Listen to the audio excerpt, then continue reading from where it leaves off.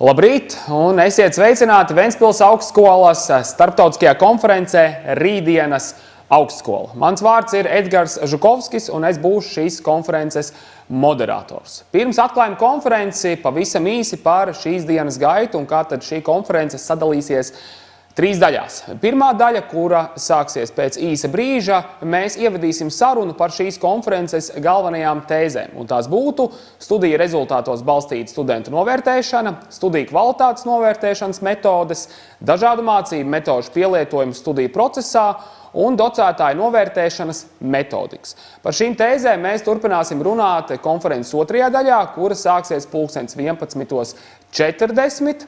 Un paralēli šai 2. daļai notiks arī konferences 3. daļa, kas ir ikgadējais Ventspils Augstskolas zinātniskais notikums Ziemassvētku konference. Un šajā uzstāsies 12 mūsu augstskolas docētāji un pētnieki.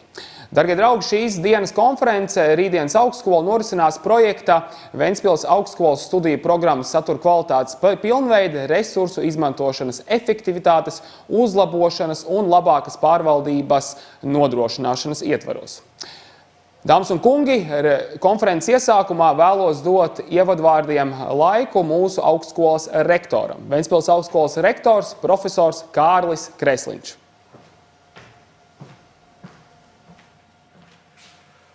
Labrīt, godātie kolēģi, studenti, viesi, visi klātesošie. Neskatoties uz turbulentām situācijām, ir vērtības, kas visu gadu garumā saglabājas un paliek. Un jau tradicionāli, tuvojoties gada beigām, mēs atskatāmies uz paveikto, un šis gads nebūs izņēmums. Un šajā gadā pat būtībā ir vēl šīs tradīcijas dubultā, jo šodien mums ir divas konferences, kā jau mans kolēģis Edgars Žukovskis minēja. Viena būs par to, kas notiek izglītībā, kā mēs attīstāmies, kā izglītības sistēma attīstās, izmantojot modernas rīkus. Nevelti šīs konferences nosaukums ir Rītdienas Augstskola, un man liekas, tas ir ļoti arī būtiski, ka šāda konferences notiek pie mums, jo Ventspils Augstskola vienmēr ir skatījusies uz progresu, uz progresīvām metodēm, digitāliem rīkiem un tā tālāk tā joprojām.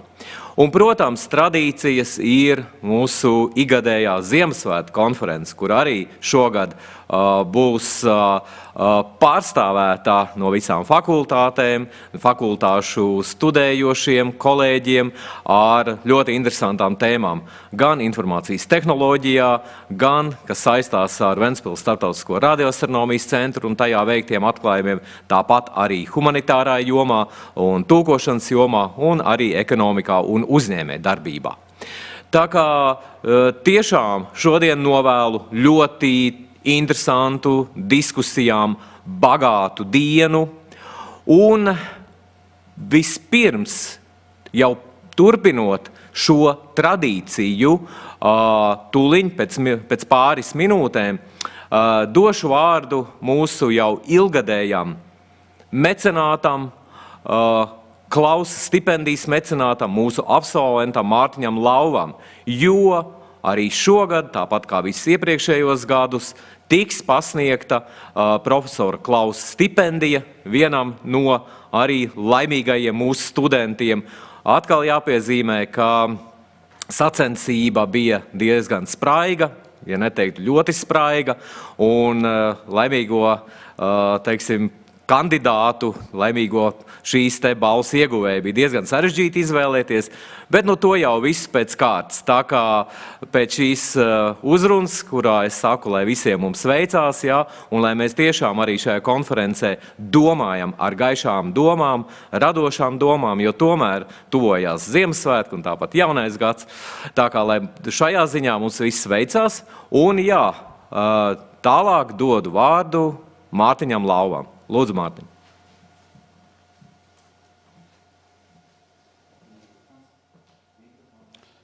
Mārtiņa, lūgums ieslēgt mikrofonu. Nedzirdam tev vēl, bet tuliņ turpinam ar tevi. Jā, vai šobrīd dzird? Jā, dzirdam ļoti labi. Lūdzu, par profesoru Klausa stipendiju. Tātad, labdien, rektor kungs, labdien, konferences organizētāji un dalībnieki, un labdien, protams, visiem profesora Andra Klausa stipendijas finālistiem. Pirmkārtām milzīgs paldies Ventspils Augstskolai un īpaši rektoram Kārlim Kreisliņam un Kristiānai Slokai, kas būtiski palīdzēja šogad neierastos apstākļos norganizēt stipendiju, noteikti uzvarētāju. Paldies visiem daudzajiem dalībniekiem, kas pieteicās uz stipendiju, jo tie, kas ir pieteikušies, zina, ka tas nebūtu nav viegls darbs, ka tas prasa laiku, lai sagatavotu šos te dokumentus. Un, protams, īpaši paldies visiem finālistiem, kuri tā skaitā vakar veltīja savu vakaru, lai tiktos ar stipendijas padomes locekļiem online klātienē. Tā laikam varētu būt šis te apzīmējums. Jāatzīst, ka laikam tik līdzvērtīgi finālisti līdzinājā pieredzē nebija bijuši. Katrā ziņā vakardienas tikšanās bija man personīgi milzīgs iedvesmas avots, redzot, cik talantīgi darbspējīgi, atbildīgi jaunieši mums aug Ventspils Augstskola, ir pārliecība gan par augstskolas, gan par mūsu brīnišķīgās valsts nākotni. Vakar, kā jau teicu, konkurence bija ļoti liela. Paldies pārējiem padomus locekļiem, kas izteica savu viedokli un palīdzēja noteikt šī gada profesora Andra Klausa stipendijas ieguvēju. Un šogad uzvarētāja ir Agata Freiberga, kas iegūst profesora Andra Klausa stipendiju 1500 eiro apmērā. Paldies! Virtuāli aplausu Agatei. Mēs varam arī, Agata mums arī ir pieslēgusies dzīvajā, tā kā varam droši pastīties uz lielo smaidu viņas sejā. Varbūt var papildināt vienīgais jūs, Lauskungs, ka Agata Freiberga mums ir tulkošanas studiju fakultātes, topošā tulkotāja tulks, vācu valodas specializācijā. Varbūt, Agata, daži vārdi arī no tevīm, tavas sajūtas pēc šī te priecīgā notikuma. Jā, liels paldies. Paldies, ka devāt vārdu, un paldies par šo iespēju. Paldies Andra Klausa stipendijas komisijai, paldies Mārķim Lauvam. Arī vakardien mūsu intervijās es saņēmu jau ļoti iedvesmojušas ceļvārdus, un esmu tiešām pateicīga Ventspils Augstskolai par iespēju studēt tik auglīgā augsnē un augt tik strauji un visu kaut ko piedzīvot, un šis ir viens lielisks solis tālā garā ceļā, kas vēl ejams. Esmu ļoti pateicīga. Paldies! Paldies tev, Agat! Cienītais mecenāti, vai ir vēl kādi noslēguma vārdi no jūsu puses, jo, protams, kad pēc šī priecīgā notikuma noteikti vēl sekos arī papildus informācija. Noteikti ar Agatu iepazīstināsim tuvāk arī kādā intervijas veidā arī visus interesantus, kur tad vēlās noskaidrot, kāpēc tieši Agata ir izvēlēta šeit stipendijai. Varbūt vēl Lauskungs kādu noslēguma vārdu no jums. Jā, no savas puses visiem finālistiem gribētu novēlēt nebaidīties no saviem sapņiem, no saviem mērķiem. Pievienu cilvēku, kurš ir baidoties sapņiem, tad tie ir par mazu. Lai jums izdodās, un es nešaubos vērā to, ko es vakar dzirdēju, jūsu plāni ir pazīstami. Paldies! Paldies jums liels, paldies, un, protams, kad cerams, ka arī nākamos turpmākos gadus jūs paliksiet mūsu mecenāts un profesora Klausa stipendija vēl turpināsies ilgus gadus. Paldies jums liels! Dāmas un kungi, pēc šī tiešām priecīgā notikuma turpināsim tad ar mūsu Rītdienas Augstskolas konferenci, un, kā jau minēju, pirmā konferences daļa, kur ilgs līdz 11:20. Un mums ir kopskaitā 4 dāmas, 4 runātājas, visas augstākās izglītības un studiju procesa speciālistes, un tad kā pirmajai došu vārdu mūsu Ventspils Augstskolas zinātņu un attīstības daļas vadītāja vietniecei, finanšu piesaistes un projektu īstenošanas jautājumos Maijai Cēberei. Un Maija Cēbere pastāstīs par tad jau manis pieminētā projekta, labākas pārvaldības nodrošināšanas projektu, kuras ietvaros tad notiek šī konference, īstenošanas progresu. Lūdzu, vārds Maijai. Labdien! Pēc šādām iedvesmojošām uzrunām un apbalvošanas man nāksies jūs visus atgriezt konferences tehniskajā ietvarā, un mans uzdevums šobrīd ir 10 minūtēs jums pastāstīt par projektu, kas ir devis mums iespēju visiem šodien šeit virtuāli satikties, lai dalītos ar pieredzi, zināšanām un iedvesmu. Projektam, kuru grāmatvediskās pazīmes dēļ mēs augstskolā dēvējam īsumā par LPN, ir viens no visgarākajiem nosaukumiem un arī visgarākais īstenošanas termiņš mūsu augstskolā. Tā īstenošanai ir 61 mēnesis no 2018.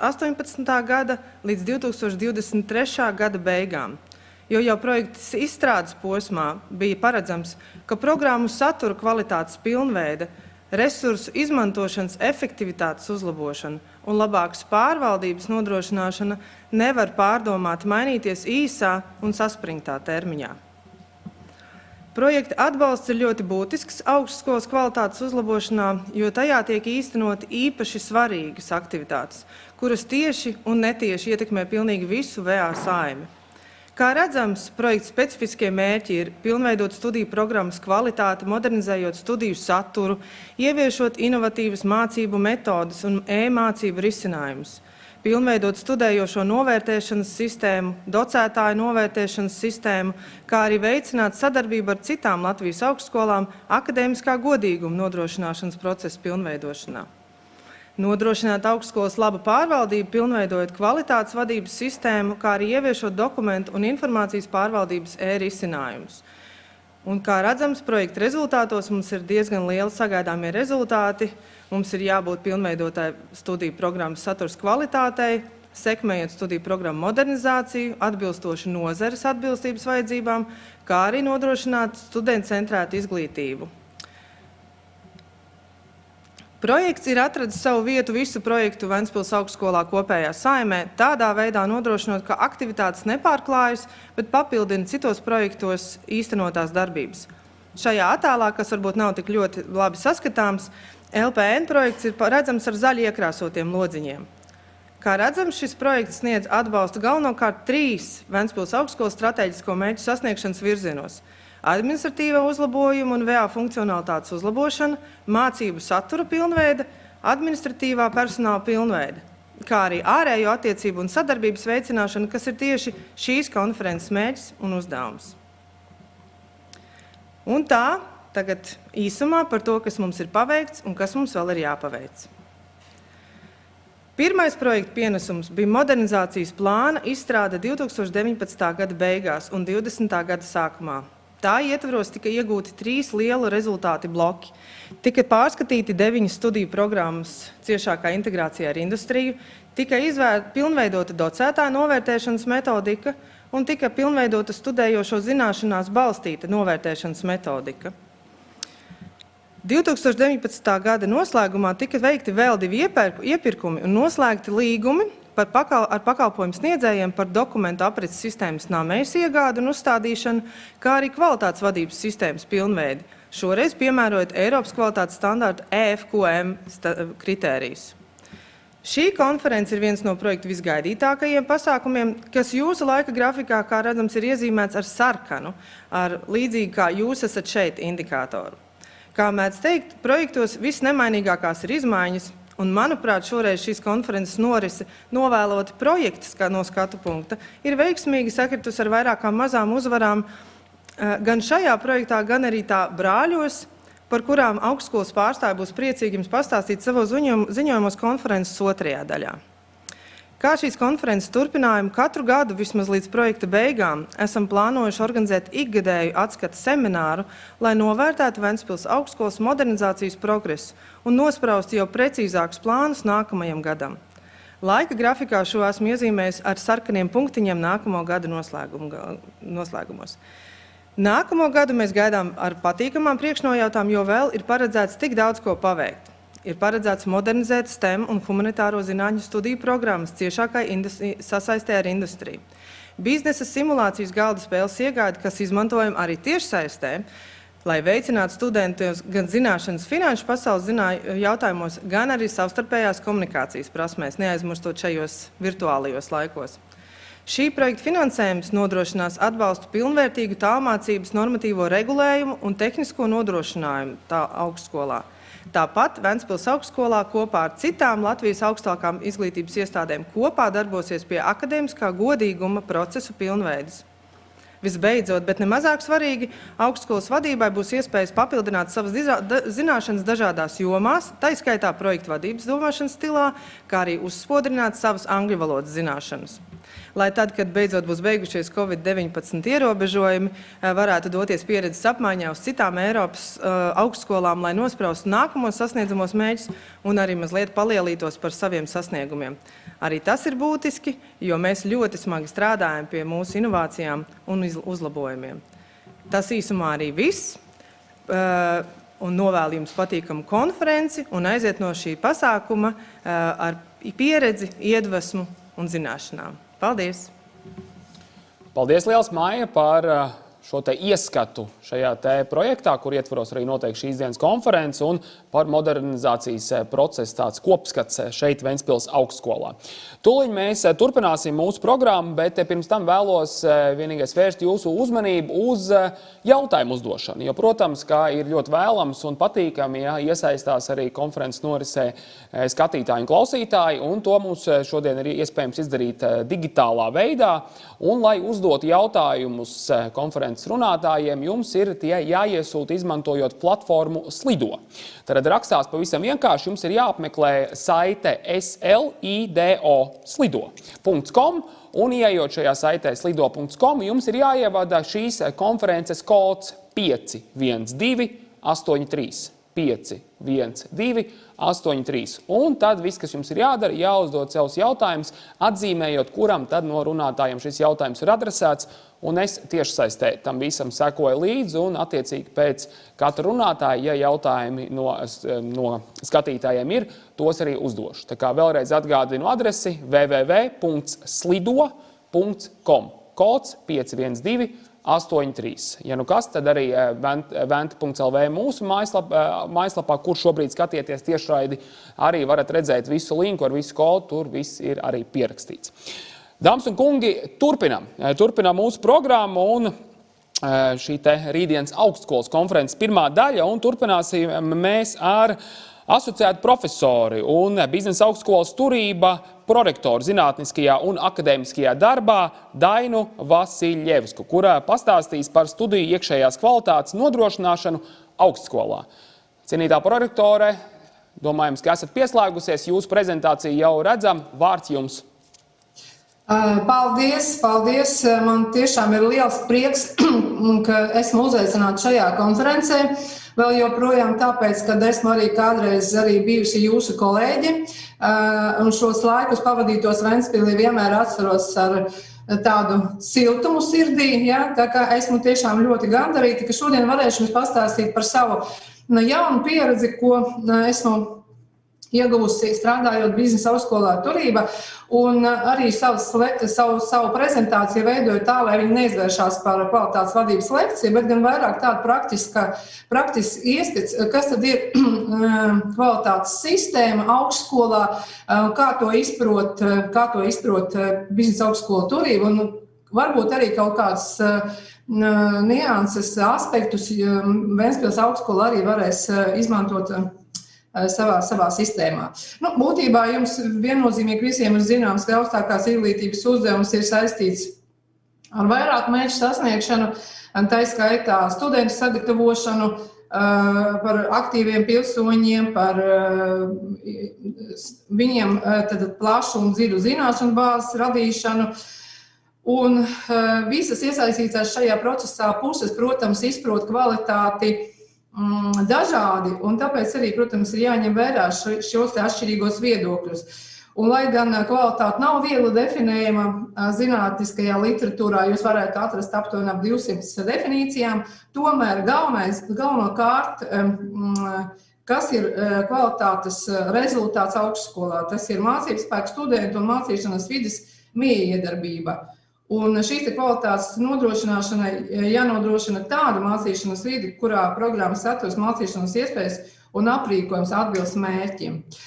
Un tā, paslēgšos tūlīt tālāk. Un, lai mēs tomēr saprastu, par ko tad iet runa, tā tad vēlos īsumā pateikt, ko tad mēs uzskatām par iekšējās kvalitātes sistēmas mērķi. Tātad pirmām kārtām, protams, tā ir patstāvīga uzlabošana.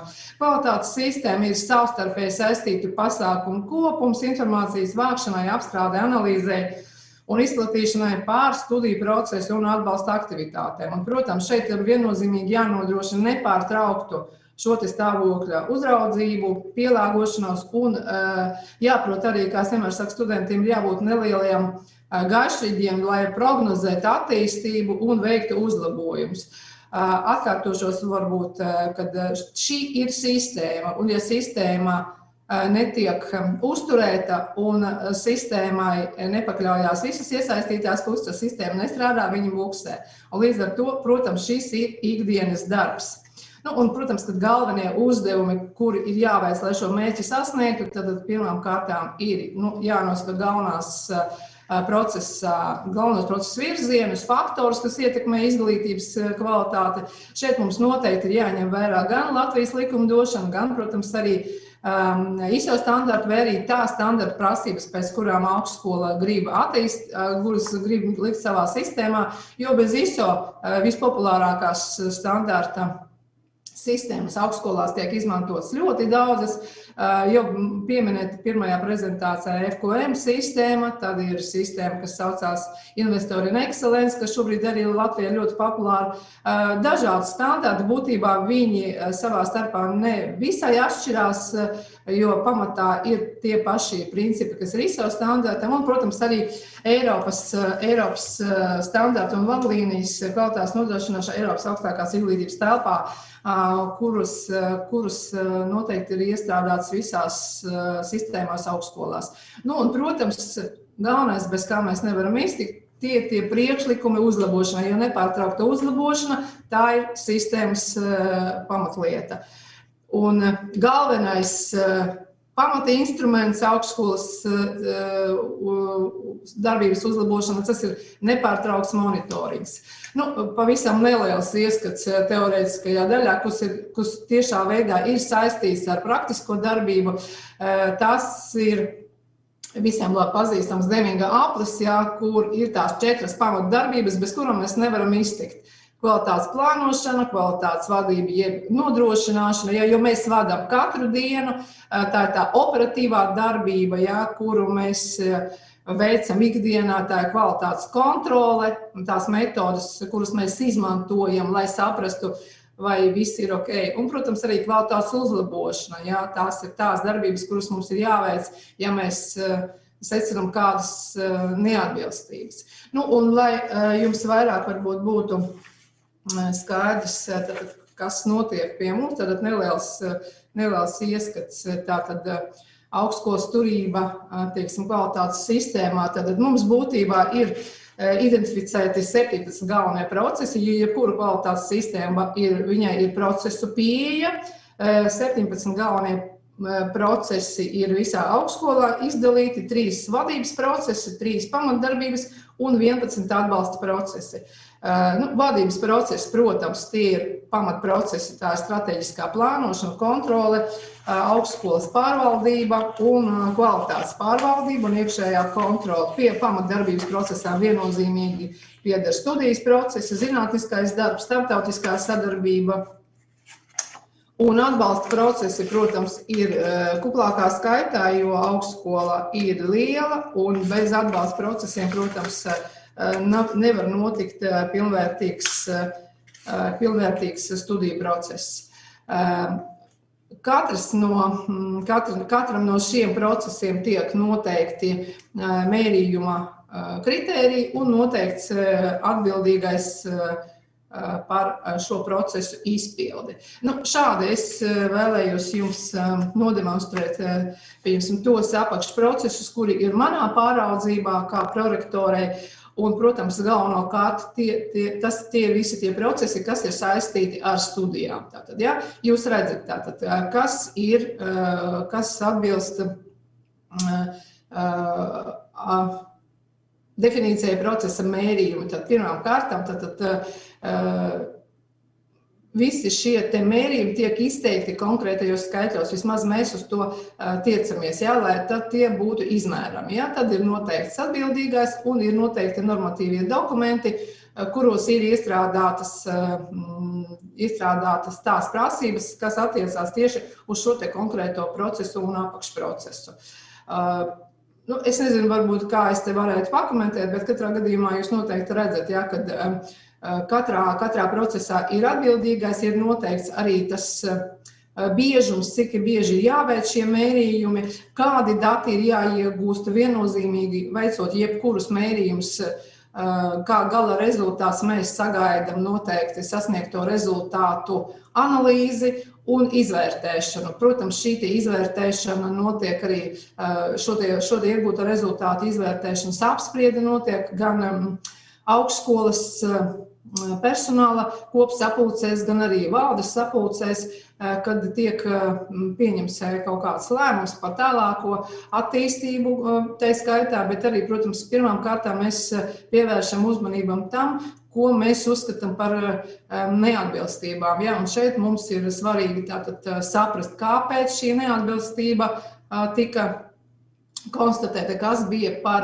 iemeslu. Šeit mēs viennozīmīgi mēģinam saprast, kāds bija tieši tas pamats, kāpēc šī cēlonis tai neatbilstībai, jo sekas viennozīmīgi ir jānovērš uzreiz, bet ir jādomā par cēloni, lai šīs te neatbilstības neatkārtotos. Jā, un redzat, jā, šeit atkal es atgriežos pie agrākiem slaidiem, jā, kuras teicu stāstīju par Deminga apli, jā, tad viss notiek pa apli, un arī augstskolas kvalitātes sistēma ne ar ko neatšķirās no tā, ko ir definējuši teorētiskajā literatūrā. Tas viss strādā, un tas atbilst ikdienas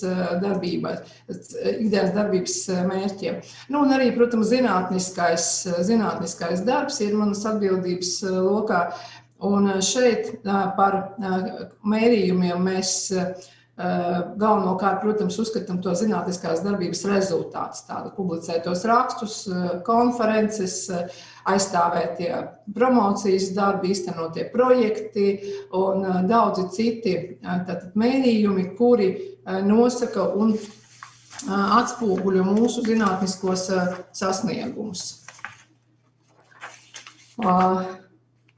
Procesu mērījumi un procesu mērījumu rezultāti, kā jau es esmu teikusi, tātad tiek izskatīti dažādās visas augstskolas turība koleģiālās institūcijās.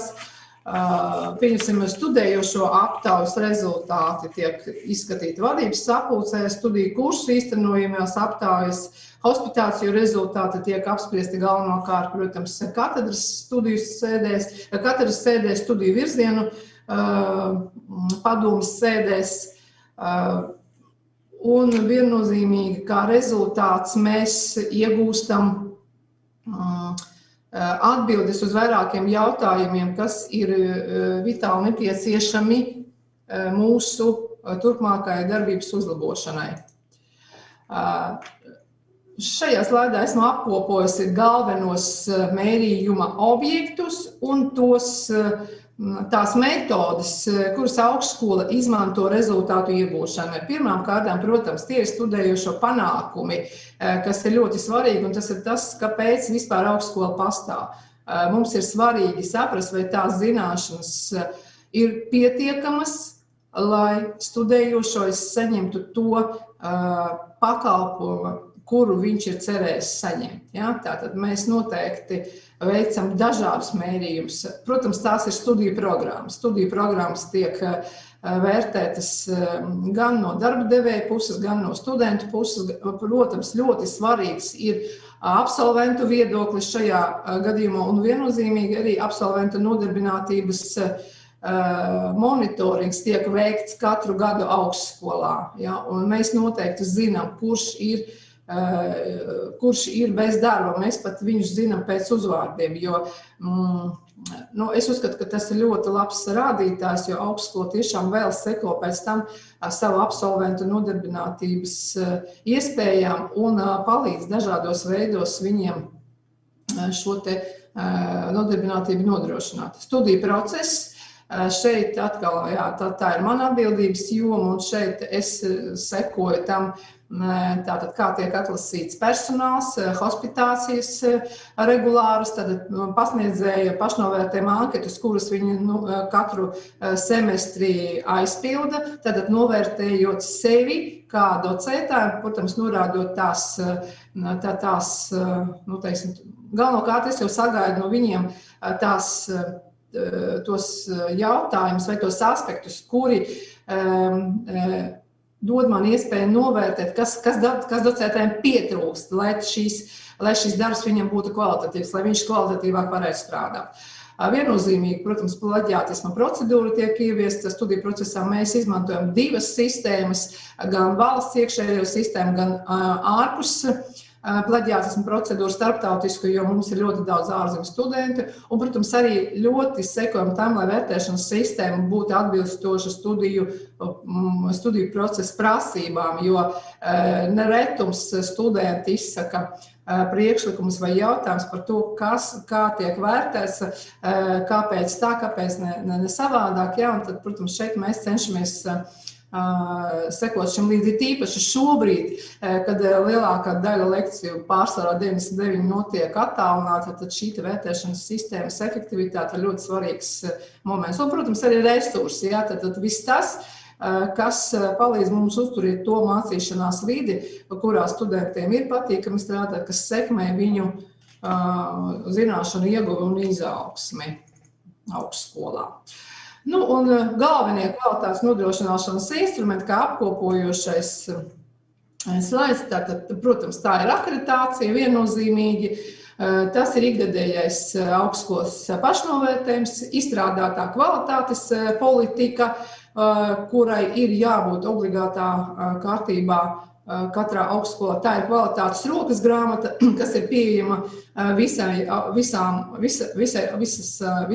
augstskolas darbībā iesaistītajām pusēm un darba devēja atsauksmes. Bez tām mēs strādāt nevaram un attīstīties nevaram. Ja darba devēji, tie ir tā teikt, mūsu pakalpojumu pasūtītāji, kuriem mums ir jāsniedz šis mūsu gala produkts students, atbilstoši viņu vēlmēm un tam, ko viņi sagaida no mums. Nu, tas tā īsumā ļoti ātri un tā, lai jums nebūtu garlaicīgi. Paldies, un varbūt ir kādi jautājumi, man būs varbūt vieglāk atbildēt. Jā, paldies jums, prorektors kundze. Jā, mums ir arī jautājumi, un pirmām kārtām paldies tiešām par tādu diezgan izsmeļošo ieskatu biznesa augstskolas turībā studiju iekšējās kvalitātes nodrošināšanas procesā, un kā tad šī kontrolas sistēma arī pie jums strādā un ir uzbūvēta. Un jautājums mums ir no konferences skatītāja sekojoši. Kā tad praksē darbojas docētāja pašnovērtējuma anketa? Vai kā tas tehniski tiek nodrošināts un kā tad viņi saturiski tiek pasniegt docētājiem? Tātad katram docētājam elektroniski ir pieejama šī anketa, kur ir jautājumi, konkrēti jautājumi, uz kuriem viņš atbild. Tātad docējamie studiju kursi, vai viņš uzskata, ka viņa slodze ir pietiekama, vai viņa nav pārsniegta, vai viņam pietiek kapacitātes, kas viņam likās šajā semestrī labi izdarījis, kādas viņam bija problēmas. Nu, tāda veida saturs šajā anketā ir. Un kā viņa praksē, tad šī anketa, cik es noprotu, ir vismaz reizi kaut kādā laika periodā docētājiem jāizpild? Reizi semestrī, jā, es teicu, jā, reizi semestrī viņa aizpilda. Un kā varbūt tad paturpinot arī no šī jautājuma, kā tad notiek pēc tam šīs rekomendācijas no jūsu puses, jo cik noprotu jūs kā prorektori, tad arī esat šis uzraugs šim docētāju novērtēšanai, un kā tad pēc tam seko šīs tālākās darbības, tad, kad šīs anketas ir aizpildītas, rezultāti tiek apkopoti, vai jūs sniedzat tālāk rekomendācijas studiju daļai, mācību departamentam, un kur tad īstenot tālāks jau praktiskus soļus? Viennozīmīgi. Pirmām kārtām es skatos, kā es jau teicu, uz tiem aizrādījumiem, kas traucē. Ja viss ir labi, tad ir labi. Bet ja kaut kas pasniedzējiem traucē kvalitatīvi strādāt, ja viņš jūt, ka viņam nepietiek vai nu zināšanas, vai nu tehniskais aprīkojums, tad, protams, mani nākamie soļi ir saistīti tieši ar šo. Pirmām kārtām mēs ar rezultātiem iepazīstam no dekānus, tad noteikti rektoru, un tālāk mēs izstrādājam jau tādu noteiktu procedūru, kā mēs tālāk darām. Tātad es nododu kaut kādas informāciju nodot tehniskai daļai, kas nodrošina, teiksim, tehnisko nodrošinājumu, tehniskās kaut kādas nianses vai papildus apmācību tehniskajā jomā, ja pietrūkst. Ja pasniedzējiem pietrūkst metodiskās kaut kādas palīdzības, tad es savas iespējas robežās pati sniedzu metodiskās visādas palīdzību gan studiju procesu organizēšanā, gan metožu izmantošanā, gan pārbaudījumu metodas izvēlē. Tādā veidā tas notiek pēc tam. Paldies, un varbūt noslēgumā vēl no Ventspils Augstskolas puses mēs šobrīd arī kā augstskola strādājam pie nākamās attīstības stratēģijas turpmākajiem 6 gadiem, un tad arī, teiksim tā, šis te iekšējās kvalitātes nodrošināšanas process, ko jūs aprakstījāt savā augstskolā turībā, vai tas arī iet kaut kā roku rokā ar šo attīstības stratēģiju, un pēc tam šie rezultāti tiek izvērtēti balstoties uz to, kas tad tika prognozēts un uz ko tika mērķēts šajā stratēģijā? Jā, viennozīmīgi. Ja mums šobrīd ir izstrādāta un apstiprināta jau nākamā gada 26. gada jaunā stratēģija, kura noteikti mērķi pārklājās ar mūsu iekšējās kvalitātes sistēmu. Un tiek noteikti kvantitatīvie rādītāji, pēc kuriem mēs arī spriedīsim, vai esam izpildījuši stratēģiju un sasnieguši arī kvalitātes jomā izvirzītos mērķus. Viennozīmīgi šie abi dokumenti, plānošanas dokumenti iet kopsolī. Paldies jums, liels prieks dzirdēt.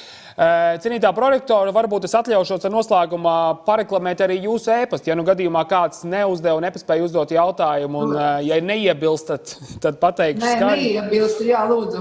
Priecājos. Tad asociēts profesors Dainis Vasļevs, kas ir prorektore zinātniskajā un akadēmiskajā darbā Biznesa augstskolā turība. Ēpasts ir vārds.uzvārds daina.vasļevska@turība.lv. Tā kā, ja kāds no skatītājiem nepaspēja uzdot jautājumu un vēlās šo diskusiju paturpināt, tad droši rakstiet, un paldies jums liels par dalību mūsu šīs dienas Rītdienas Augstskolas konferencē. Paldies par uzaicinājumu un veiksmi turpmāk visai konferencei. Paldies, paldies. Dāmas un kungi, turpināsim mūsu programmu, un šobrīd 10:40, tāpēc došu vārdu Rīgas Stradiņu universitātes asociētajai profesorei, pedagoģiskās izaugsmes centra direktorei RSU, un tā mums ir Nora Jansone Ratinika. Nora, labrīt, esiet sveicināta pie mums, un cik noprotu jūs šodien mums stāstīsiet un runāsiet par dažādu mācību metožu pielietojumu studiju procesā. Labrīt, kolēģi, tieši tā. Es ceru, ka es esmu labi dzirdama un redzama, un mana prezentācija tieši tāpat. Jā, dzirdam ļoti labi un skaidri un visu redzam. Paldies, un jau tematu pieteikumu tieši tā. Daži vārdi par mani. Daļu no manas darba ikdienas Edgars jau minēja, lai īsi iepazīstinātu ar to perspektīvu, jeb kā es skatos uz pasauli un kādās darba jomās es ikdienā strādāju. Tātad es teikšu tā, ka es esmu augstskolas pedagoģijas pētnieks, docētais praktiķis auditorijā un pedagoģiskās izaugsmes centrā direktora Rīgas Stradiņu universitātē, kura primārās funkcijas ir docētāja tālāk izglītība, studiju procesa kvalitāte un inovācijas. Man šīs dienas temats ir metodes, un par metodēm man gribētos teikt tā, un es ceru, ka klausītāji un arī pārējie runātāji man piekritīs, ka ap metodēm mums izglītības jomā dažādos līmeņos vienmēr ir bijusies tāda zināma mistifikācija. Tas metožu pieprasījuma imperatīvs ir ļoti fokusā vienmēr bijis un joprojām ir.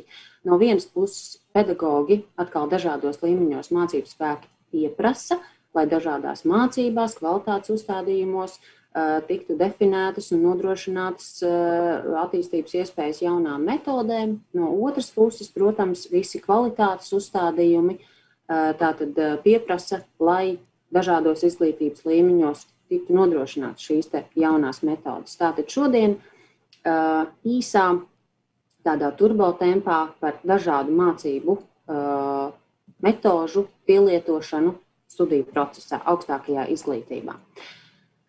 Satura līnijā es faktiski piedāvāšu šodien apskatīties uz dažiem būtiskākajiem aspektiem, kurus iepriekšējā runātāja jau minēja pirms manis kvalitātes skatījumā. Tad faktiski es piedāvāšu iziet procesu no plānošanas līdz pat vērtēšanai, ka studiju procesu organizācijā, studiju kursa dizaina izstrādē un tā nodrošināšanā ir, var teikt, tāds jau visiem ierasts deminga akmens.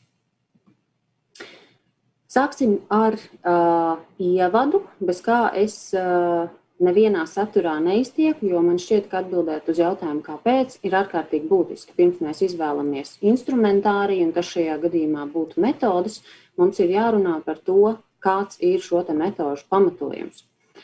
Izglītība. Droši vien, ka mēs visi vēlamies tādu izglītību, kas ir ielikta reālā pasaulē un kuras rašanās avots ir pasaules realitāte. Proti pielietojama, ļoti, ļoti praktiska un sazobē ar to laikmetu telpu un pat mazliet tāda futuristiska, prognozējoša, lai tā mums labi noderētu ne tikai šodien, bet vēl rīt un parīt. Šī brīža izglītības situācija. Komentāri droši vien, ka lieki. Tā ir tā realitāte, kurā mēs jau labu laiku atrodamies ne tikai izglītībā, bet faktiski visos sektoros, kas diktē noteiktas lietas, liek samierināties ar daudz ko, liek pārskatīt ierasto praksi un meklēt aizvien jaunus risinājumus. Un tas mūsu kompasu nostāda tādā digitālā skatījumā. Mēs domājam digitālāk un arī rīkojamies digitāli. Pedagoģijā mēs to dēvējam par tehnoloģiju bagātinātu procesu, kas gan nav vienīgais veiksmīga un efektīva pedagoģiskā procesa priekšnoteikums, kā mēs, protams, saprotam, bet ir šī laikmeta diktāts un viena no ļoti, ļoti būtiskām aktualitātēm. Atkal teikšu, ka, protams, ne jau Covid situācija ir inicijējusi tehnoloģiju lietošanu izglītības procesā. Tas gan pētniecībā, gan arī izglītības praksē ir bijis jau labu laiku iepriekš. Galvenie aktori un galvenie akcenti, tas ir students un, protams, studenta centrētība, un šādā procesā galvenā pievienotā vērtība, galvenais akcents centrā ir students un viņa jēgpilns mācīšanās process. Tātad viss tas, kas notiek, ir tikai līdzeklis. Studenta aktīva mācīšanās ir šī procesa pamatmērķis. Un, protams, docētājs. Tas ir profesionālis, kurš labā nozīmē rada studentam domāšanas un izaicinājumu problēmas, ar kurām viņam tikt galā, tādējādi vingrinoties un stiprinot sevi dažādās frontēs, dažādos aspektos, apgūstot zināšanas, prasmes un attieksmes. Metodes. Kā tad to darīt? Kopsavēlkot vai iezīmējot to galveno akcentu, es gribētu teikt, ka metožu karuselis, jeb šo ļoti, ļoti liela dažādība un pārsātinātība nevienmēr nav a priori veiksmes faktors. Dažādām metodēm ir jābūt, mēs meklējam dažādas rīcības scenārijus, variējam, cenšamies modernizēt studiju procesu, taču tas, protams, nav pašmērķis. Un šeit es gribētu tikai faktiski pat nosaukt un atgādināt to it kā pašsaprotamo kaskādi, kas darbības līmenī vairs nemaz tik vienkārši var nešķist. Tā ir pieeja, pedagoģiskā pieeja, kurai būtu jābūt pedagoģiskā procesa pamatā, sākumā un vienmēr bāzē. Mēs saprotam, kādā pieejā mēs vēlamies strādāt, un tam pakārtot mēs izvēlamies jebkuru resursu, metodus, aktivitāšu veidus, rīkus un tam līdzīgi.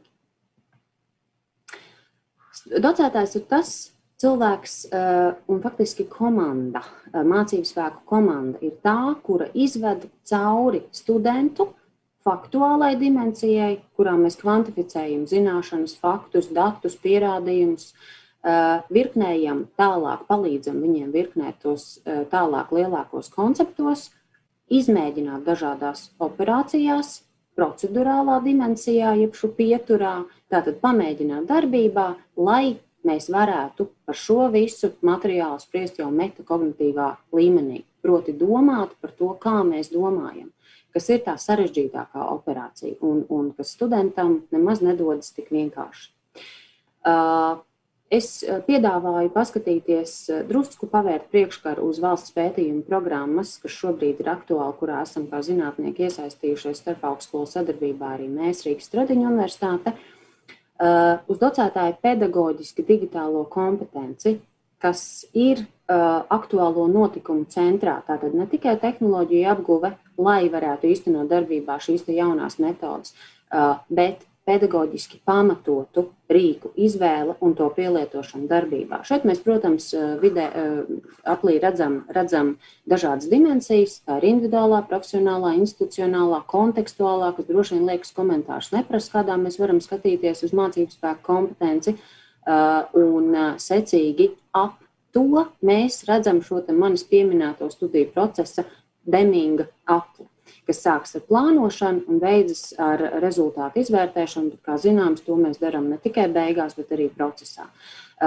Un apkārt ir visi mūsu laika jaunvārdi vai iepriekš netik ļoti pedagoģiskajā procesā integrētie fokusi, par kuriem turpināšu arī tūdaļ nākamajā slaidā. Protams, materiāli ir daudz, un es ceru, ka tas jums visiem pēc konferences būs pieejams, un arī es būšu atvērta konsultācijām un diskusijai par saturu. Es uzsvēršu no šī slaida dažas lietas. Šis atkal ir valsts pētījuma programmas literatūras un prakses analīzes rezultāts, kas iezīmē tipus, sākot no tradicionālās mācīšanās, beidzot ar tālmācību. Ar tradicionālo mēs saprotam kontaktu mācīšanos, jeb šo klātienes face-to-face saucamo, caur tīmekļu bagātinātai mācīšanai, attālinātai un tiešsaistes, bet tā galvenā daļa, uz ko mēs šobrīd visi orientējamies, ir kombinētās mācības, kuras mēs īstenojam apvērstās mācīšanās veidā, hibrīdās mācīšanās formā un hibrīd fleksiblās mācīšanās formā. Pavisam īsi. Pieņem, ka jēdzieni pietiekami sarežģīti, bet vairs netik ļoti maz dzirdēti. Apvērstā mācīšanās, kurā mēs ekonomējam klātienes, jeb šo sinhronā kontakta laiku, lielāku īpatsvaru liekot uz patstāvīgo darbu studentiem, jau sagatavojoties, veicot noteiktus uzdevumus, lai nāktu kopā ar docētāju un saviem kolēģiem diskutēt par materiālu, jau pieredzējušiem šos te domāšanas vingrinājumus un meklējumus, hibrīdā mācīšanās, kurā mēs tehniski, bet noteikti arī saturiski, tātad pedagoģiski kombinējam dažādus norises formātus, tā ir klātiene un neklātiene, kas sevišķi liek minēt šajos apstākļos mums ir vairāk kā aktuāli. Un jau ļoti, ļoti elastīgs formāts, kurā mēs piedāvājam lielu izvēles īpatsvaru studējošajiem, ir hibrīda fleksiblā mācīšanās. Tātad atkarībā no iespējām, no konteksta, noteikti arī no satura specifikas, docētājs var piedāvāt šo te iespēju un studenti var izvēlēties, kādā formātā apgūt noteiktu saturu. Kas iezīmē noteikti arī tādu attīstības laika līniju. Mēs katrs varam tagad padomāt, kurā attīstības posmā mēs atrodamies un kas mums vēl ir priekšā. Un atkal jāsaka, ka efektīva šeit ir uzsvers uz tiešsaisti, ņemot vērā aktuālo situāciju, bet vispār mācīšanās ir vairāk atkarīgi no iesaistes tiešām veicināšanas un stiprināšanas nekā metožu un tehnoloģiju karuseļu, nekā šo te ļoti augstu līmeņu tehnisko prasmu pārvaldīšanu. Kā mēs plānojam studiju procesu? Un šeit es atkal piedāvāšu faktiski atvēlētajā laikā izskriet cauri tādām būtiskām lietām.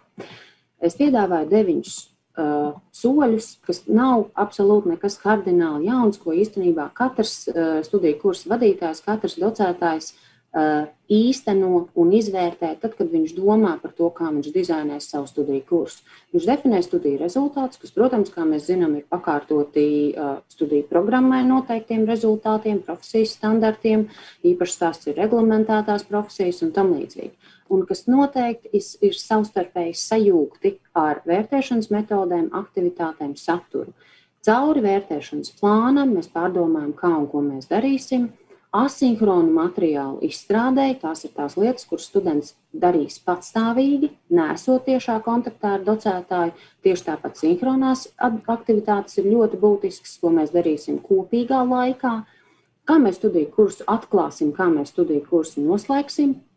Un, protams, mums te ir scenārijs ABC, kā virtuoziem docētājiem, kā mēs sakārtosim savu e-vidi un kā mēs atspoguļosim visu šo te lielisko ideju materiālu studiju kursu aprakstos.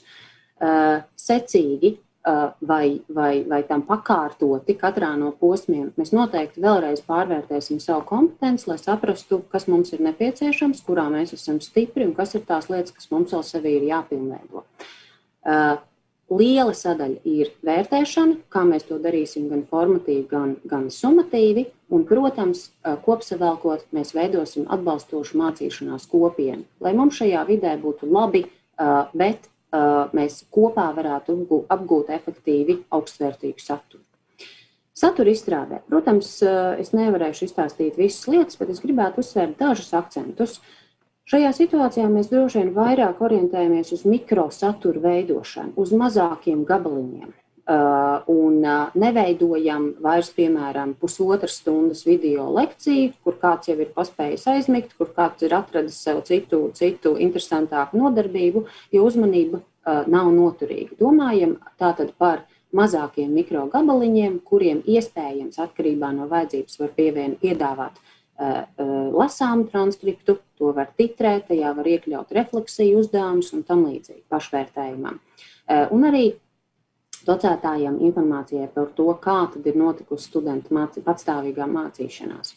Interaktivitāte, bet, protams, miedarbošanās ar saturu, lai students nebūtu tikai pasīvs tā patērētājs, bet lai viņam būtu iespēja kaut ko ietekmēt un arī pašam radīt savu saturu. Par īstenošanas procesu. Šeit atkal tikai daži akcenti. Mēs esam dzirdējuši par runājošām galvām. Šis izteikums docētājiem kā runājošām galvām, droši vien, ka tas jau ir folklorizējies. Protams, ka studenti nemācās tikai no tā, ko viņi dzird, kad kāds priekšā runā un viņi pasīvi klausās. Dialogs un apusēja atgriezeniskā saite ir atslēga. Jo vairāk mēs uzturam sarunu, jo vairāk mēs mudinam kolēģus, studentus izteikties, formulēt savu viedokli, uzdot jautājumus, apšaubīt, kritizēt, jo aktīvāk šis mācīšanās process notiek.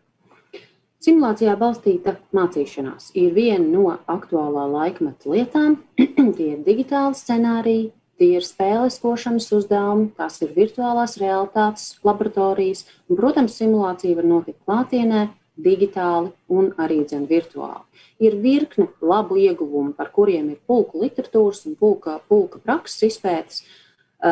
Es neuzskaitīšu visus, tie būs uz ekrāna un arī materiāls pēc tam būs pieejams. Katrā ziņā šāda veida mācīšanās jādomā ir jau labi nostiprinājusies tagadne un attīstības ceļš arī nākotnē. Vērtēšana, ar ko mēs klasiski noslēdzam, bet arī pa vidu, kā es teicu, bagātinam studiju procesu. Kopumā mēs noteikti runājam par vērtēšanas pieejas un pārbaudījumu veidu pārskatīšanu. Un šeit atkal daži akcenti. Līdzsvaru nodrošināšanai mēs aizvien cenšamies mazināt to īpatsvaru, kur mēs lūdzam atražot, atskaitīt, no galvas iegaumēt, reproducēt tātad studentiem lietas. Mēs mudinām tos reflektēt, iedziļināties, analizēt, kritizēt, kā es teicu. Un šim nolūkam mēs veidojam kompleksus pārbaudījumus, kas nav, piemēram, tikai kvantitatīvs zināšanu pārbaudas tests, prasmju, attieksmju pārbaudēji, tātad iespējami autentisks, tuvināts dzīves, reālajām situācijām pārbaudas veids. Un, protams, tie plusi ir kritiskās spriedzspējas, attīstība, analīze, problēmas situāciju risināšana, oriģināla satura radīšanas prasmes. Arī kompilācija ir viena no prasmēm, protams, korekti, akadēmiski, godīgi, kas arī samazina, mēs te dzirdējām, ka viens no augstskolas attīstības uzsvariem ir akadēmiskais godīgums, to, ka mums būtu kopīgiem spēkiem tomēr jāmazina nepieciešamība pēc docētāja detektīva, kurš dažādos radošos veidos mēģina izķert, kā nu tas students ir vai nav centies aizņemties kaut ko no citviet radītā. Es nesaku, ka šie rīki nav lietojami ļoti un pat vairāk, bet tas ir ciešā kopsakarībā ar to, kādu vērtēšanas formu un veidus mēs piedāvājam.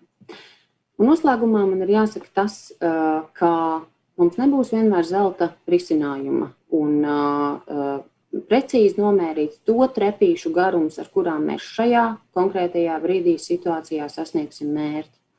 Tas ir mēģinājuma ceļš, un tomēr ir pamatfokusi un tāda pamatpieeja, kas mums palīdz gan noteikt savus mērķus, gan arī tiem izvēlēties atbilstošās metodas.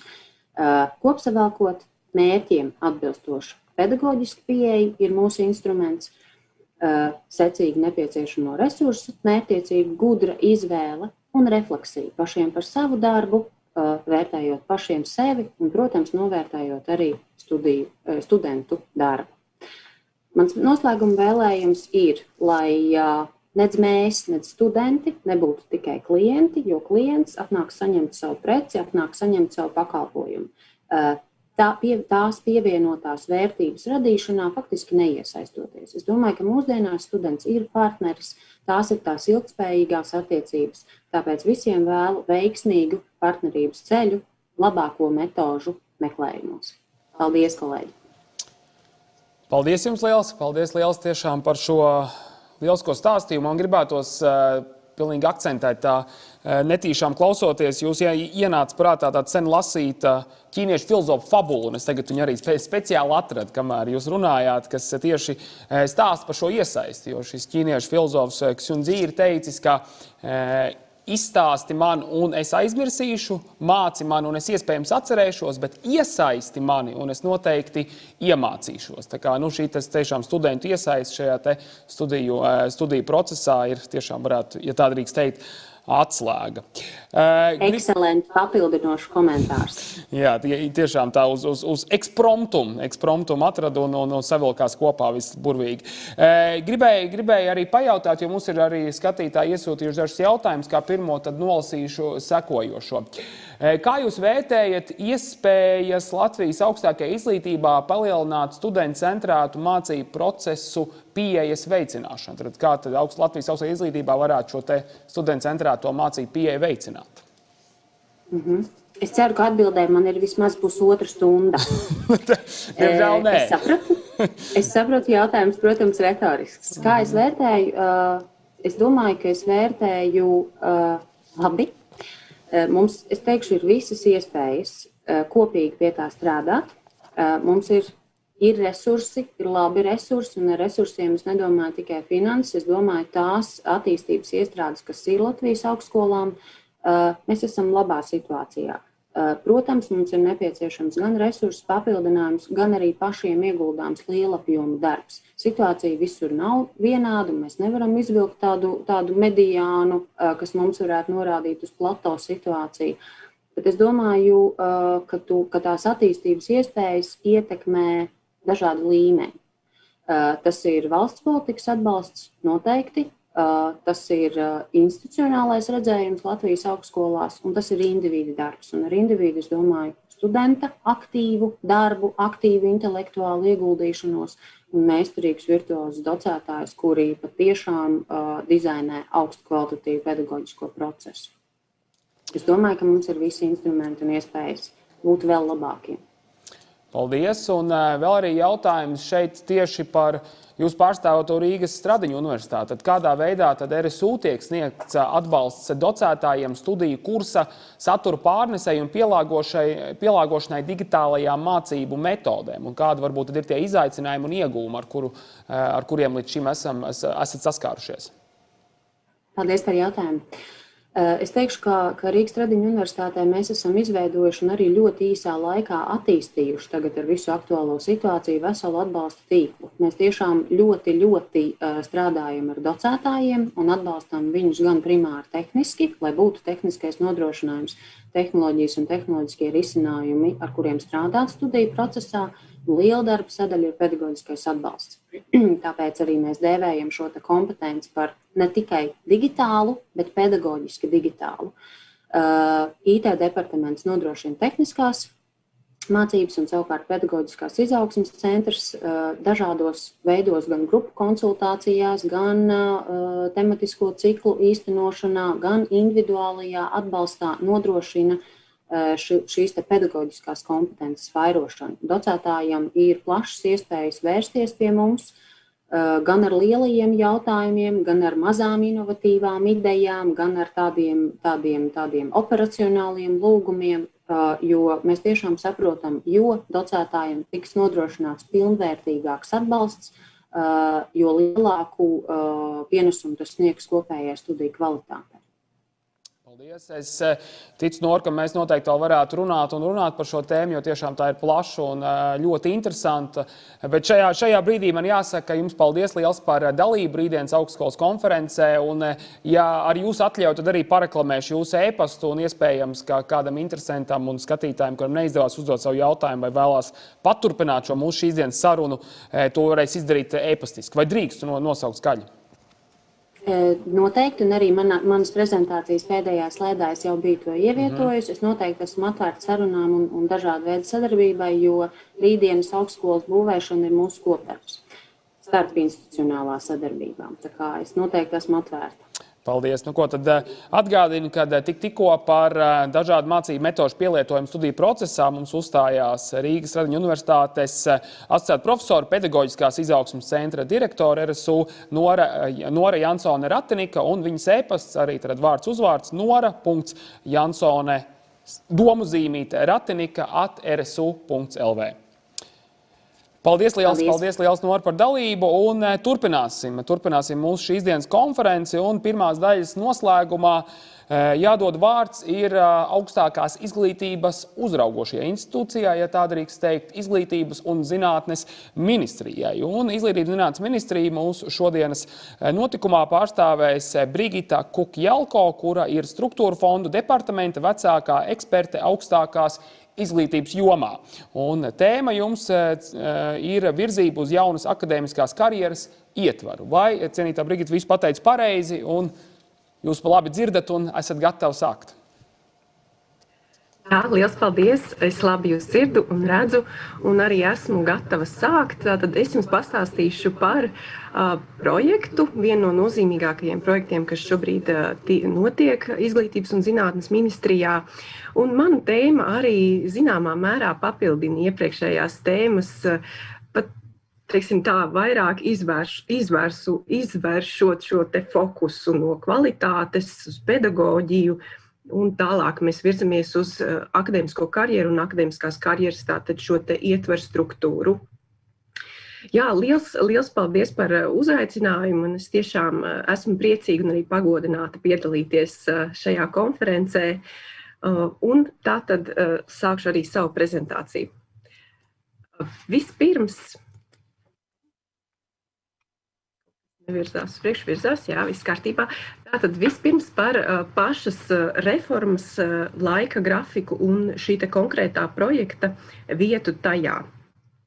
Jāsāk ar to, ka akadēmiskās karjeras reforma tika uzsākta 2017. gadā līdz ar Pasaules bankas pētījumu par akadēmiskā personāla nodarbinātības nosacījumiem, tostarp par akadēmiskā personāla atjaunotni doktorantūru.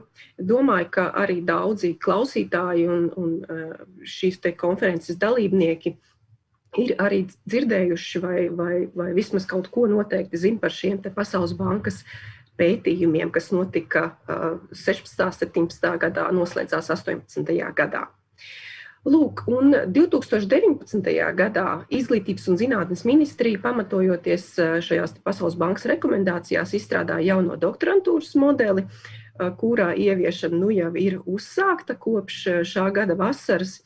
Bet vienlaikus, ņemot vērā ilgstošās problēmas pašreizējā akadēmiskās karjeras sistēmā, gan arī analizējot Pasaules bankas rekomendācijas, ministrija secināja, ka pašreizējais valsts līmeņa normatīvais regulējums neļauj augstskolām ieviest pievilcīgus un prognozējumus karjeras modeļus, tāpēc ir nepieciešams jauns valsts līmeņa ietvars, tāds valsts līmeņa modelis, un tā izveide ir jāuzskata par prioritāti.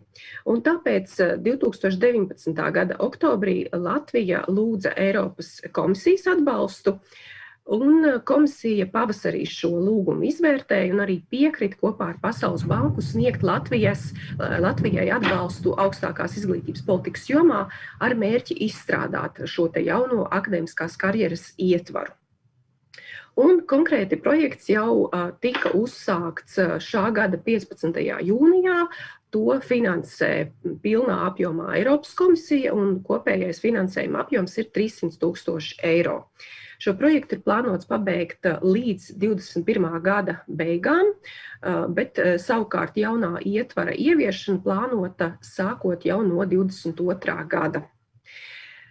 Tas ir pirmais šāda veida projekts Eiropas Savienībā, tāpēc ne tikai mums, Latvijai, tas ir būtisks bez šaubām, bet arī Eiropas komisijai, jo viņi vēlas šo Latvijas izstrādāto, sadarbībā ar Pasaules bankas ekspertiem izstrādāto jauno ietvaru likt kā piemēru arī citām Eiropas Savienības valstīm un arī izvērtēt to citās Eiropas Savienības valstīs. Tā ka tas mums ir būtisks gan mums pašiem, gan arī Eiropas Savienībai.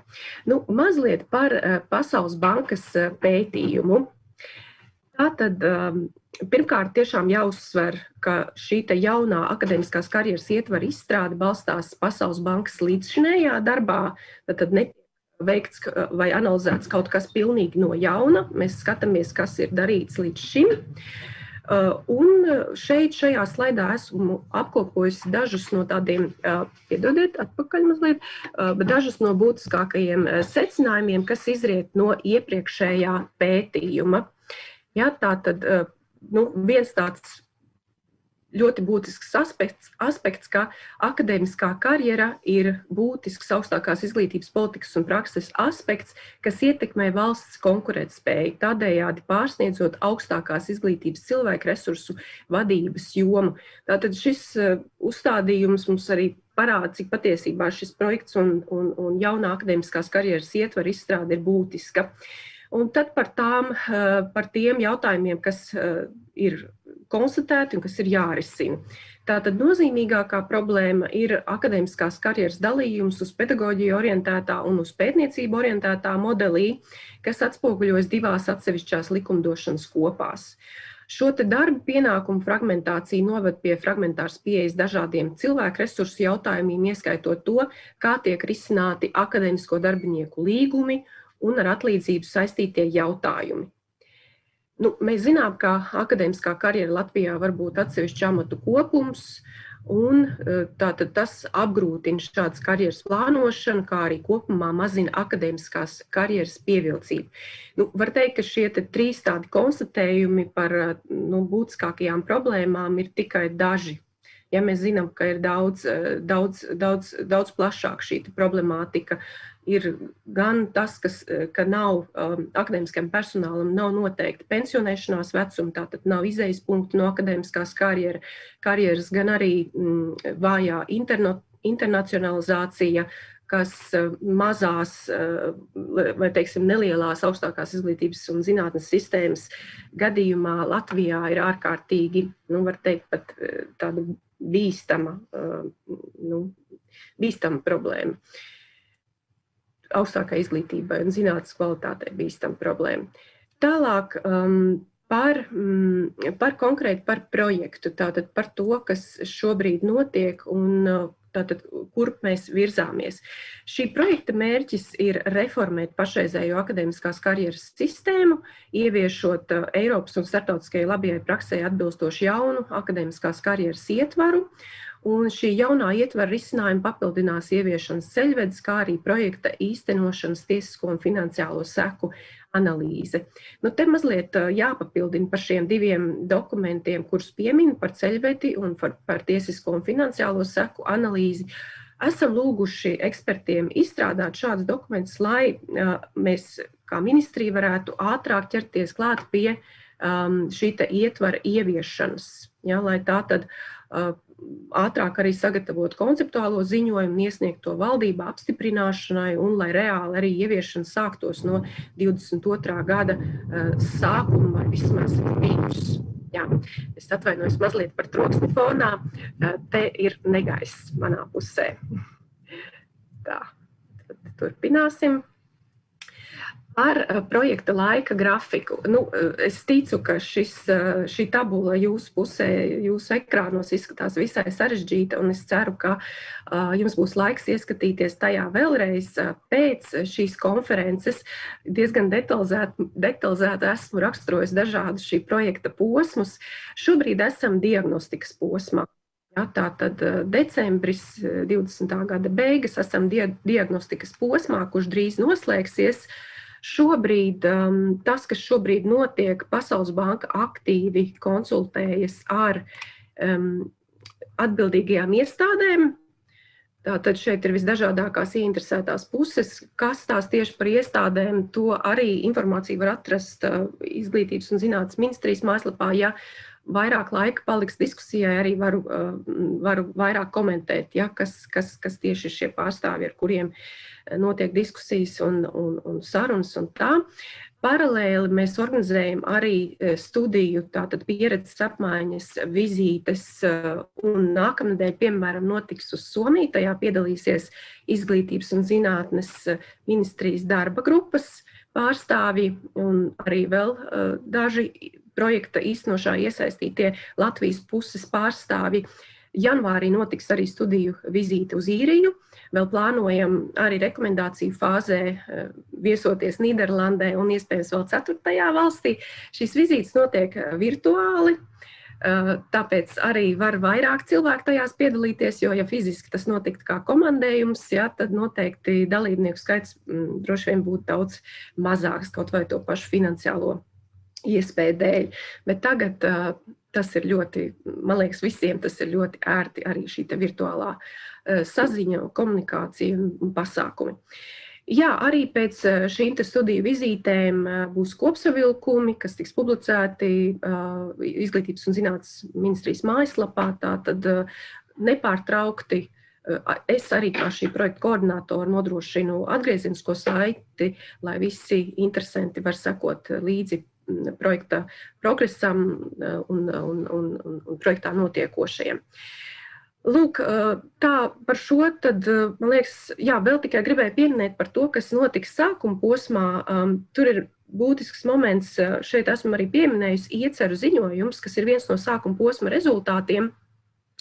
Šo ieceru ziņojumu sadarbībā ar Pasaules banku sagatavojām vasarā un publiskojām septembrī pirms oktobra informatīvā webināra, kurā iespējams arī daži no jums arī piedalījās vai sekoja līdz vismaz sociālajos tīklos. Un šis ir būtisks dokuments, lai ir īss un tāds koncentrēts, tas ir diezgan būtisks. Tas balstās arī Pasaules bankas iepriekšējā darbā.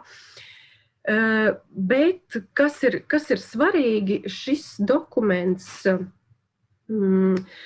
īsumā tātad sniedz ieskatu, jā, Latvijas augstākās izglītības un zinātnes jomas struktūrā, bet tas arī plašāk apskata tādus galvenos akadēmiskās karjeras ietvara aspektus, un tos esmu koncentrējusi nākamajā slaidā šeit, un tie būtu tātad akadēmiskās karjeras principi, akadēmiskās karjeras virzības modeļi un procesi, un arī personāla kategorijas.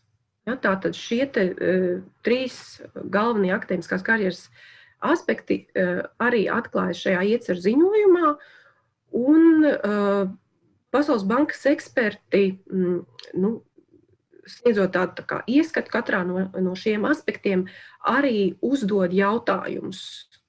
Ja, tātad, ko mēs vēlamies redzēt attiecībā uz šīm būtiskajām kategorijām.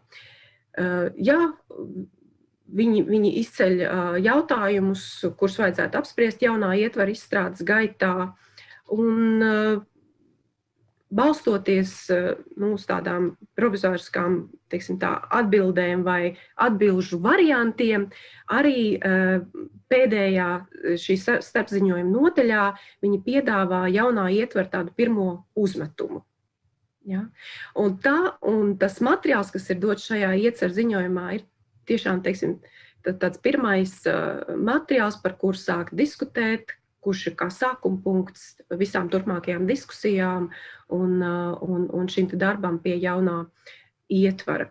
Un, ja mēs mazliet varam arī runāt par katru no šiem aspektiem, tad jā, pie principiem jāņem vērā augstākās izglītības un zinātnes galvenie strateģiskie mērķi, tātad, kur mēs virzamies, ko mēs vēlamies, kāda ir mūsu vīzija augstākajā izglītībā un zinātnē. Un, protams, veidojot jaunu ietvaru, ir jāņem vērā arī pašreizējā cilvēku resursu politika, tātad daudz plašāks konteksts, gan vietējais un starptautiskais darba tirgus, mūsu iespējas salīdzināties šajā kontekstā, tātad arī politiskais konteksts, tostarp darba devēji, arotbiedrības, arī augstākās izglītības un zinātnes pārvaldības aspekta, jo īpaši iekšējie, kas notiek iekšēji universitātēs, un arī pašreizējais normatīvais regulējums, kuram jau pieskāros sākumā un kas ir sadalīts divās dažādās, ne dažādās, bet atsevišķās, teiksim tā, kopās, ja tātad mums ir augstskola likums, kas regulē uz pedagoģiju orientētos akadēmiskos amatus, un mums ir zinātniskās darbības likums, kas regulē pētnieciskos akadēmiskos amatus. Nu, lūk tātad tas ir tas mūsu izejas punkts, un tālāk runājot jau par karjeras virzību, modeļiem un procesiem, atkal ir jāizšķir, kādi tad ir šie, respektīvi, kādi ir, teiksim, pasaulē galvenie akadēmiskās karjeras virzības modeļi. Šeit mēs runājam par modeļiem, nevis par ietvaru kā tādu ietvaru struktūru, kurā šie modeļi ir iekšā, bet par modeļiem, tad par sīkākām vienībām, ietvaru struktūras vienībām. Un šeit mēs izšķiram tādu brīvās vakancēs balstītu modeli, karjerā balstītu, kas ir uz amatā paaugstināšanu balstīts modelis, un šo abu iepriekšējo modeļu apvienojumu, kuru varētu latviski saukt par tenūrgaitas modeli. Un, ja Latvijā tiek ieviests, par ko tiek arī šobrīd plaši diskutēts, ja Latvijā tiek ieviests tenūrgaitas modelis, tad ir nepieciešams īstenot salīdzinoši lielas izmaiņas lēmumu pieņemšanā, no ievēlēšanas līdz atlasei, iecelšanai amatā un tā. Un tā kā šis jautājums patiešām tiek apskatīts, tad tas jau lēnām sāk iezīmēt šīs topošās koncepcijas dimensijas, par ko tik visu mums būs tajā jārunā un tajā jāatrunā, teiksim tā. Protams, viena no tādām kategorijām, par kuru būs jārunā, tā ir personāla kategorija, kas tad mums ir akadēmiskais personāls, kas mums tajā ietilpst. Un būs noteikti arī zem šī ietvara jāapvieno gan tas akadēmiskais personāls, kas strādā augšskolās, gan arī tas, kas strādā zinātniskajos institūtos. Jāstāsta kādi modeļi, kurās iestādēs labāk darbojās vai ir piemērotāki. Un tā tālāk tāda daudz dažādi jautājumi, par kuriem jārūpējas un kuri jāapsver. Nu, un šeit esam arī pietuvušies manas prezentācijas beigām. Tātad, šie te galvenie akadēmiskās karjeras ietvara aspekti, kurus centos nedaudz raksturot iepriekšējās slaidām, kuriem jūs noteikti vairāk varat lasīt jau šajā iepriekš pieminētajā ieceru ziņojumā. Pilnīgi noteikti tas viss vērš uzmanību uz nosacījumiem, prasībām un sistēmām un struktūrām, kas jāpilnveido vai jāizstrādā no jauna, veidojot šo te jauno akadēmiskās karjeras ietvaru valsts līmenī.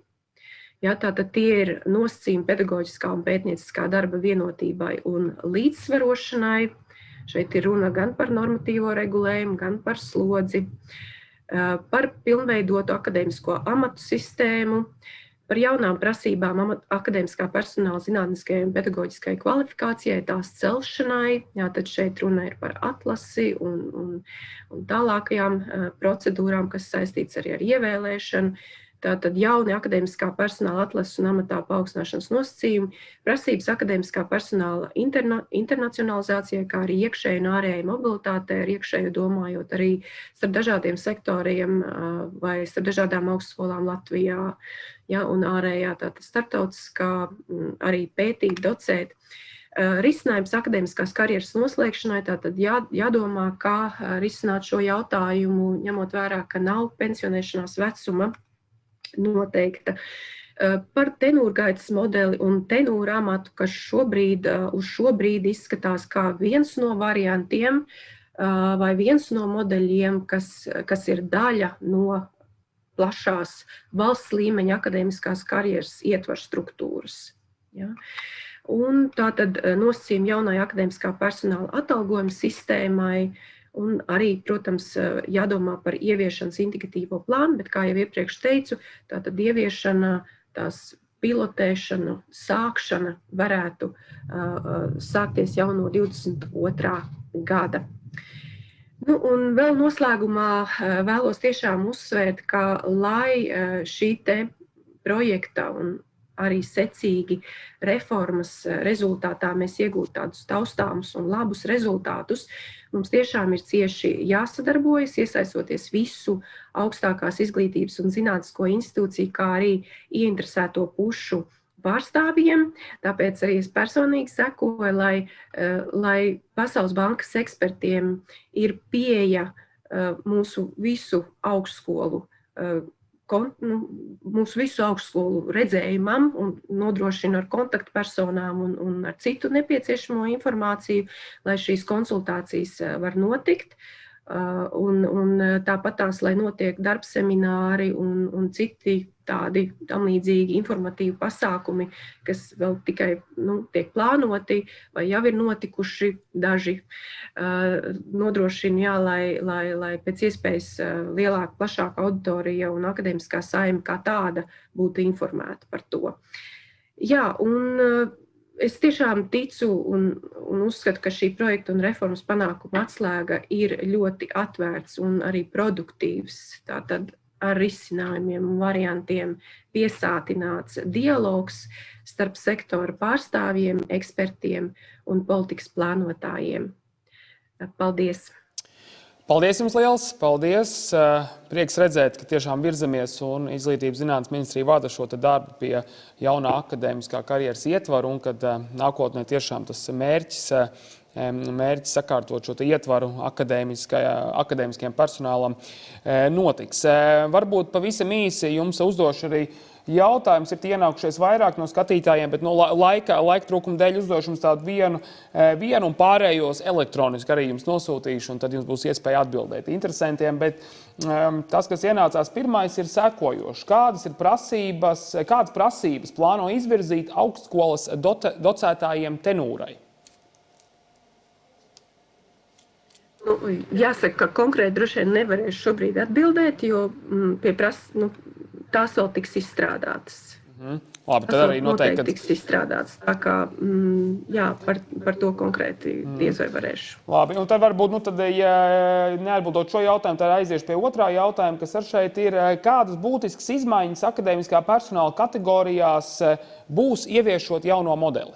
Vai arī tas vēl ir jau zināms? Noteikti, jā, šobrīd jau varam teikt, ka noteikti tiks pārskatīti asistentu amati, jo tie šobrīd tādi nenoteiktākie ir, jā. Tātad ir runa gan par augstskolu likumā minēto asistentu, kas ir tā kā vairāk asistents pedagoģiskajā darbā, gan arī par zinātniskās darbības likumā minēto zinātnisko asistentu. Tad noteikti šo asistentu loma tiks pārskatīta gan kā viņi tiek nostiprināti amatā un, teiksim, kādai kvalifikācijai personai jāatbilst, lai pretendētu uz šiem amatiem. Tāpat ir jāpārskata arī atalgojuma līmenis šiem abiem amatiem.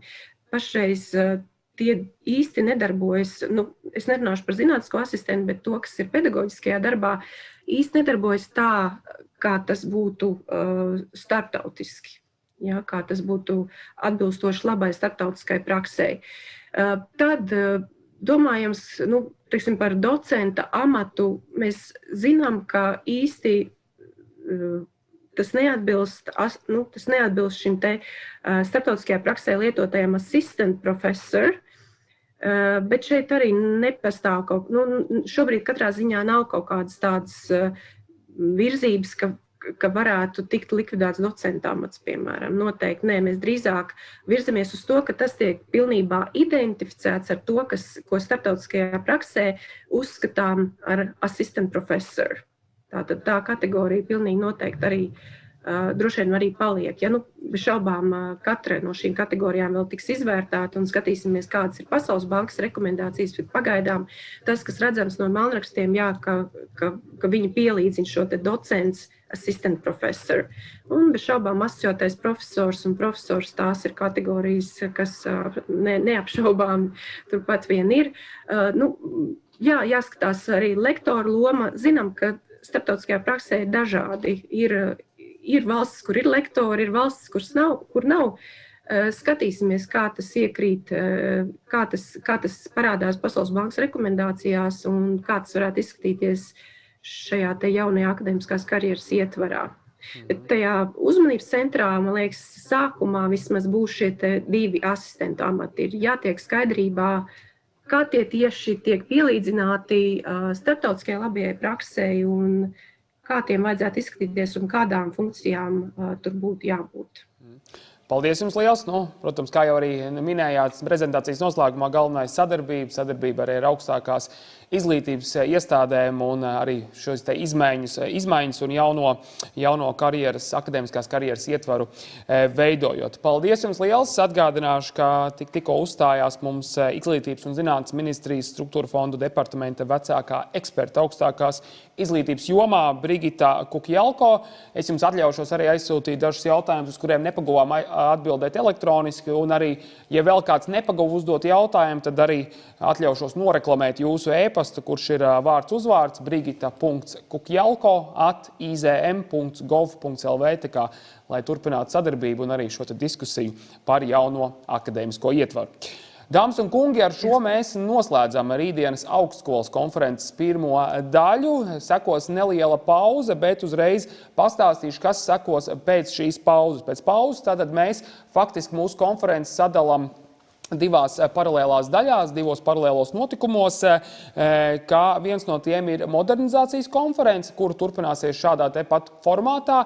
Izmaiņa gan ļoti svarīga ir tā, ka mēs pāriesim uz angļu valodu un turpināsim mēs 11:40 ar modernizācijas konferenci, kuras programma ir pieejama Ventspils Augstskolas mājaslapā vent.lv sadaļā Rītdienas Augstskolas konferences. Tur, protams, arī tiešraide un attiecīgi programma, kas sekos. Un tāpat laikā paralēli notiks arī Ventspils Augstskolas igadējā zinātniskā konference ar nosaukumu Ziemassvētku konference. Un to būs iespējams vērot arī tādā tiešsaistes rīkā Big Blue Button, jeb BBB.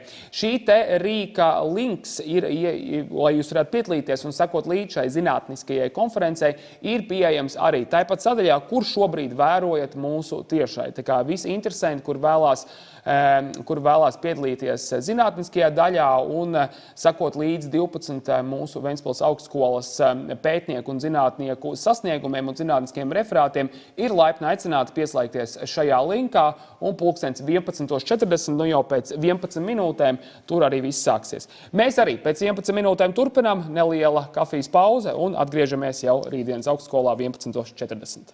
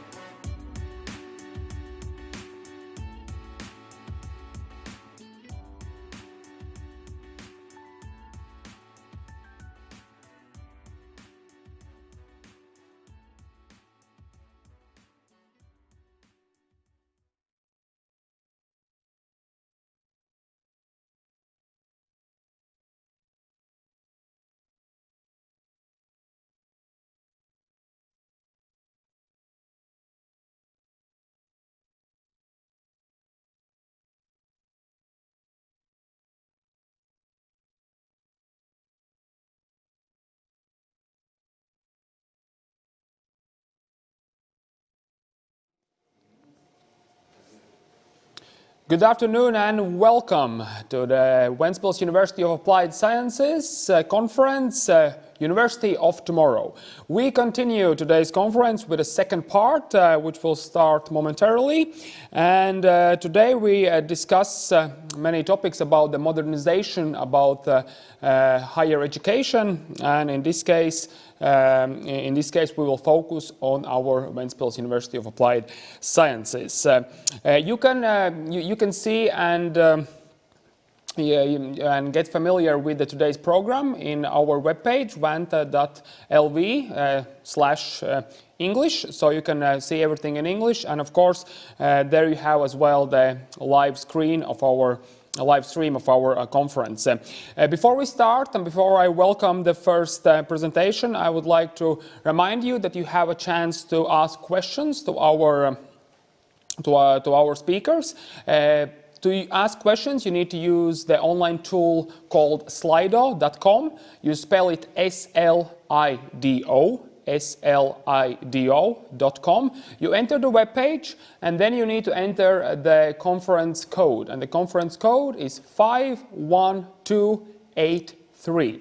So to ask questions to our speakers, you can use the Slido tool, slido.com, and enter the code 51283. Ask your questions, and then after the presentation, there will be approximately 5 minutes for Q&A, and I will ask those questions to our speakers.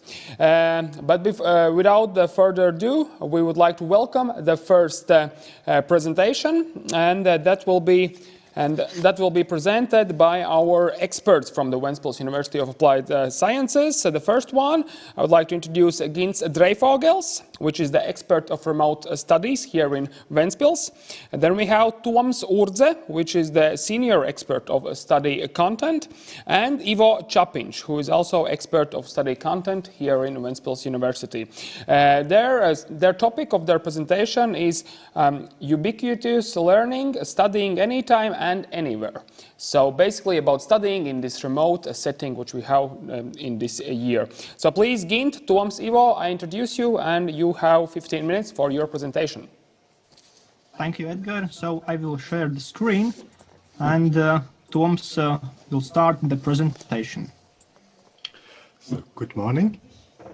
Briefly about myself. For the last 25 years, I've been working in different capacities in the field of adult education.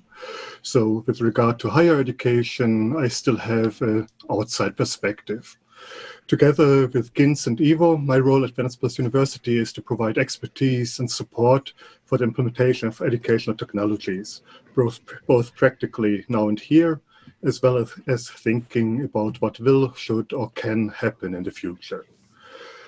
Our presentation will be divided into 3 parts. In my introduction, I hope to provoke your mind and to give you some food for thought about where education is headed to. Ivo will then even go a step further and offer a scenario how he sees education might look like in the year 2050. And finally, Gins will return to the here and now and describe some activities that we are currently implementing at Ventspils University. Gint, can you please move to the next slide? Yes. I want to start by sharing with you the idea of ubiquitous learning. This concept best sums up what we are trying to do at Ventspils University. This concept is still rather new, and you will find different iterations and definitions for ubiquitous learning. But on this slide, I have summed up the main points why we feel this concept very attractive and why it well describes what we are trying to do. So it is about creating a learning environment that combines both new technologies as well as traditional forms of learning. Learning can take place anytime and everywhere, and learning is customized to the learner's needs, interests, and goals. So these are a few very important aspects. I will not go deeper into this topic right now. I want to use my presentation to look what comes next, what comes beyond this concept that we are working on right now. The reason is, a few weeks ago we met with our project leader, Maya Zebre, and she made a quite interesting and rather shocking observation. If we successfully implement all our ideas, actually our university will become obsolete. And I believe this is true. University and education as a whole in its current form is losing importance. But I want to emphasize, I see this rather as an opportunity to rethink education and learning and to develop new concepts, new ways that are fit for the future and that also will help to ensure that our universities are important also over the next years or the next decades. So I want to introduce three concepts, three ideas that might help towards this idea, this goal. First, be aware of a changed mindset. I have put here two quotations that nicely demonstrate the paradigm shift that has occurred over the last 50, 60 years, and mainly over the last 20 years. My parents, and to some extent also myself, grew up with the idea that dedication and hard work are the main means for success in life. This approach is nicely summed up by Tagore, who puts it like this: I slept and dreamed that life was joy. I awoke and saw that life was service. I acted and behold, service was joy. Service might feel like a rather strange term to use. In the German translation, service, instead of service, the terms Pflicht is used, duty. So my interpretation of this quotation is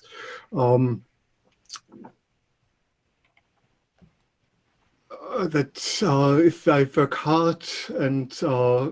hard then our duty will become a pleasure, and this is the goal of life. I think this is actually not true for me anymore, and it is definitely not true for my children. I think they don't see that this is the main purpose of life. And therefore, I have put up next to Tregore's quotation a quote by Olle Eichhorn, who is just a programmer and blogger, but who put it very beautifully.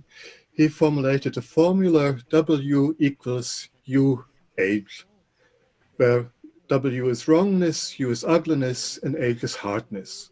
So you can read it like this: if something is difficult or ugly, it's wrong. And I think this is a very nice motto for life, because if I face some difficulties, I have now the choice. I live in an environment, in a life of choice, and I can consider, is it the right way how I try to approach things? Are my goals actually the right ones? And I can be flexible and maybe try to find another way how to accomplish what I want to achieve. So looking at education, I think the same concept is true. If a student feels that education is difficult or ugly, it's not good. So we have to work on making the educational process beautiful and smooth. And please don't get me wrong, I still think there is a place for hard work, but it definitely is not a virtue in itself, not a goal in itself. The next concept I want to introduce is to move to the next level of learning. I think over the last 10, 15, 20 years, we have done a lot to make use of new technologies, but mostly these efforts can be summed up by trying to replicate and transform current forms of teaching to new environments and new technologies. So we have replaced online on-site lectures with video presentations. The flipped classroom approach fits in very well to this extent. We have replaced traditional exams with online examinations, etc., etc. I think this is important and there is a place for it because very often if these tools are used correctly, they can improve the teaching process. But at the same time, there is space for new forms of learning that can be utilized by these new technologies. So I would start thinking how we can invent learning, how we can use new technologies, ubiquitous learning to develop new forms of learning education. There are several examples around. For example, I was very intrigued by what the University of Illinois is trying to do.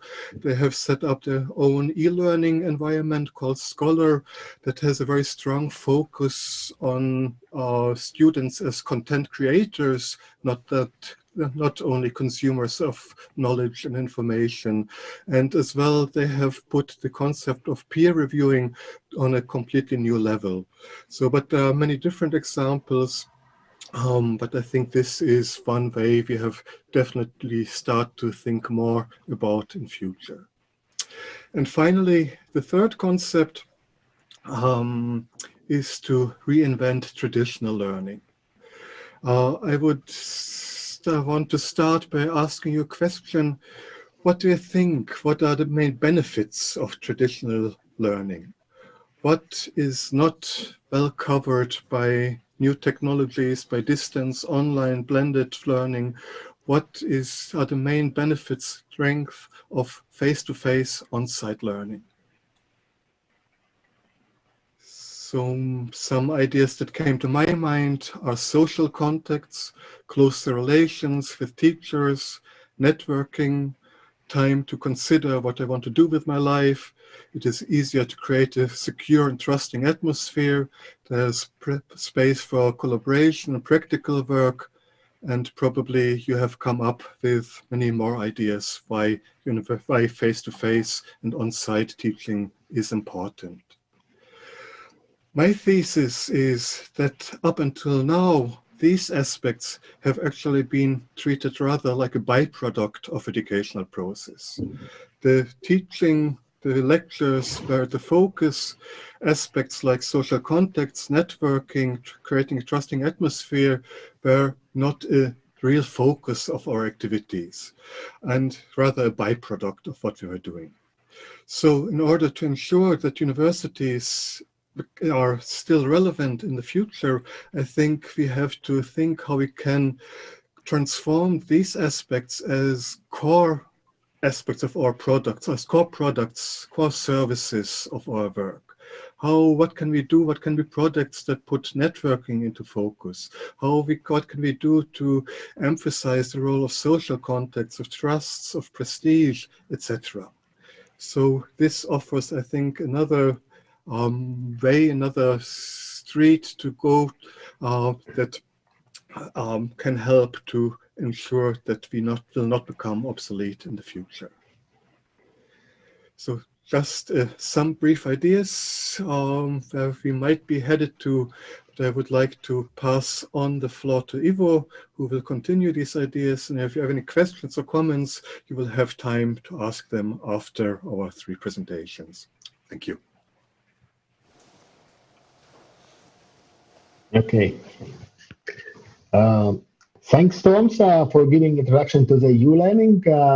Very interesting, and you already cleared some ideas about the new forms of the learning and what could be happening in the future. Anyway, hi everyone, and I'm really glad to be here. My name is Ivo, already as I got introduced. And before I start my presentation, actually, I would like to give you all the very small and simple exercise so we can start practicing already this U-learning approach, what Tom's already talked about. And so all you have to do now is turn on your imagination and answer to my question. So you don't need to answer it loudly, but just think about it. So next slide, please. Imagine yourself after 30 years, exactly the same day as today, which is December 10th of 2050 and see yourself from a side as you are a video camera and you watch yourself from the top. What do you see? The things around you? Now you can think about today, after this 30 years, how does it look like the day? Is it raining, or maybe it's some cold, or there's a lot of snow? Visualize that you are still working maybe at university, no matter how old are you now, but you are still working at university. And now what do you see at the moment at 2050? Is there any changes? Are any new forms of the learning you are using? Or maybe you already see some innovations that you are using or your colleagues are using at your working life, everyday life. I believe that many of you already have many ideas and visions coming to you about the changes and what you expect to see after the 30 years, but there are still many unclear questions and confusions about it. And you know, it's okay. Okay, next slide, please. When I was asked actually to participate in this conference, I was thinking actually what I could talk about this learning and the future of university. So it would be valuable actually for the major part of the conference participants and also for me as well. So searching over the web, I found a book called Theory U, which is written by Otto Scharmer, who works at the MIT or Massachusetts Institutes as a senior researcher. I got actually an opportunity to read this book over the weekend, and it really excites me with ideas and visions about how things are happen at our world and what's happening actually currently with our society and what and how we should behave to be able to change our future. In my given presentation time, which was mentioned, as I understand, about like in 5 to 8 minutes. Now I guess I have some extra time maybe. Anyway, but it's still not enough, and I can't give you like all detailed information about all the tools and approaches which are written in this book. So this is gonna be my sprint run over the book about the most important things I learned from it. And if you got interested actually in this U theory, then you can find this book actually online at Amazon or whatever, or you can go to the local bookstore or library. I really suggest that everyone after the conference go get and read this book. It's going to be a really perfect Christmas present to yourself. Shortly now about this book and the theory U, how it had been developed. And Otto Scharmer got a grant actually for research where he got an opportunity to interview most successful leaders all over the world. And as a result, he developed this U theory, and which show actually the way how we can walk to our future. Next slide. When Otto talks about the important and what motivates him to work on his U theory, he describes that in our world there are three major divides, or I call them gaps. The first is the economical gap, where the Otto talk about the resource usage, and he mentioned that we spend more resources than there is available in the world. Secondly, there's the social gap, which is related to our communication and relations between us in society. And the third one is a spiritual gap, which author describes that we are getting detached from our spirituality, and spiritual gap is constantly increasing. Thanks to the development of the technologies, the fast pace of life and the modern living conditions, and even to this COVID-19 crisis, those gaps are constantly increasing between various social subjects of society, such as citizens versus governments and parliaments.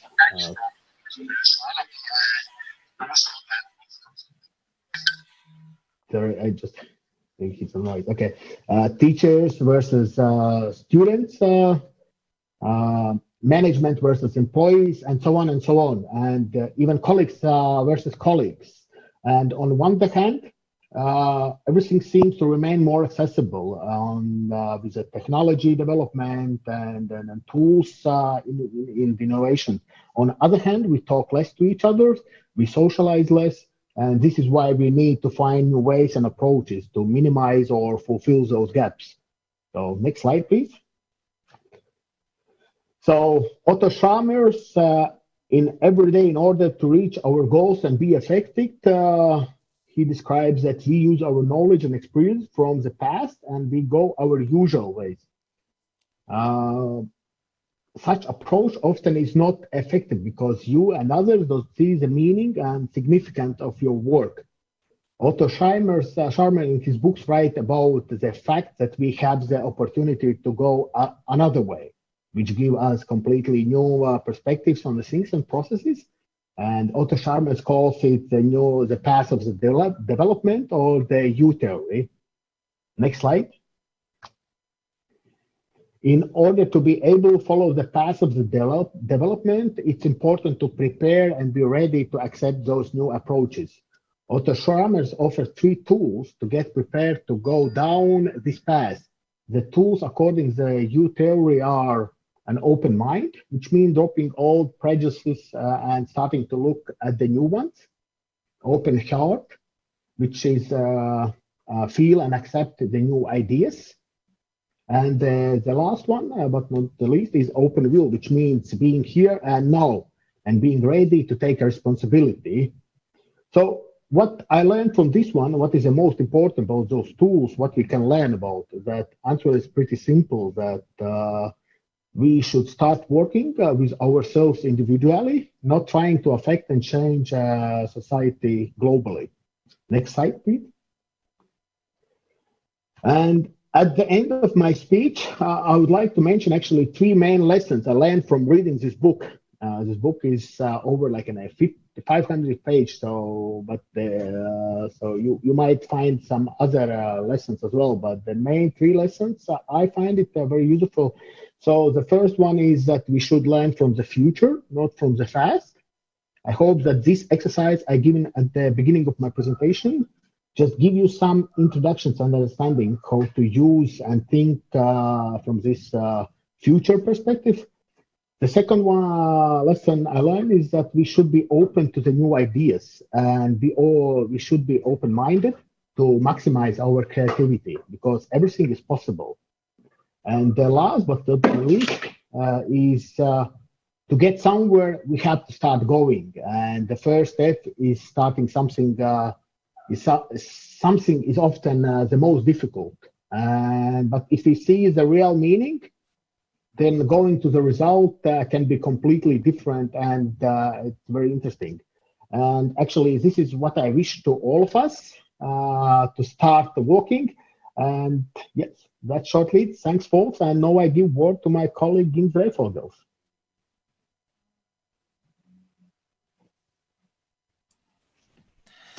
Hi. I hope everyone can hear me. I guess we are out of our presentation time, so I will very briefly and fast end this presentation with the third part.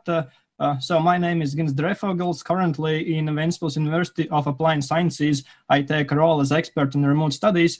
And in this part, I will shortly talk about the technical support and resources, what we have to answer to the question how we can provide a way to reach learning anytime and anywhere. Saying we, I mean Ventspils University of Applied Sciences.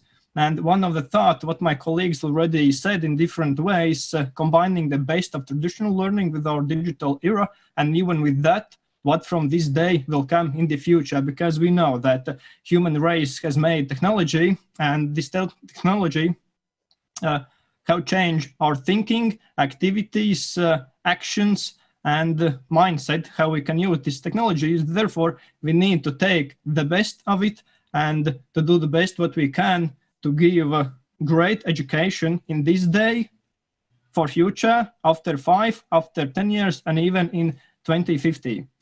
So what we have already done in Ventspils University in this side of resources, we already have made investments in technology, went through the process of education technologies and different teaching methods involving lecturers, and we are working for the content, for efficiency, and in the result, what we want to achieve is this learning materials in digital environment, what we can give for students anytime and anywhere. And as you can see in this slide, in this diagram, we can see this investments in technology, education technology, teaching methods, lectures. This is like continuous process, and all the time we need to put improvements through time to get out the best of this.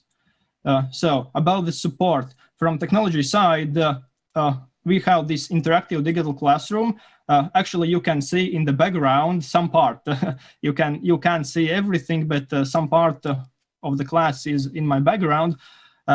It's already set up and running, and after some short time, there will be implemented video filming studio. And about education technology and teaching methods, we have this support team as me and my colleagues Toms Nivo, and we will help for our university to reach this goal. So shortly about interactive digital classroom, the main idea is to stretch out the learning process from the class, where in the class there is a teacher, lecturer, and students in using interactive digital classroom environment and technology. What we have involved in this teacher can be in the class, students can be outside of the class, and using IP, Pantil, Zoom cameras, smartboard, we can in a flexible way to provide rich possibilities during lecture, during this distance learning. And in the other side, lecture can be outside of class and students can be inside in the class. And in this way, we can reach teachers from anywhere in the world. And the last slide of my side will be about this video studio. This is in the process. I hope after some short time it will be ready and running, and we can be able to test everything what we need to make videos, to teach our lecturers, to start using this technology and environment to make different kind of videos, like standard type videos, YouTube type videos, and using this beautiful thing which is called Lightboard for different kind of setups and teaching materials, what we will be able to provide for world, for students everywhere and anytime. This is very short from my side, what we already have in university, what will be and what we can do to reach this goal for learning anytime and anywhere. Thank you. Thank you very much. Thank you very much, dear colleagues, for your work, what you have already done to provide the high-quality remote studies here in Ventspils University.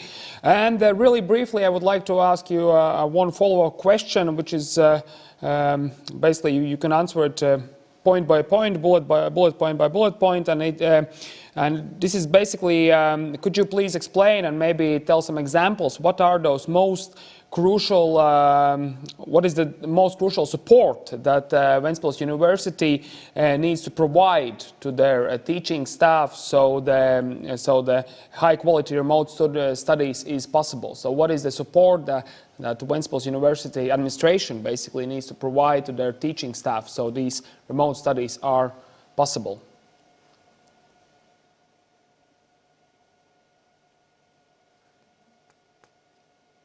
Maybe Gin's can answer this question as you concluded about that. I can try to answer this question.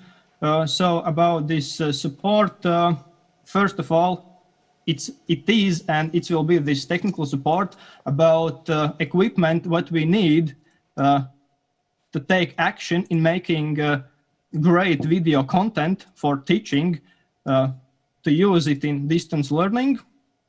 And as support team, I and my colleagues are working on this education technology side and teaching methods, making different kind of seminars to teach our lecturers, to provide information what need for them to put our knowledge for this process to reach this our goal for teaching anywhere, anytime. It's kind of short answer, not fulfilled with information, but very briefly. So I and my colleagues are one side of support, and I and my other colleagues that are working for technical support will be the resources for the way how can we achieve this great solution for everything what we want for distance learning. I will just briefly add, I think there are two sides to it, to the support. One is technical support to enable teachers to make use of the technologies that are available and that will be available. But the next dimension is also to help teachers develop ideas to understand what is possible and to find ways how they can implement their ideas, giving them the background and information, help them to find the best, most appropriate tools to implement their ideas. So technical support and ideas. Thank you, colleagues. I believe you will agree with me that one of the biggest challenges is to provide this involvement of the students in this study process, and of course, not only the university side of the study process needs to be technically excellent, but also the student technical opportunities must be good and well maintained, so they can take part and be involved in the study process. Thank you very much again. And on this note about the technical equipment of the students and how they see the remote learning, I would like to introduce the next speaker. And she's a student herself. She's Lasma Lubane, and she's the chairperson of the Ventspils University of Applied Sciences Student Council. And she will talk about this thing about how students feel about the technical equipment in Ventspils University of Applied Sciences. So please, Lasma, I introduce you, and please tell us the student side of this remote studying. Yes, thank you, Edgar, for introducing me. I hope everything technically is okay and you can see me and hear me very well. So yes, then I will start. Maybe I will try. So, hello everyone. My name is Lasma Lubane. I am the Ventspils University of Applied Sciences Student Council representative. And today I'm here to represent the opinions that we as Student Council have gathered from Ventspils University of Applied Sciences students regarding the technical equipment in the university. So this speech will be based on two surveys that were created by the Student Council, where students had the chance to express their opinion regarding the technical equipment. So the first questionnaires name was what students think of the remote studies, and the other one was how you value technical equipment in Ventspils University of Applied Sciences. Yes, so one of the questionnaires was distributed in October, and it was regarding the COVID situation, how students value the distance study process, and how accessible the technical equipment is for them. After collecting the responses, we discovered that some students like personal computers, microphones, cameras, and other equipment. So, together with the administration, a student council created infographics where we described how to access labs and classrooms for anyone who needs it. So far, only some students have actually used this opportunity because, well, many students are back in their hometowns or home countries. But, however, it is very positive that they have this chance, and we believe that many students might need it during the exam session, which will take place in January. So, if we are on the topic about remote studies, the first association for Ventspils University of Applied Sciences students definitely is Big Blue Button. So, this is the website that is helping us to study and to teach.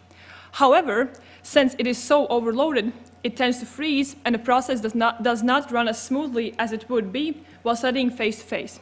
Many students have complained that it is very frustrating and decreases the motivation level when something happens to the servers and the lecturer is forced to stop. We believe that at the moment, primarily thing would be to develop the remote study system because we do not know how long the situation will last. It would be just as valuable to organize training for the professors, where they could learn all about the technical equipment and how to use it as effectively as possible. What to do if Big Blue Button freezes, and which online resources to use for each specific subject. That would not only make the process more effective for the students, but it would also increase professors' confidence while working with these tools. So I recently actually received a question when I was saying that more should be invested into developing the remote study process. So the question was, What if everything turns back to normal in spring? The university would have spent resources for nothing.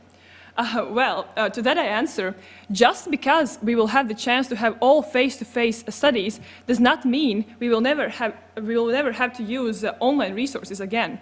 For example, if we think about the future, I personally think, and Student Council also agrees with me, it would be really valuable to have guest lecturers online. For example, IT professors from America who represent the worldwide famous Apple company. Or, for example, translation and language professors from Germany who could teach German language. Or, for example, economics lecturers from Japan who could teach how to develop your business much more successful. And actually, it doesn't have to be just doesn't have to be an international professor. There are many capable and professional professors all around Latvia. So this would be a way to attract them because they wouldn't have to move or drive every week to Ventspils. And if we decide to take one step even further, it would be great to invest into creating online lecture rooms where all computers have cameras, headphones, and microphones. And just as students would sit in a regular class, they would sit in this lecture, but only the professors would be shown on the screen. But I would say this is just food for thought for now. Let's move on. Yes, the second questionnaire was distributed recently to directly gather information about how students value the technical equipment. The first thing that I would like to bring your attention to and that I would like you to keep in mind is that most of respondents were satisfied, or rather satisfied than dissatisfied, with the equipment in Ventspils University of Applied Sciences. However, in this part of the speech, I would like to mention some aspects where the technical equipment could be improved based on the request from the students, so that the work and the study process could become even more effective, much more modern, and much faster, and that would bring that statistic to 100%. So, I would like to emphasize the fact that we have not received any complaints about this specific equipment in the laboratories, such as 3D printers and sensors and other equipment that is placed there.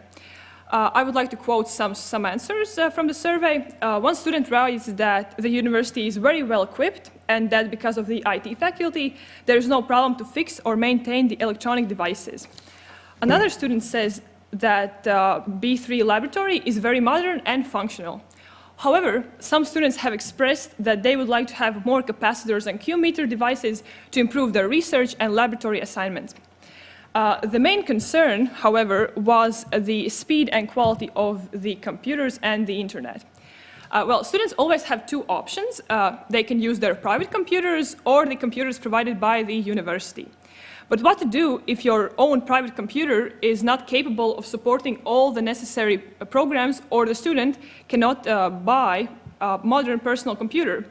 Then it is essential that the university can provide professional equipment for students, especially the IT students and the translation students, because many courses include the usage of programs that not all operating systems can support. As an example, I would like to mention Trados. This is a translation app, but it is not supported on the Unix-based systems. But in some classes, like for example B6, the computers also cannot support this program, and students have complained about this, and they have mentioned that computers tend to be slow when this app is used. And of course, it decreases the productivity of the class, and it is not only frustrating for the students, but also for the lecturers. This is a downside that many students have highlighted. Around 30% of the respondents say that because of the technical difficulties, they cannot study effectively more than once a month. The computers in many of the classes, especially in the Building E, are slow, and it slows down the study process. They are loud and distract students, and they have a hard time focusing during the class. Also, some computers in the university do not have installed the Office 365 apps, such as Microsoft Word, PowerPoint, and Excel, which in students' opinion are the basic need for studying. The lack of quality of the technological equipment can sometimes be the cause of anxiety. This statement is based on some complaints that during the classes, students have projects, exams, practical works, and since usually the time is limited, when something is not working, is lagging, or in the worst case, shuts down, it is really disturbing and makes students anxious. I think universities should definitely pay attention to this and should not be ignorant towards situations like this. An additional note, if we move on, is that students say that some peripheral equipment and computers lack the hygienic aspect that many students require. In this case, we advance to provide the classes with cleaning wipes if, of course, regular janitor services are not possible. And these wipes students could use. I think that would not only help students to feel more comfortable, but also increase the hygienic aspect and decrease the possibility of virus spreading, which is a very common topic nowadays, right? Also, some students have pointed at the fact that since they have to spend a lot of time in front of the computers, it would be great to improve the chairs in some of the computer rooms, not only to make the study process more comfortable, but also not to cause any back problems for the students. One of the student council representatives has actually reached out to the responsible authorities, and this situation is already being solved slowly. So, in conclusion, I would like to remind you that 93% actually of the respondents are completely satisfied, or, well, students are quite humble, so rather satisfied than dissatisfied with the technical equipment in Ventspils University. These previously mentioned aspects are just the recommended improvements that would make the studies in Ventspils University even better. Well, technologies change very fast, and something that was effective 3 years ago is almost outdated now in 2020. Softwares and other technological equipment need to be updated regularly so that Ventspils University could work modernly, and that lack of modern technology would never be the reason for students' anxiety and exmatriculation. Technological equipment is essential. Studies without it is no longer imaginable. Thank you so much for listening.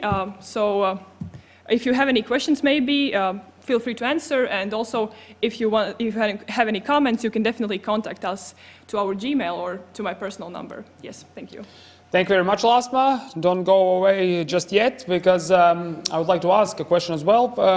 After your presentation, you maintained the focus, of course, on the technical support of the university and what it provides to its students. But of course, in this remote studying century, when I would say, or this year, when we actually, due to this global pandemic, everyone started to study remotely. One of the main theses, which is widely discussed, is the productivity, which is more of a social factor than a technical factor in the studies. As I understand, your questionnaire from students did not include this question about the maybe social anxiety that they feel when they need to study alone in their rooms or alone in the study classrooms. But maybe your personal opinion, as you are the chairperson of the student council, what do you feel what university can do to improve this social environment for the students, and that in order to improve the study productivity? Well, yes, that is definitely a great question, because it is similar for us, the Student Council. We are really trying to help students with their social anxiety and also with boredom that really often comes to them. But I think one of the things that I would definitely recommend, I also in the morning heard that this representative from the Rigas Southern University was talking about this, that definitely the classes should be even more interactive than they would be in present classes, because well, students get distracted very easily, and they have their snacks and their cell phones available at all times, and I think definitely they should interact more. And I've heard that many universities also organize these breakout rooms where students can just socialize without the teacher or the lecturer or the professor. So I think that would also be good, because sometimes a lot of students are just alone in their dorm rooms, especially now when you can't really socialize with anyone. And I think that would be a really great option to just talk to your classmates and just catch up. And that would definitely help, I think, yes. So to sum up, basically you agree that it's in this remote studying time, it's more important than ever to improve the involvement of the student in the study process, and besides the teaching part, the involvement part as well is more crucial than ever in this social distancing time. Yes, definitely. All right, thank you very much, Lasma. As I reminded you earlier, she is the chairperson of the Ventspils University of Applied Sciences Student Council. And of course, all the students of the Ventspils University is more than welcome to contact the Student Council and to be part of it in its everyday life. Dear friends, dear participants, we will continue the program shortly. Before that, I would like to remind you, of course, about the opportunity to ask questions to our speakers. And to do so, you need to use the online tool called slido.com. So it spells really easily, slido.com. You enter this webpage, and then you need to enter the conference code. And the conference code is 51283. All the instructions are available on our vanta.lv webpage as well, where you can see the live stream. So basically, you need to enter the webpage, slido.com, enter the code 51283, and you can ask the questions for our participants, and I will forward them here in the auditorium. The next speaker on our program was scheduled to be the Dean of Faculty of Economics and Management, Liene Resele. Unfortunately, Liene is out sick, so we wish her a speedy recovery. But filling in Dean's place is our rector, Professor Kārlis Kreisliņš, and he will introduce us of the new doctoral model, which we are now introducing in our university. So, Professor, it's your floor and your 20 minutes. Thank you very much, Edgars, and good afternoon, everybody. As Liene was intended to be the presenters, and I will not take all 20 minutes, perhaps, bit shorter time, but anyway, we'll characterize what's going on in the doctoral studies. But before I was listening and appreciate previous presenter, actually our head of student association and also the research, but being able to visit a number of universities and higher educational institutions in Latvia and outside Latvia, so for instance also in Krems. So I would say that thanks, of course, to EU funding, we are looking on the good level. And actually, of course, we can wish more technologies, more new solutions. But anyway, with our cloud computing laboratories, with our digital classrooms, also with our well-equipped radio astronomy center, we are among the tops. And it was also mentioned by our experts who evaluated our research directions and, of course, also our study programs. But anyway, why I this reflect? Because also the new doctoral schools, the new doctoral model requests to have stable and great infrastructure for doctoral studies. And actually the changes is going on not only in our university, it's all over the country, introduction of doctoral schools, doctoral model. And why is that? The problems are that there is a lack of critical mass, and that somehow it should be growing, and active researchers, doctoral students should grow, and of course it can be done with the help of also collaboration with other universities, higher educational institutions. That's number one. Number two, it's also there should be more interdisciplinary. Yeah. So where we are going on? I know that our colleagues in the doctoral program of languages and linguistics, together with Liepāja University and also now with Daugavpils University, are going to introduce this interdisciplinary aspect. For instance, artificial intelligence and other IT-related themes and subjects. The same relates to another our doctoral program, which is in economics and entrepreneurship. So, and that should be actually more followed up. There was also mentioned that the management of doctoral fees should be improved. I wouldn't say that it's really poor management because the process is there and set according to leading European universities, but still, yeah, there is space to improve. And also, there must be more courses with wide range of skills. Yes, skills, also knowledge transfer, and that's also was mentioned as a problem for current situation. And another one is participation in research and study mobility. We will see that in new doctoral school model, doctoral students must be involved in research projects, programs, either it's state-funded research program or some projects, EU-granted projects. Anyway, yeah, this involvement, participation, and I agree also mobility. Yes, that mobility, that's really a relevant point in terms of the problems, and also. About the awarding studies and doctoral degrees, that it should be separated. Well, it's also under the process. However, yeah, I don't see that it was a major problem, but anyway, yeah, the new direction is different. To what we are doing actually also to move in line with the new doctoral model. First of all, definitely that's a plan. There should be clear plan of doctoral study program development, and our university, as other universities who run doctoral programs, has submitted the plan. Now we need to make amendments, but in this plan there should be clearly shown the linkage between leading European documents related to doctoral studies and also leading documents on national level and with our doctoral program. Sorry, that's number one.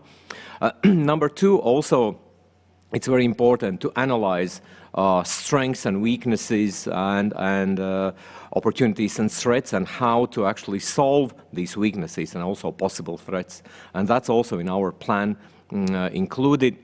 As I said, very important is collaboration, yes, because now our trends, which are marked, noted by government, by the Ministry of Education and Science, they've shown that to gain this critical mass, it's advised to go align with other universities, higher educational institutions in Latvia, and to be more excellent, to have this level of excellence also with partners abroad within EU. And that we are also foreseeing in this doctoral study development plan.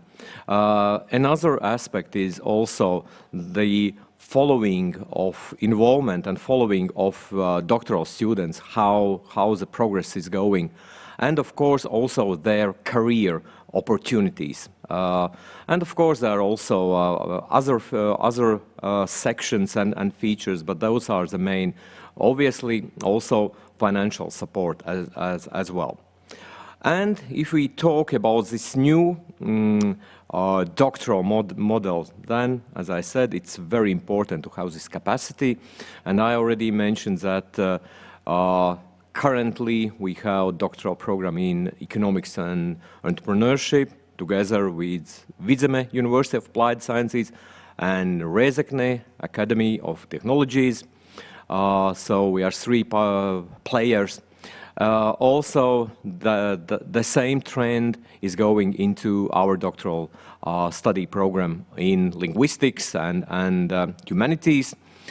If before it was only with Liepāja University, now we are also partnering together with Daugavpils University, and as I mentioned, developing these new also courses, new features, and so. And another very important for our university, and it's direction of our country and also direction of our city Ventspils, that's STEM or information technologies. And towards that direction, we are now closely working on this new program with the University of Latvia and Riga Technical University.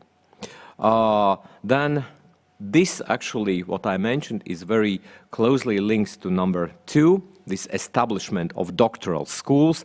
That means that in each and every university there should be a separate structural unit called doctoral school, which actually, first of all, is responsible for all these doctoral programs which are within the university. That's number 1. And of course, also cooperation with other partnership institutions. So that's number 2.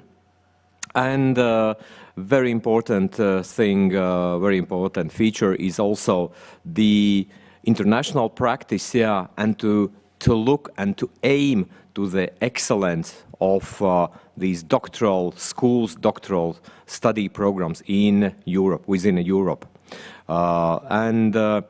Another point is internal quality management and sort of also assurance. And in terms of that, we are having now changes also, and will be introduced a new quality management system, and that's also related to the doctoral program.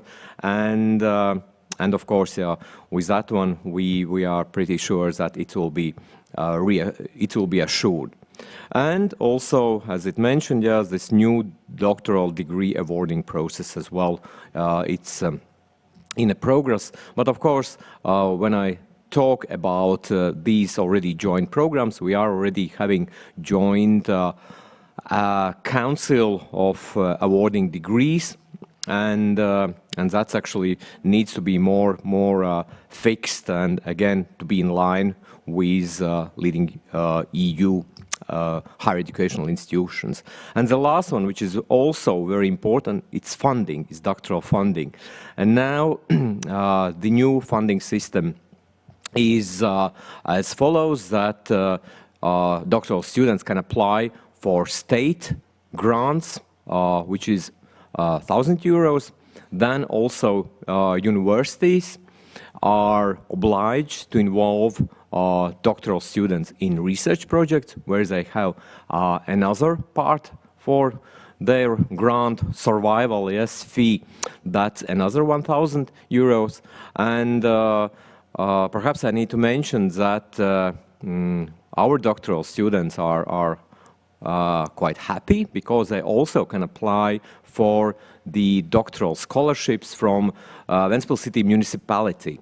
But also Ventspils City Municipality wants to introduce the same approach as our Ministry of Education and Science, our government, that to pay certain amount, but with condition that also the student within, again, doing research in different various research projects or programs, also then gain this another half of the grant by himself, earns by himself. So, dear colleagues, that's very, very briefly about what is going on. As I said, so it's going to be introduced in 2022, this new model, but already now we need to establish as soon as possible this doctoral school, and also to have this plan ready, that's before even, by the end of December, and then to move on to introduction of all these changes as well. Thank you very much. Maybe there are some questions. Thank you, Professor. Maybe I could ask a follow-up question. As we all know, it's really important for the university, for its scientific and research environment, that those doctoral students stay within the university and within the scientific framework of the university. Maybe you can just briefly tell the experience of the Ventspils University. How is the graduates who graduate the doctoral studies? Do they stay here? Do they continue their scientific research within the university? I do hope so. Actually, we are quite lucky, and I'm really proud of it that our new researchers, current doctoral students, also those who graduated from doctoral programs, majority are staying here in Ventspils University. As example, for instance, the Dean of Faculty of Economics and Business Administration, Liena Ressel, who actually supposed to make presentation. Yes, she is actually a graduate also from our doctoral programs. Then a number of my colleagues in translation, interpretation studies in the faculty. Yes, so Gunters Drejers, Jānis Veckrācis, Agnese Duba, and a number of others, yeah, Silga Sviķe. So they are also graduates again from the doctoral program and continue to do really great job research here. And the same actually also is speaking about the STEM direction, IT.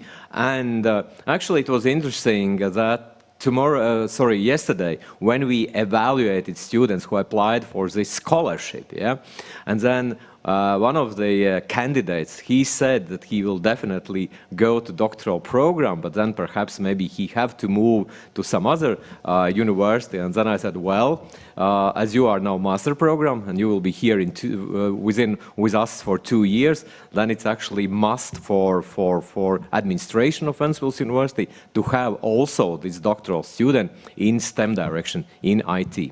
So, thank you. Thank you very much, Professor. Thank you very much. And of course, the doctoral studies is a really, really important and crucial part of the Ventspils University of Applied Sciences. And of course, the science and the research is really at the very top of our university. I would like to remind you that, of course, in the same time as we are now having the modernization conference, the annual Christmas conference is happening as well. And of course, all the topics covered there is about our research of our university's scientist research. So those of you who are more interested in science and research, you are more than welcome to join that conference online as well. The link for that conference is available next to the live stream window you are watching us live now. So just click on that link and you will be forwarded to the Christmas conference, which is the scientific part of today's schedule. Thank you very much, Professor. Thank you very much. And we will continue today's University of Tomorrow. And the next speaker is Guntis Čoders. Guntis Čoders is the Deputy Program Director of the Startup Management Program here in Ventspils University of Applied Sciences.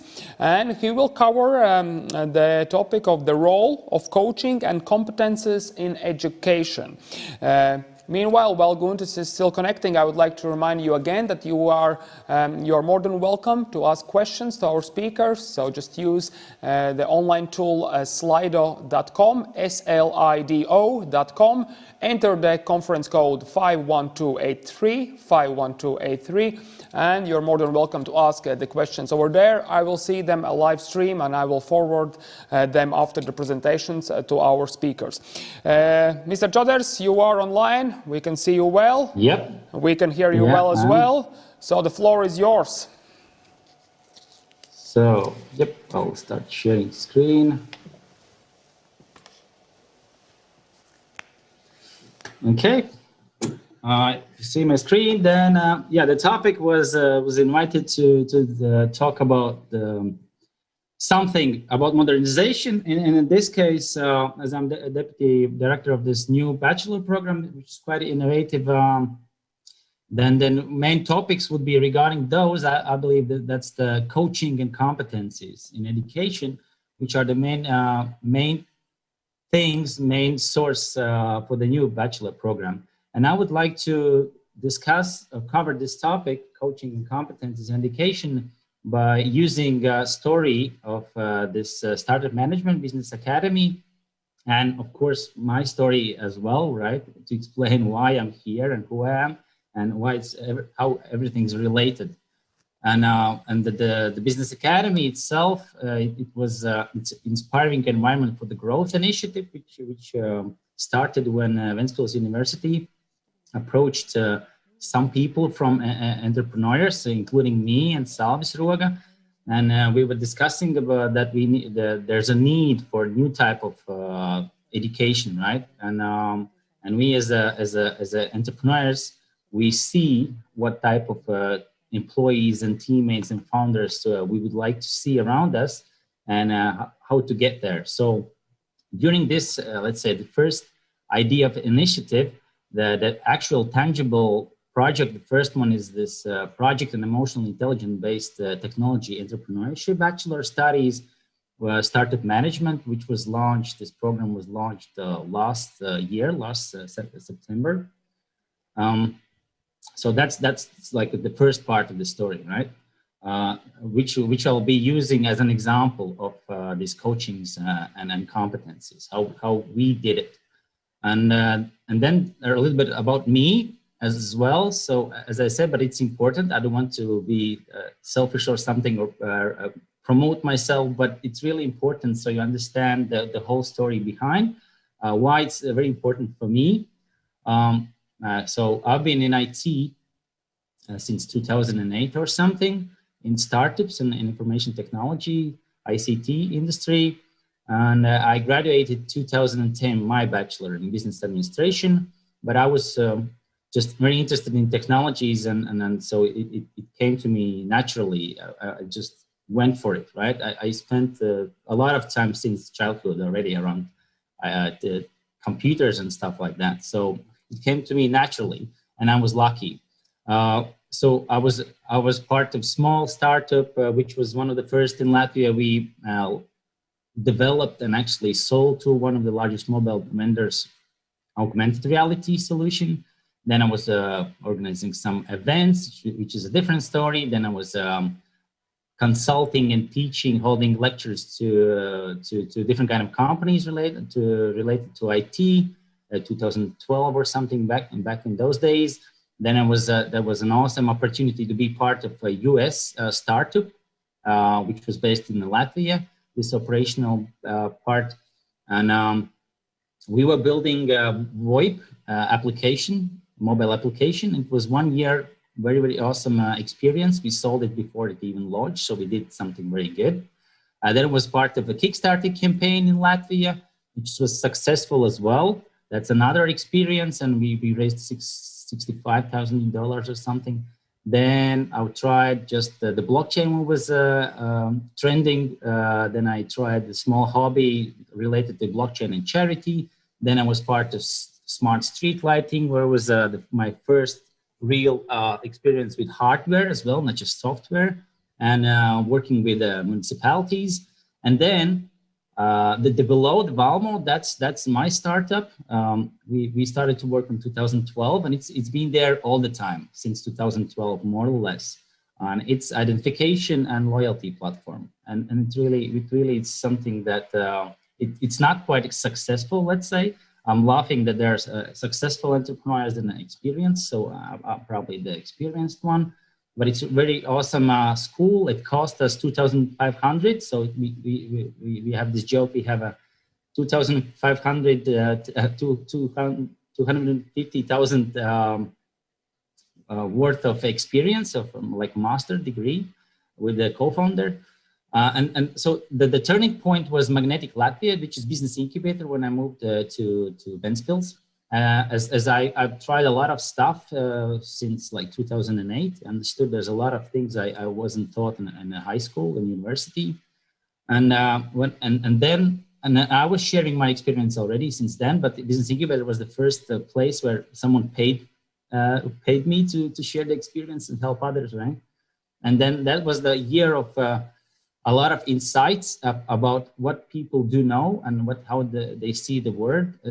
As there were two main insights. So one was that I learned much better all the stuff I sort of knew, but it turned out I didn't understand them. I just knew them. I went to many startup conferences and seminars and workshops, right? But still, I knew a lot of theory and method. I even tried those out, but it still turned out I didn't understand them completely. Only after I started to explain to others and we practiced with them, I understood, oh, this is how it's working, right? And this is good result and this is bad result. And the other one is, the other main insight was about this teaching and sharing, that people do not have as much problems with knowledge, basically knowing something specific. You can find almost everything online, right? But the main blockers, at least for entrepreneurs, but it doesn't matter what you do, was the way of thinking, the mindset. Those were the main blockers. How to approach, how to be productive. It's just mindset and the productivity, how you plan your day, how you control yourself, and how you motivate yourself, and how you do search the information. It's technical, but it's still sort of skill, right? It's not something like you can read in old theories, right? And even Google and searching information, that's something that's changing. So those two main insights I had at that time, and that was the time when university approached me, and they already had an idea about a new program, which is in similar way is delivered in Finland for like 15 years already or more, which is a practical and coaching type thing, like the approach, teaching approach. And I saw there's a lot of opportunity there, and I understood that in incubator we have 6 months, like up to 1 year, this program in incubator, and the two things, the people, or three even, people are a bit later, like older, let's say, they come to the incubator and they try to start their own business mostly, and they're very busy as well. At that point, it's like a side thing, something. And as I mentioned before, as the mindset and the competencies are the things they're lacking, it's not just read a book and you know it. You have to practice those stuff. And it's easier if you start practicing them earlier in your life, as you have less blockers around, right? And you have more time. And specifically, you have 4 years or 3 years for studies. I mean, that's the right time to practice this stuff, not just learn. As I said, you can read stuff online. And I saw this is a huge opportunity. And specifically, like 3 months in between, Accenture approached me, headhunted as well. And I mentioned them that we are launching this new program, and then I'm part of it. And they said it's awesome. They see a really huge opportunity in that one as well. As I'm now part of Accenture, and I see what kind of talents we acquire. It's like in Latvia, 1,700 colleagues I have just in Latvia, and I see the recruiting process and everything around it. So I can approve that competence is the I would say the most important stuff. Of course, the knowledge and experience as well. But if we talk, especially if we talk with the let's say new joiners or graduates, we even have developed our own training program, so we can have people adjusted to let's say international Accenture standards in a month or 3. And even take from zero to intern of a technical person, either programmer or either analytics, in 6 months, right? So, and then only prerequisite is the right competencies, and one of those would be courage and being ambitious and being interested, and basically you want to learn and you want to develop. So it doesn't matter what kind of experience you have previous. So it really proves that nowadays companies are looking for the competencies, and everything else, you can learn that in the company, and usually you do learn that in company. You go in each company, it's something new, something different, and they're looking for people who are able to learn and follow dynamics. And this is the image I usually show after my introduction as well, so you understand even better what's the way I'm seeing the world. And one of these would be, my most favorite is never give up. It doesn't matter how bad the situation might look like, there's always some solution for that. And that has helped me a lot, and this is something I'm trying to to share to others, to have that mindset. And the other one, my most favorite as well, one of the most favorites, whether you think you can or you think you can't, both times you're right. And it's very related to the previous one, right? If you see that it's dead end, then probably you'll give up. If you still you believe you can get out of it, there's a much higher chance that you will get out of it, or you'll start something new. You have to believe in it, and it's for entrepreneurship, but it doesn't matter actually where you apply that one. And the same is in education. It's for the students, it's for the lecturers, you have to believe that you can do it. And there's a lot of stuff blockers. But we will talk about these changes and blockers a bit later. So that was the sort of a short introduction so you understand why I'm here and why I believe those competencies. And the coaching was added a little bit later, but I'll get to that point. So related to competencies, what it is, it's basically a combination of attitudes, skills, and knowledge that students develop and apply for successful learning, living, and working. And you can't get those competencies just by reading books, right? And having some, I don't know, you call it in the sports, you call it dry workouts. When you can't go to the actual field and you do it in the gym, but it's not the same, right? You have to go outside and do swimming or skiing or driving a car, whatever it is. It's like that's the actual stuff you're doing in the gym or everything else. It's whatever it's simulation. It's still not the real stuff. Related to competencies, you probably heard this VUCA world, right? That's another proof, let's say, and it's nothing new. People do know it and talk about it all the time, but I'll try to show later on how exactly that could be approached, right? So volatile, uncertain, complex, and ambitious. So what it means that basically nowadays it's very everything's very complex, very dynamic, and it's very hard for me as a business to make the decisions and innovate and deliver, and because it's changing very, very fast. So we need a lot of skills and this uncertainty, for example. That's a part which, I mean, it's not nothing you can. It's not a theory in a way that you basically have to be able to react in uncertain situations, right? And it's not a. It doesn't matter. It's business administration, either IT, either any other profession, any other program you're studying. All of those will be the common one will be uncertainty in studies and in the real world, as it's changing very fast. And that's something you should focus on as a educator, let's say. And on top of that one, these again, this full internet of those, right? Top scales and HR and trending, but that's really true. Especially as I mentioned before, as I see in Accenture, how fast the technologies are developing and implemented. And very often people do overestimate the technologies or things will happen in the 2 years, then everything's buzzing and trending, and then they sort of forget about it, but they underestimate what happens in 10 years. And if you like stay out of those technologies, which is really a huge part of changes around us, regardless what kind of company or environment you're living in, technologies are coming in. If you're not able to follow, and not just follow, right? The next problem would be not problem, but the challenge would be not to help everyone become more than just a consumer of the technologies. You have to become a creator. But to become a creator, there's a bunch of stuff you have to. Again, I would avoid the word maybe learn, but practice. To be able to learn, and because it's a level of feeling, like driving a racing car, right? Rally car. You can't just read it and do it. You have to get the sense of it, this sliding and all the stuff of the car. So all of these skills and competences, it's not something you can read or learn very fast. Analytical thinking, active learning, complex problem solving, critical thinking, creativity, leadership, technology use, technology design, and reasoning, problem solving, ideation, right?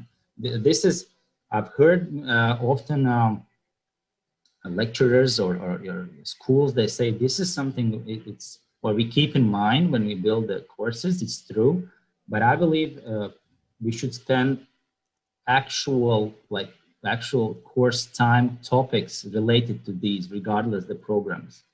As this is, if we don't spend enough time, I don't know the percentage, the ratio, right? Is it 5-10% of the course program or 15? But if we don't spend enough time, then even yesterday we had a discussion where one of the university representatives mentioned that employers are telling that they have good knowledge, but the skill, the competencies are lacking. So to solve that, we should then balance, right, the effort we spend on actually teaching the industry skills and facts and theories, and how much we spend on learning and practicing is important on building these competencies and actually practicing those competencies. As afterwards, it doesn't matter what the person does, and we know even the people very often people do the studies and they do afterwards something completely different. So these are the things that will help them to survive like anywhere. Right? Doesn't matter if he does exactly what he graduated or not. Instead of if you spend too much, like, or 100% on that specific industry's facts. So, and one of those skills or competencies or topics, including, would be emotional intelligence, as that's something I personally, like, 7 years ago, I thought it's something strange, and gurus and those who do yogas only, and people in East somewhere are practicing this, but it's an actual thing that it's a must, I would say. It's a must for everyone to spend enough time. And this is something we as educators, we have to take responsibility, co-responsibility to teach that, as of course we can rely on the family, they teach them right enough, but we know that majority probably don't have time, don't have knowledge for that, at least at this with the generation, right? Hopefully the next one will be more advanced as we have more information available. But now we shouldn't rely too much on the family, on, for example, this kind of topic, or middle school. But still, this is people struggle up to 40 years, right? With this is something like endless. You have to work and practice yourself, your emotions, your motivations, and empathy of other people's and stuff like that. As a very good example is for myself, this was became very important when I had a burnout in 2014, and I understood that I had to start listen to my thoughts, to my body, and everything else, so I can work, be high performer, and be like high performer in a long-term sustainable way, not just do whatever, ignore everything I have, everything I feel, and just work, drink coffee on top of it, and everything else. It really helps me. You have to solve your inside to be able to focus or spend effort externally. As this is super important regardless what you are doing in your life. And a very good example is, I don't know, the country somewhere south, right? They, instead of for the kids who are low grades, they, instead of giving, I don't know, detention classes or something, they sending to yoga and then basically spending time on themselves and on self-awareness and mindfulness. And it's really has awesome results, as people might get frustrated, right? Especially if everyone has to learn the same pace and stuff like that. If you don't get along, you skip something, you feel frustrated, and instead of making them feel guilty that you are slower or, I don't know, stupid or something, you help them. And this is something that, I mean, we can do it. It's not hard, especially if you talk about the word like from zero to hero, right? Many people don't know about the topic, like almost nothing.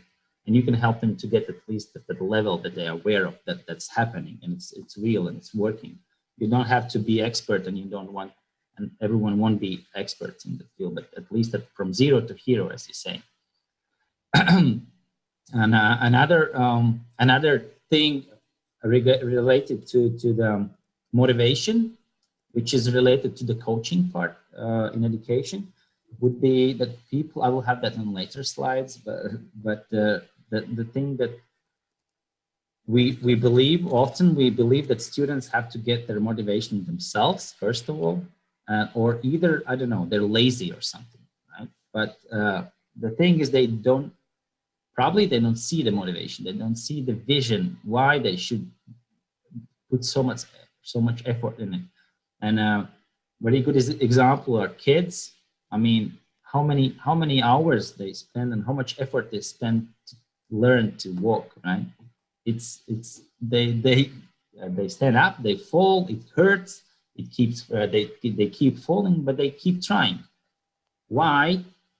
Because they see the reason behind why they want to get it, because everyone else is walking, they're faster, they can reach higher, and so on. So and this is naturally motivated, let's say, mostly at least, right? But we have to apply different similar approach to the studies, as I believe it's not each individual's problem that they don't see the vision, like they don't have the motivation.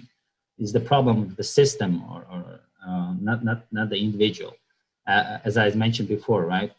It's really person consists of what's the external environment. And if the family couldn't help, or a primary school or secondary school, I mean, it's not his fault. We should help them.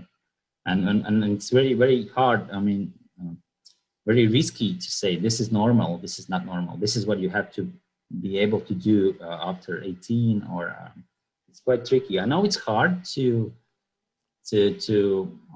help different people on different stages and a different pace at the same time to work with the one group, but it's not impossible, it's doable. So I'm just recommending to be very careful about what's normal, right? What's normal to know, what's the normal pace to learn, and so on. As the word normal, I'm not using it almost never in my daily life, because something that's normal today, tomorrow is not normal.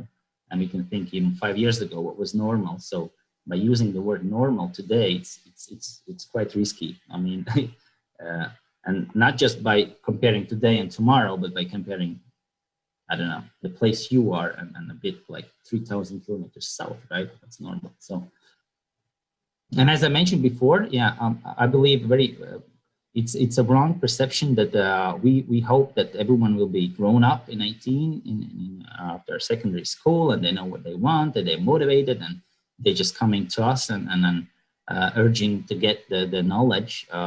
I believe it's a mistake. It shouldn't look like that, as we have to help them to grow up. It's still if you look from this perspective of emotional intelligence and competencies and overall, it's a lot. It's something you do all your life, right? And it's not their problem that they didn't have any guidance. But what we do is at least start helping them when they get to in our group, or as if we talk about university, in our university is as important. Regardless, I know it should be started earlier, but at least what we can do, we can help them at this stage. And it really depends, as I mentioned before, their history, what the parents, what their, I don't know, individual traumas or situations, what happened in their lives. One got lucky, and he got this urge or need or challenge or motivation to work on that. And in combination with other, as I mentioned before as well, that's another thing to think about, that universities trying to just select the best ones, the ones who got lucky and who got time or knowledge or guidance from someone to be motivated, and they have thought about their lives and everything else. And we try to pick those ones to select, and of course it will be easier to work with them, of course. But it's not the majority of the society. So if our main goal is to help the society, educate the society, then this is not the right approach. You should come up with a system or program how to help everyone else who didn't or are not so lucky at the age of 18 or 19 or 17, whatever they graduate secondary school. And I see, as I will mention in further, I see as in Business Academy, with this coaching and competence, the focus on competences, practicing competences, different. It really doesn't matter how lucky you are, as I'm using the lucky, as I mentioned before, you had guidance or reason to actually work with yourself and develop those skills specifically, or it just came naturally to you. And instead, you could provide and help everyone to get from zero to okay, it would be too loud to say to hero, but at least to the level they're really much more capable of handling their life, and they had a time to think about the stuff they didn't have before, and I can see already that really it's true, right? Instead of trying to pick those talents and working with them, which is not, I wouldn't say the easy way afterwards, you don't have to motivate them, but harder to get them, and not so many, and it's not solving the whole problem, the critical mass. You come up with a system and it really works with the coaching approach, because you help them to think. And so at one time, the hard work beats talent when talent doesn't work hard, right? And it's really truth. So I see there's a huge opportunity, which at this point is like I don't see as a focus for many schools. They just trying to get the best and work with the best, but they're not so many. So we have to come up, and I see that there's huge opportunity, right? There's a lot of potential around us, and it's not their fault that they're not sort of capable of getting that opportunities and grabbing the opportunity. I see it's easy doable to help them.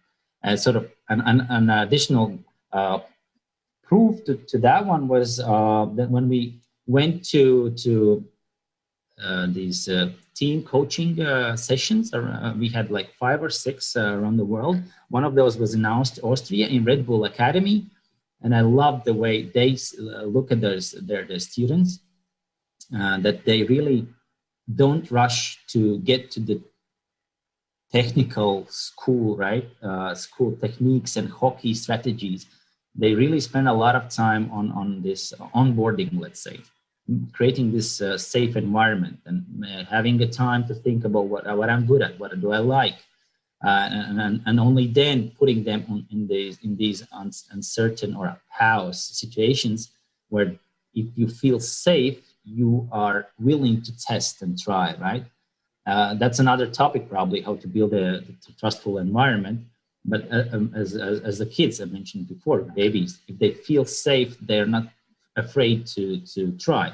If they would be really scared, right, that parents are not helping or hurting or even angry that he's trying it, that's the different topic, parenting. But anyways, it's very important, and then only then you can give them to try and see how that specific individual is feeling in that environment, and with this challenge and with this challenge.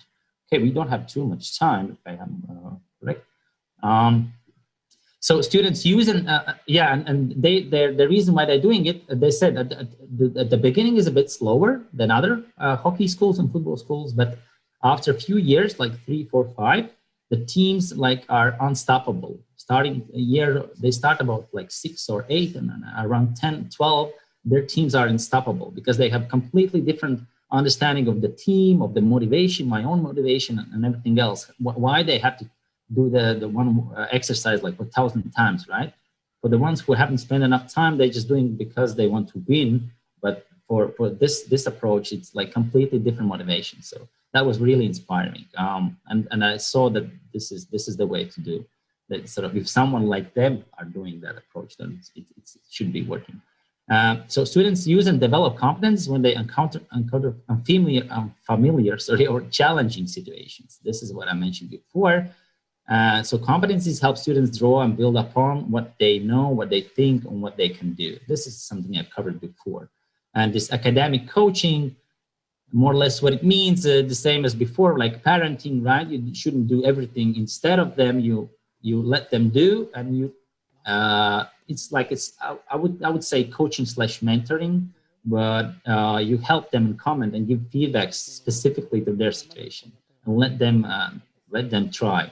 So the relationship between teachers and students that is proactive, responsive to student learning outcomes, and committed to student success. Not just want him to know all the standards, all the minimum or whatever standards of business administration or information technologies. These topics we've covered. He answered the tests. I've done my job, right? But I'm really committed to student success. That I'm helping him to be successful in whatever ways it needs for him. But so basically, this academic coaching it's really taking it's much more proactive, responsive to student learning outcomes. And the teacher-learner relationship becomes less like a formal instructor and more like a coach, similar as a coach for the athletes, right? You're not just having in large groups and just showing once and you learn whatever you want.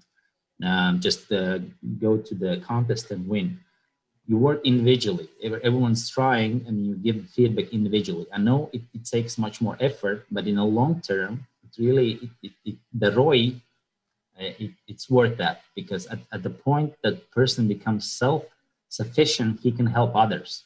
And it's like a snowball rolling. Instead of trying to help all the time and you just help and help him. But like there are two different helpings, right? You just tell him is one, this is how we should do, or let him do and then help, like support, let's say, differently.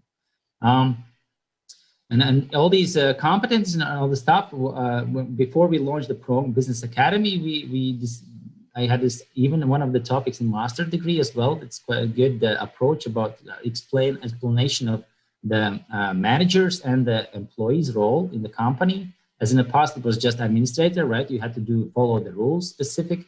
Then it was, we looked at it as a manager, which includes a bit more like HR a little bit, and resource management and logistics and all the stuff. You have to plan ahead and stuff.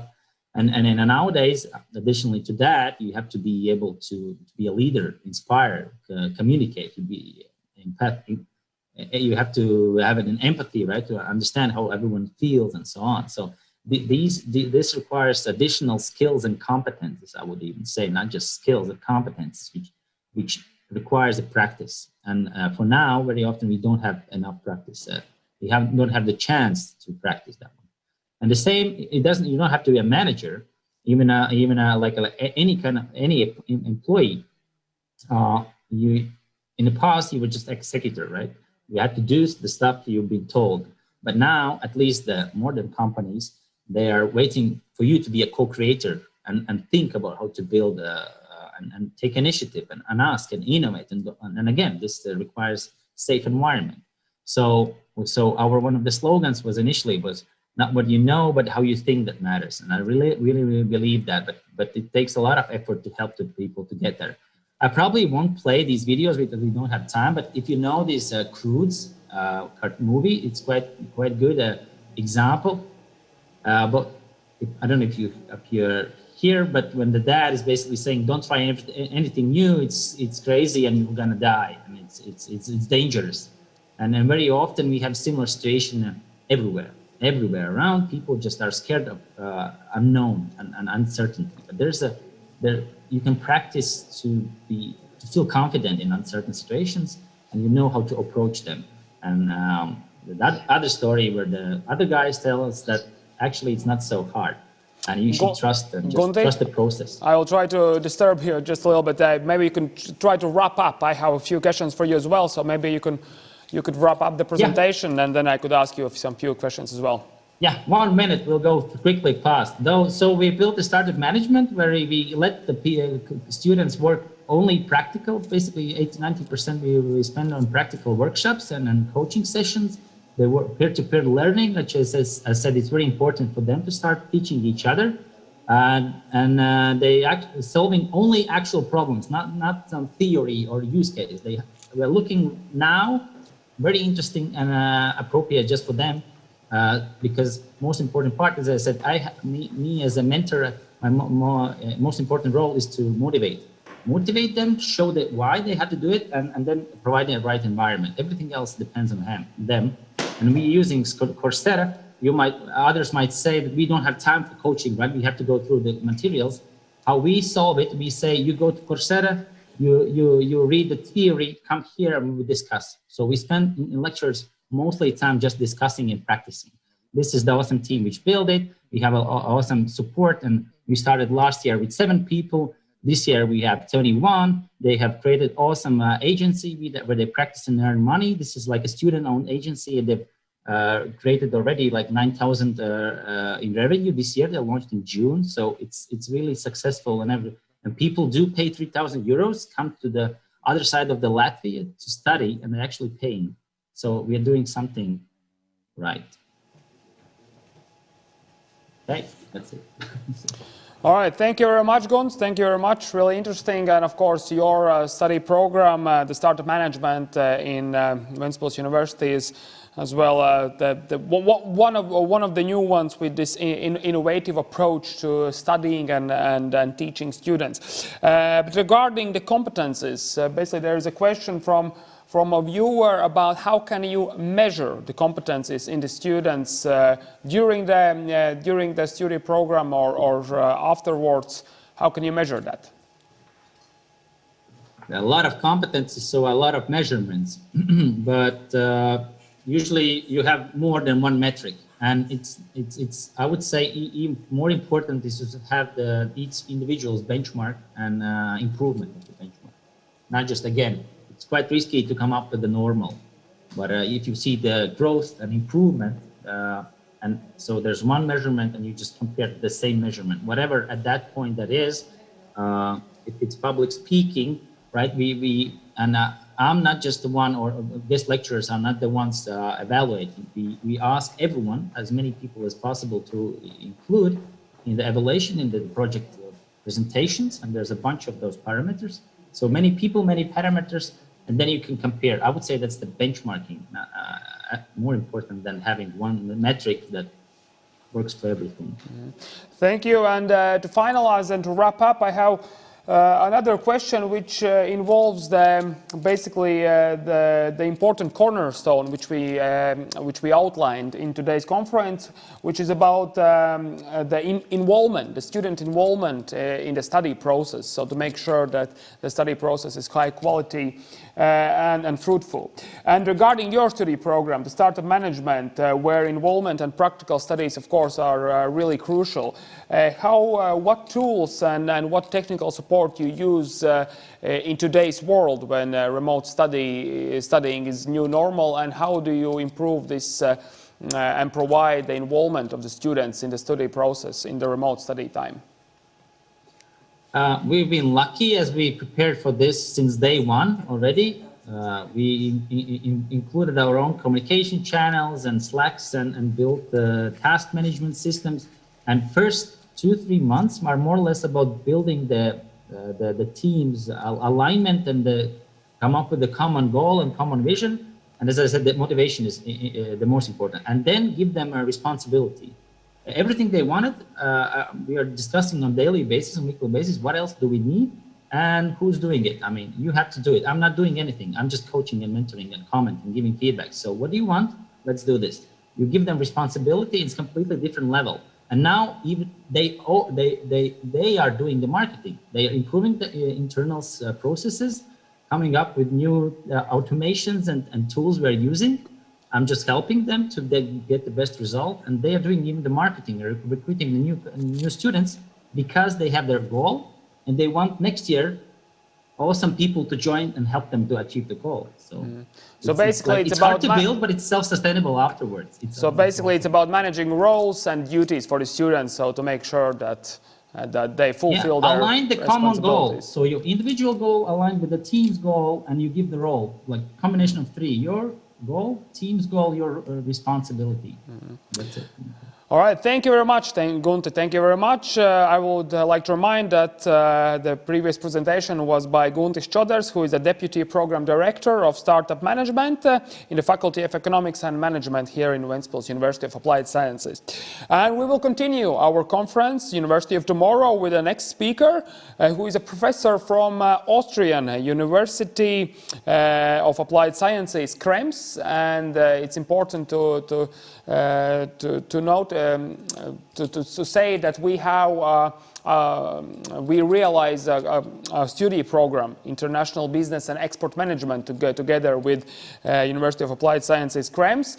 And I would like to welcome the Professor Martin Weiguni, who is now we can see you, Professor. And Professor Weiguni will talk about the lessons learned from the year of distance teaching and distance examination in this time of distance studying.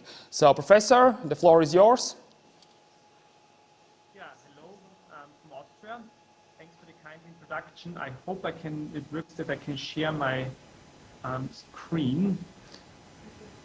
You don't need to share your screen because we will be able to put your screen, your presentation on our side. Okay. So you can just leave your screen, and whenever you need the next slide, you just say so, and we will provide the next slide for you. Thank you very much. Yeah, I named this short talk "The Good, the Bad, the Ugly: Lessons Learned from a Year of Distance Teaching and Distance Examinations." I think we are all aware of the situation we are all in at the moment, and for us it was, or there have been, some huge changes, of course, because classically, as you can see, we are also located in kind of beautiful premises here in Krems. So we are traditionally a bit more of a traditionally taught university and taught programs. So with a lot of presence elements, a lot of practical elements, and so on. But then when we look back in this recent year with the COVID situation, I always look back to the 10th of March, where we got notified by the ministry that we have to close down on the 16th of March and completely swap to online. So doing something what we haven't done before. So, and this was of course for everyone a challenge. We had though it a bit in scope already. And this is probably an important learning if you want to do something in that kind of online domain or in the virtual teaching, because we have similar like the program in Ventspils, what we offer also programs in China. And in China, we already had the situation that we had to close down the program, or to go in a distance teaching mode by the beginning of, or by the end of January already. So we knew already a wee bit what will be ahead of us. So we started preparing more or less the whole February that we also might close down or go into that kind of online teaching mode.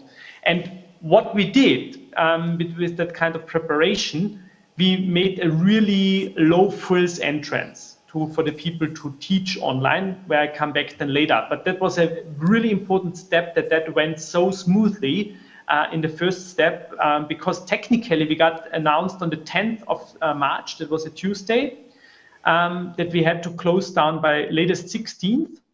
We had our last presence lecture on the next Wednesday, so next day, and we had the first online lecture already on the 12th. So we swapped within a day into that other system, which was completely new to us. And of course, by doing so, we gained a lot of experience. Also with one bunch, we got also our whole digitalization goals for the strategy done. So that was the nice side effect of it. And then going on with that, when it comes to online teaching and distance teaching, you also need to think at one part about distance examinations. And this is what I also want to just give a brief input there and some insights. And the insights are also coming from a representative study we have run after the summer semester among all students and lecturers from the summer semester. And we had quite high response rates, about 42% in both groups. So, which outline basically what I now name the good, the bad, and the ugly. Let's move on, that we just see what are the good ones. So what are success factors, when you want to call it like this, that we get it working. What was really essential was a really low level from a technological ease of use point of view, entry for the lecturers, that they can do quite simple and easily a distance teaching mode. We implemented a so-called My Live Stream. So each and any lecturer of us has on their intranet web page a link which is called My Live Stream. So it's like my name is Vaiguni, so I can say it's Vaiguni TV when you want to call it like that.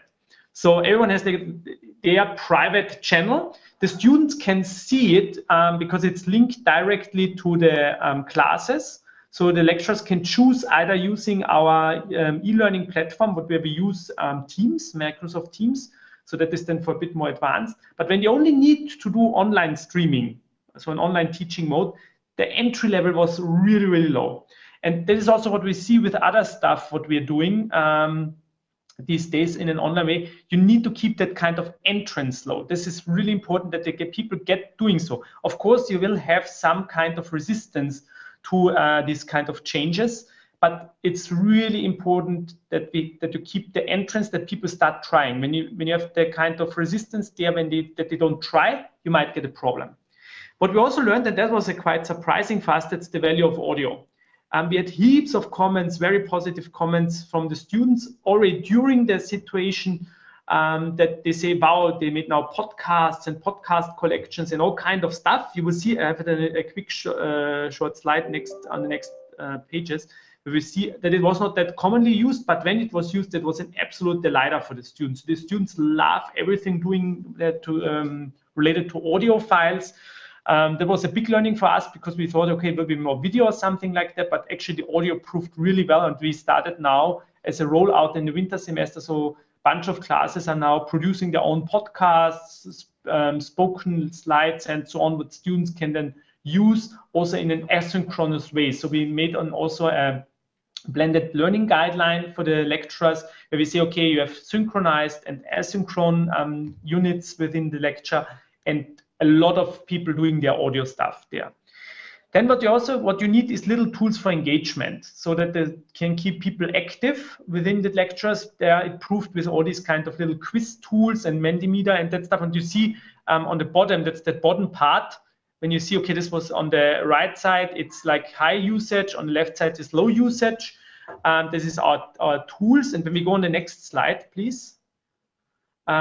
We see that actually others is quite common. So particularly Mentimeter, Kahoot, this kind of quiz stuff was used a lot, particularly for engaging people within the whole situation. It's still used today. That's up to the lecturers what they can use there, because it's of course dependent on the lecture itself. But that's important to keep that in. And when we can go back please, to the good slide.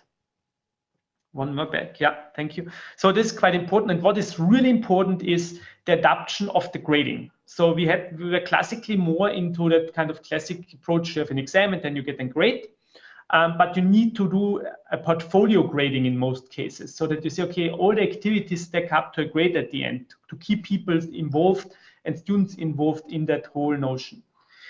When we now think what went also well in terms of the examinations, what went really, really well is the oral exams. So we did a lot of exams oral without any loss of the quality itself. So there was also that we say, okay, we had that issue that we need to introduce also for the written exams a tool, but the oral exams went really well. Also, the written exams these days run very well. It's still one challenge is the proctoring of it, but generally we're seeing now that kind of situation that more and more lecturers are moving towards these kind of question pools where they can automatically grade with it too. We bought a tool, it's called BIS Examiner, where you can make about 15 different types of questions, graphic question, hotspot question, all kind of stuff.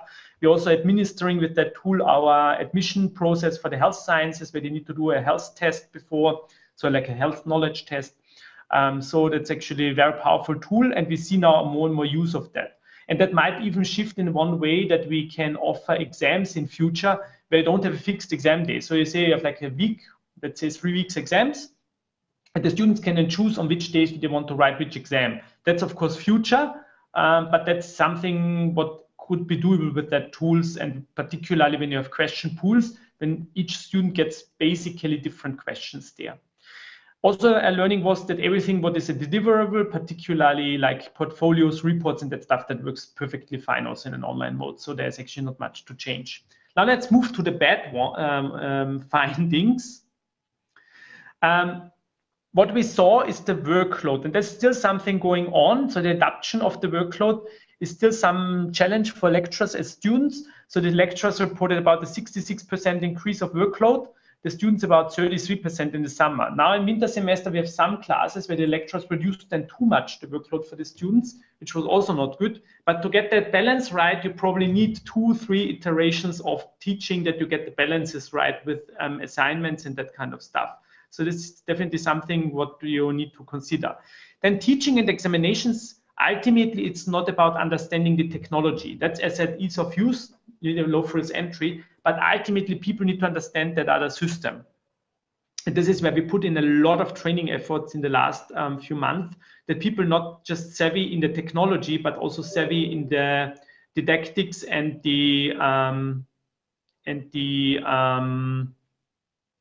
and basically how you ask questions for the examinations. That's probably an important part of it.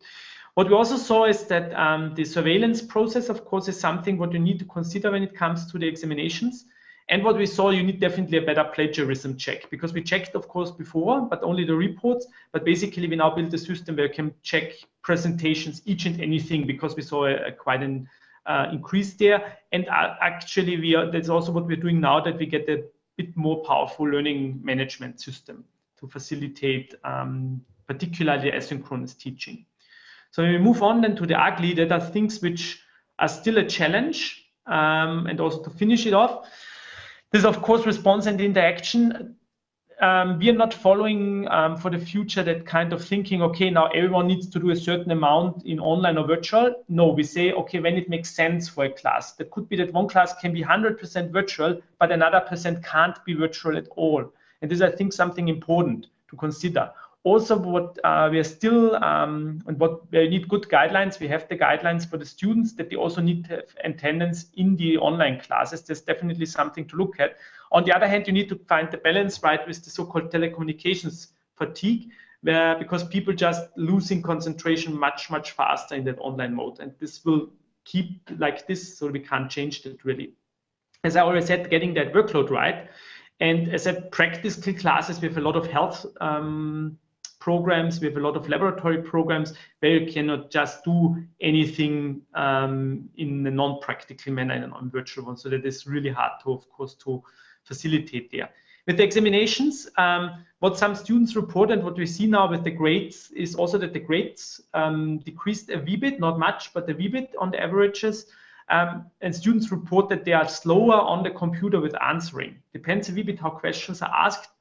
But particularly with open questions, students are not that fast in typing as we might think. So this is something you need to consider when you swap to online examinations. And of course, the big topic of cheating. And we cannot only have ghost writers, we can have also something like ghost sitters for examinations. So when you look up what's out there, that could be a real issue. And what we also saw, this is something what you need to consider when you do anything in a future online setting, is always consider Mac versus PC.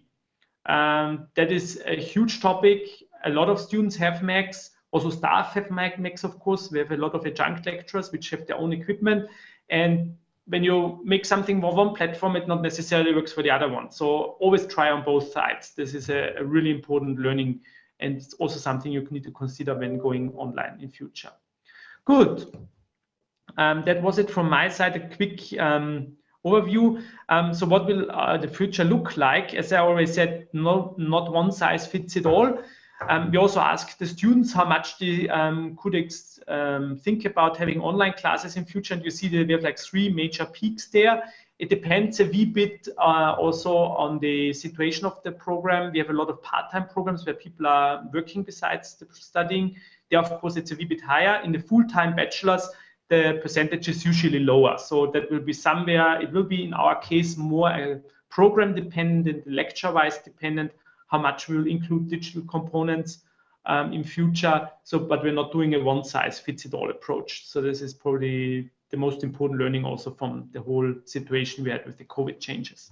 Yeah, that was it from my side. And if we have any more questions, I'm happy to answer a few.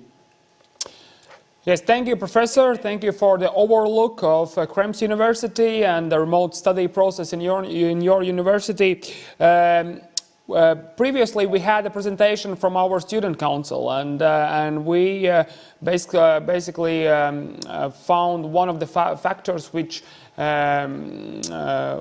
disturbs students from remote studying or remote learning is this social factor, that they don't feel motivated, the productivity goes down. How does your university, Krems University, provides any support to the students regarding this part? Yeah, we tackled that in several ways. First, we had still some presence elements in this winter semester until we had the second lockdown. You might be aware that we just out of the lockdown yesterday in Austria. And now we're in lockdown light, so we're still in a fully more or less distance teaching mode, except the absolutely necessary classes.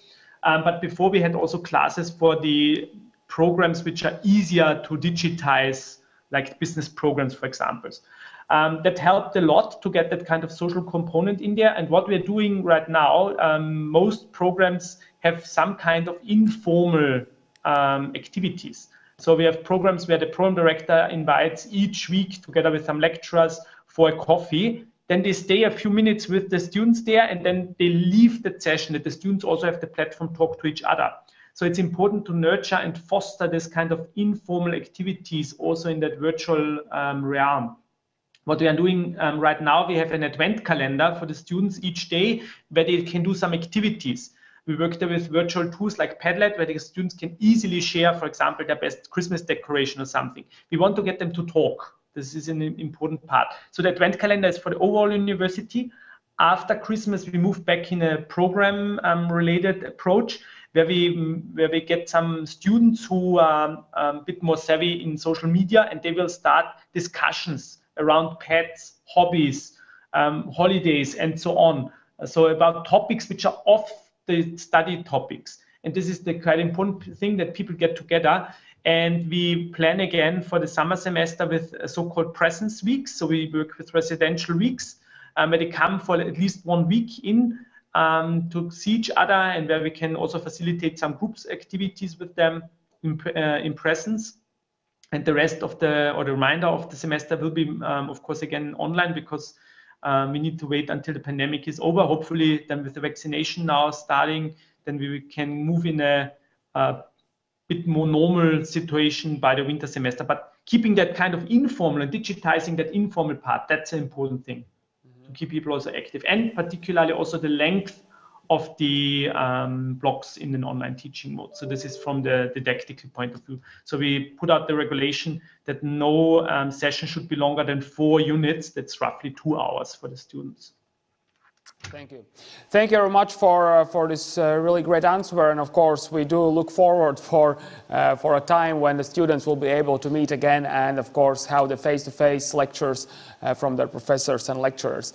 Thank you very much, Professor, again. I would like to remind you that the previous presentation was by Professor Martin Weiguni from University of Applied Sciences, Krems in Austria, which is as well our partner university. So thank you very much, and we look forward for a fruitful cooperation within our 2 universities. Thank you very much. Thank you very much. See you. See you. Dear colleagues, we do continue our University of Tomorrow conference. Before I introduce the next speaker, I would like to remind you again that you have a chance to ask questions to our speakers. You need to use the platform slido.com, slido.com. Enter this webpage, enter the conference code, which is 51283, 51283. Enter this code in this webpage, and you can ask the question there, and I will forward those questions after the presentation to our speakers. The next speaker here in our conference is the Dean of Faculty of Translation Studies, Arturs Viļņums, and he will tell us about the digital research tools in linguistics, future and language analysis. So, Mr. Viļņums, the floor is yours. Thank you very much. So, dear guests and participants, the topic I chose to speak today, the digital research tools in linguistics, is closely related to the latest global and national events. And by that I mean limitations forced by the government to do the pandemic, to do the social distancing during the pandemic times. One of the main precautions to limit the spread of the virus is, of course, social distancing. It means that schools and businesses have switched to remote studies and work. But here I would like to stress that in situations like these, we also learn how to be more resilient and adapt to the new conditions. And we have learned 2 important things. Lesson number 1, you have to be ready to use the latest digital and technological advancements. Because now we can see that without this knowledge, it is impossible not only to compete in the academic labor market, but it is an existential prerequisite to survive. And humanitarian sciences is not an exception. Lesson number 2, the first and the second wave have shown that, to the contrary to our worries, our academic staff was able, in a short period of time, switch to the remote studies and offer the content of the study courses over various digital platforms, mostly Big Blue Button and Moodle system, also Zoom and many others. And here I would like to push further and show a little bit more of the possibilities offered by the technology. In order not to stop at that level of skillful using of the aforementioned platforms, our faculty prepared the presentations in the context of language, and precisely we want to cover 2 important fields: language teaching and language analysis in the digital environment. As regards the first, it will be introduced by our colleagues and collaboration partners from Turkey during the next presentation. I will try to cover the language analysis part. Therefore, I would like to start with the concept of digital humanities. This scientific field emerged in 1940s, but it is the last decade that its capabilities developed especially fast and have become very, very sophisticated. One of the main questions that the discipline tries to give an answer to is how a computer may help a researcher to study a text. Hopefully we will find the answer by the end of the presentation, but before we move on to some practical things, there is another concept I would like to introduce you, and it's corpus linguistics. As you may see, it is a sort of repository where linguists keep examples of real language. And the examples you may find in various places. You can record an interview and make a transcription. You may scan a local newspaper and upload it in a way that a computer may read it. But the main and the biggest source for language examples, of course, is the internet. Actually, the source is so big that the main problem is not to get a specific amount of examples or the text, but to manage it in a way that at a later stage of your research, it will give you meaningful results that you will be able to either report or study further. So now, when we move on to the practical part of our presentation, I would like to introduce 2 platforms that allows you to analyze the language. One of them is Voyant, and the second one will be a sketch engine. And of course, the possibilities are huge to analyze the text in these platforms. Since we have only 5 minutes for each of them, I will show only a little part of the possibilities they offer. But as for Voyant, it's free of charge, so anyone can use it. And in fact, you can find in YouTube a lot of video, including a workshop video with all the links to the files you can get from the Google Drive. So feel free to try and play with this software, but I will show some patterns you can see and what can computer and software, how can computer and software help humanitarian sciences. So hopefully everyone can see the internet page. Now it's just a presentation.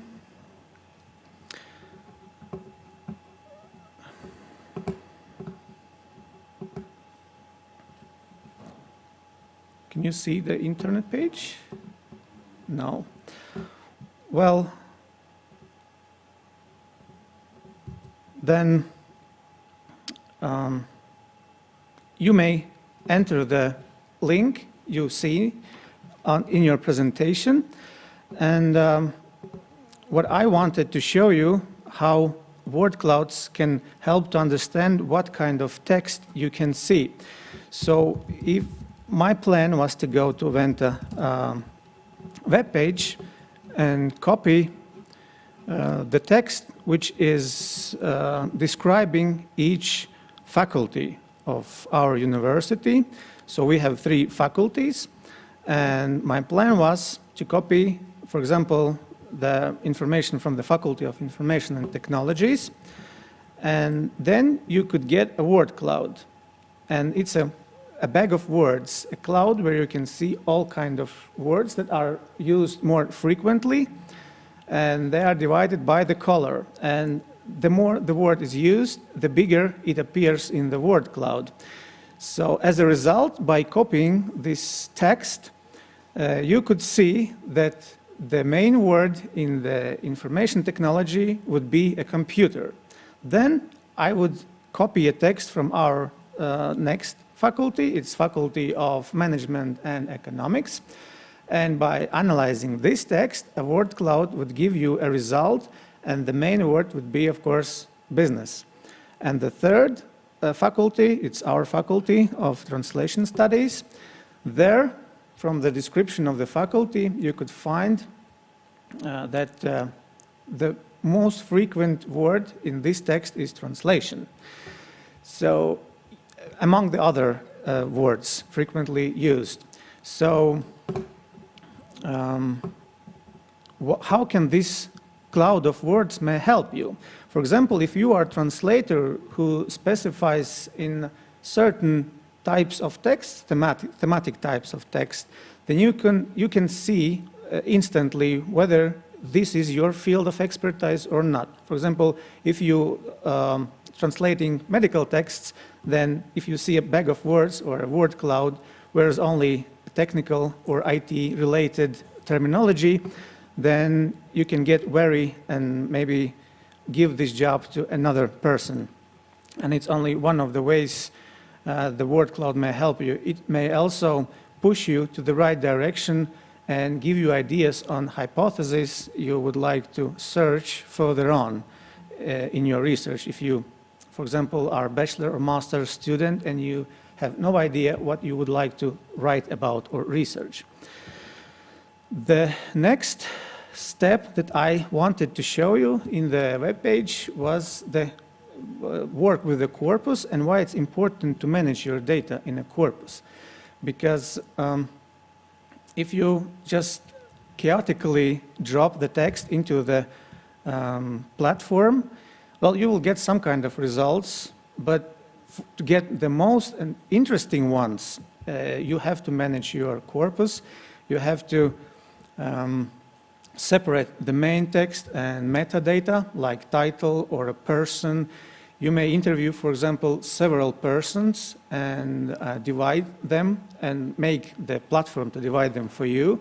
And then you may look for, as we call it in linguistics, idiosyncrasies. The peculiar words or linguistic means that are characteristic for the specific person, and that is already a linguistic profiling. But what I wanted to show you, as soon as I would collect all the 3 texts into the one and put it in the word cloud, you would see that now the main word that is most frequently used, the word would be study. And which is true, because all of 3 faculties are closely related to the educational environment. And as regards the word trends, if you divide professionally your corpus, then you could see a table which shows separately the text of each faculty, and then in a picture of diagrams, you could see the specific word and how often it is used in the specific context or mini corpus, as we call it today. Because one comment, you can't call a corpus a collection of 10 sentences. You need a huge amount of data in order to call it a corpus and to get the best results out of it. For the second practical part, my plan was to go over and look on Sketch Engine. This software is not for free.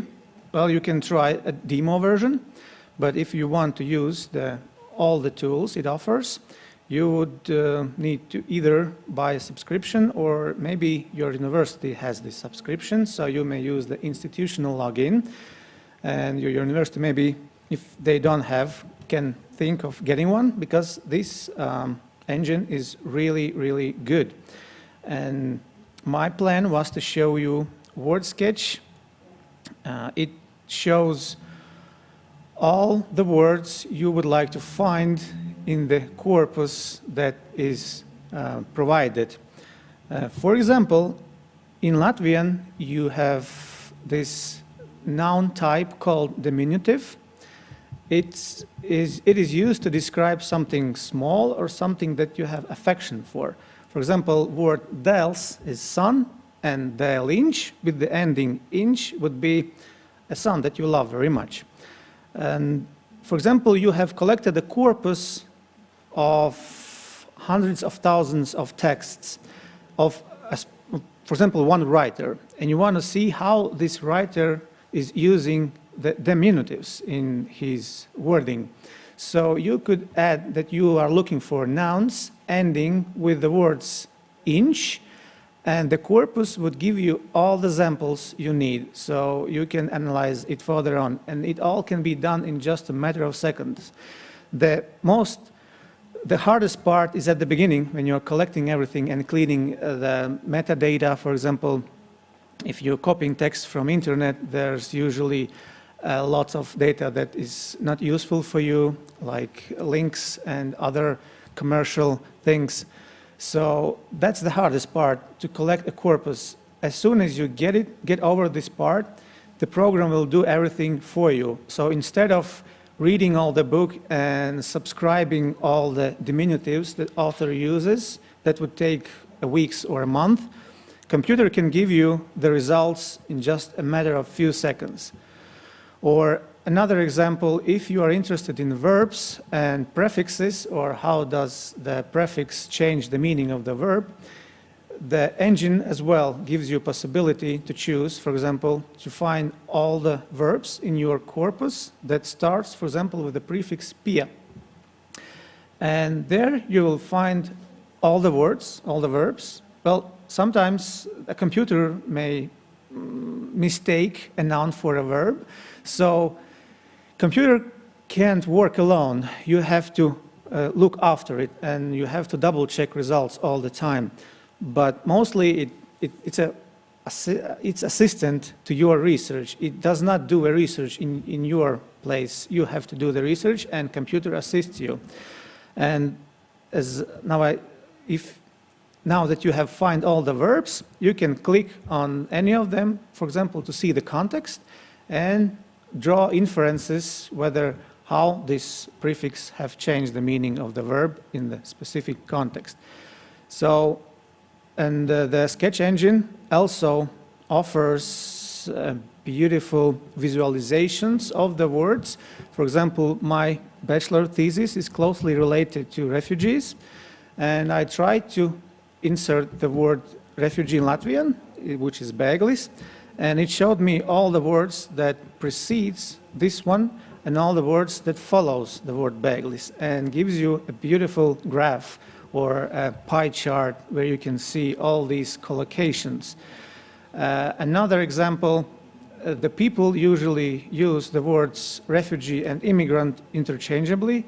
So, for example, if I would like to find out a context where each of the word is used most, the Sketch Engine offers you as well a sketch difference, where you can insert both words, and he will show you the most popular collocations for each of it. So I'm sorry that we couldn't see the visualization of the data, but maybe it's a good push to everyone to see for yourself and play with all these tools and see. And I can assure you, you can find a lot of information and video on YouTube as well. So please do check what are the latest innovations in digital humanities, and maybe it will appeal to you and you will be more interested in using all these digital technologies. But why I wanted to stress exactly this part of language analysis, because as I mentioned at the beginning of my speech, that now we are forced to work from home, and as soon as you go into digital, you are connected with everyone whenever you are, whether you are. The main things you need is electricity and the internet, and then you can share your results. You can call together and discuss your progress. You can share the files in Google Drive. The possibilities are immense. So what I would like for our faculty is just to show these possibilities and push our staff to use them more and more. And that way we could be possible to survive in these hard times. And at the end of the slide, you can see we also have our webpage section, Research in Humanities. If you want to find out more what we are doing here in the context of the research, feel free to enter it and read what you may be interested in. Thank you. That was all from me. Thank you very much. I actually have, maybe you mentioned it during your presentation and I skipped it, but could you please remind me if I understood right that these tools are used by the students as well during the study process. Is that right?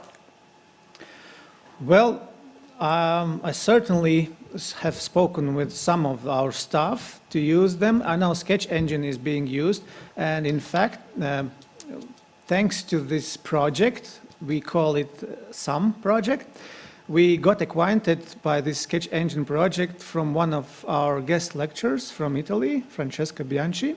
She showed the possibilities the corpus may give a researcher, and of course it can be used in the studies as well. And she also said that it's useful to buy a license, which we did, and now we have overtaken her practical knowledge, and other teachers or lecturers in our faculty are giving this knowledge further on to our students. So yes, we are using Sketch Engine for sure, and we are planning to use the Voyant as well. But I believe there are some other online tools that students are using more frequently, maybe, and to continue. Basically, it means that during this remote study period, the online tools and the tools we can use in linguistics and which are available on the internet and on everyone's laptop as a software, for example, are used more frequently during these remote studies.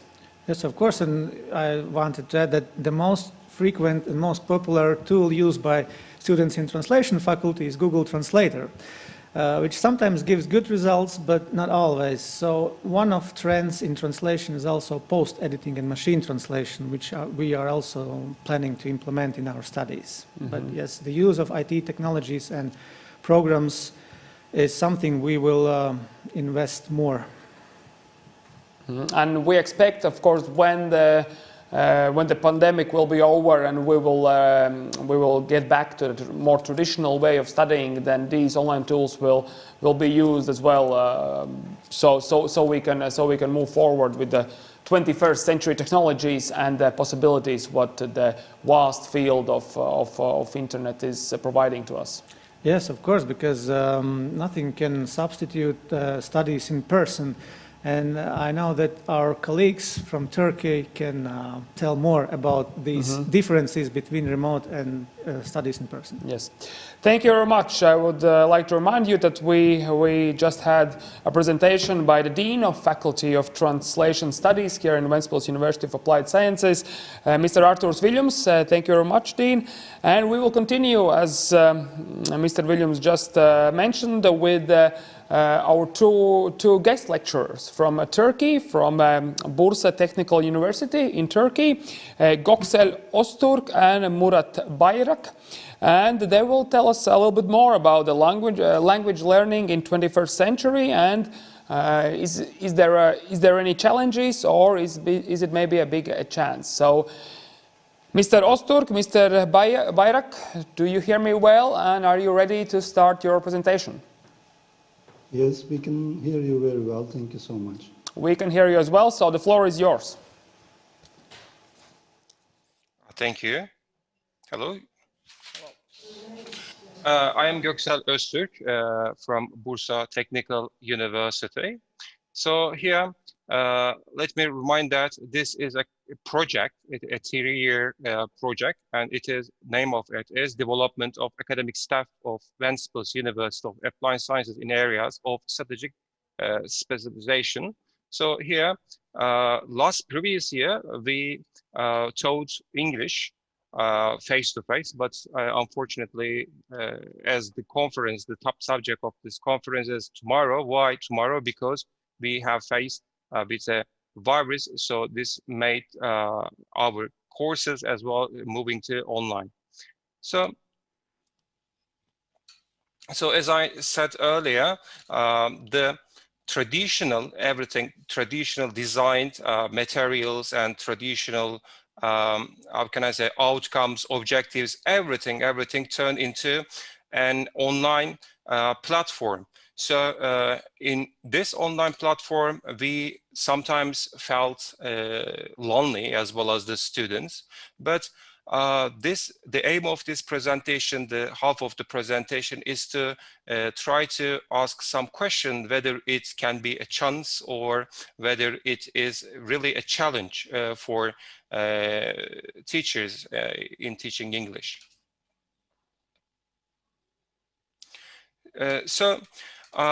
A new term, emergency remote education, is very common to whole of the world now. Emergency remote education was adopted in order to maintain the education that being given face-to-face. So here, the first challenge is trying to keep up with the styles or designs of the traditional one. So maybe the most challenging thing is to not trying to design something new, but try to maintain something from new approaches. So I think that is the most challenging thing. And however, while some institutions still stick to emergency remote education, which means that after the outbreak, some institutions turned into emergency remote education, but now they are still using the same, which means that they are not trying to design a new curriculum, or they are not trying to give some other some other new approaches, but trying to stick to the traditional one, but at the same time sticking to emergency remote education, which lacks lots of learning designs. So, but some others are in an effort to blend or mix the traditional and a newly developed. So now it is a choice. We face with a choice to stick to the traditional or to go with the future. But it is not an easy answer.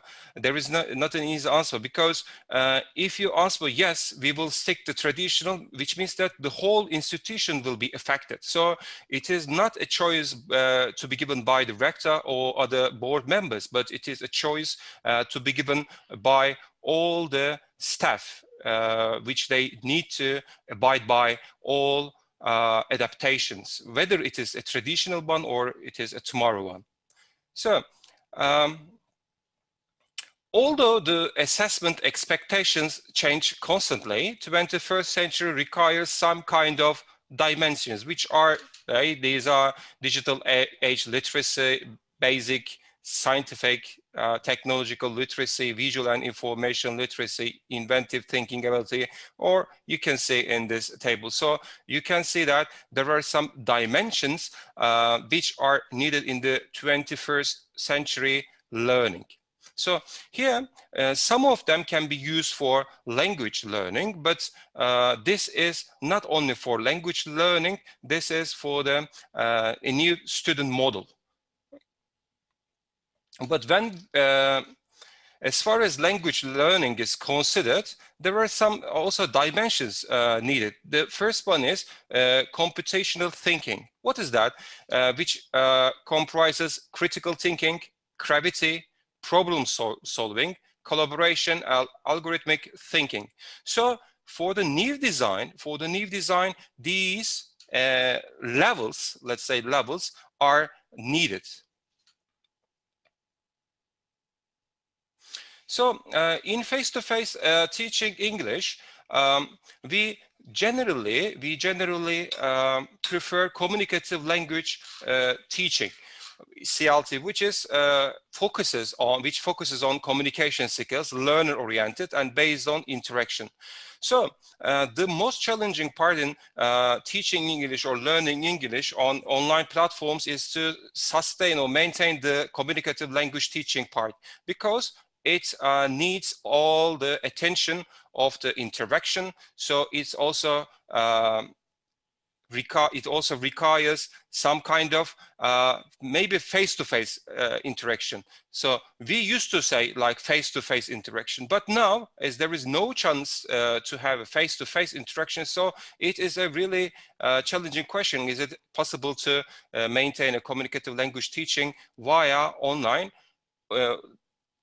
To me, yes, I think that it is, but there were some also discussions about it.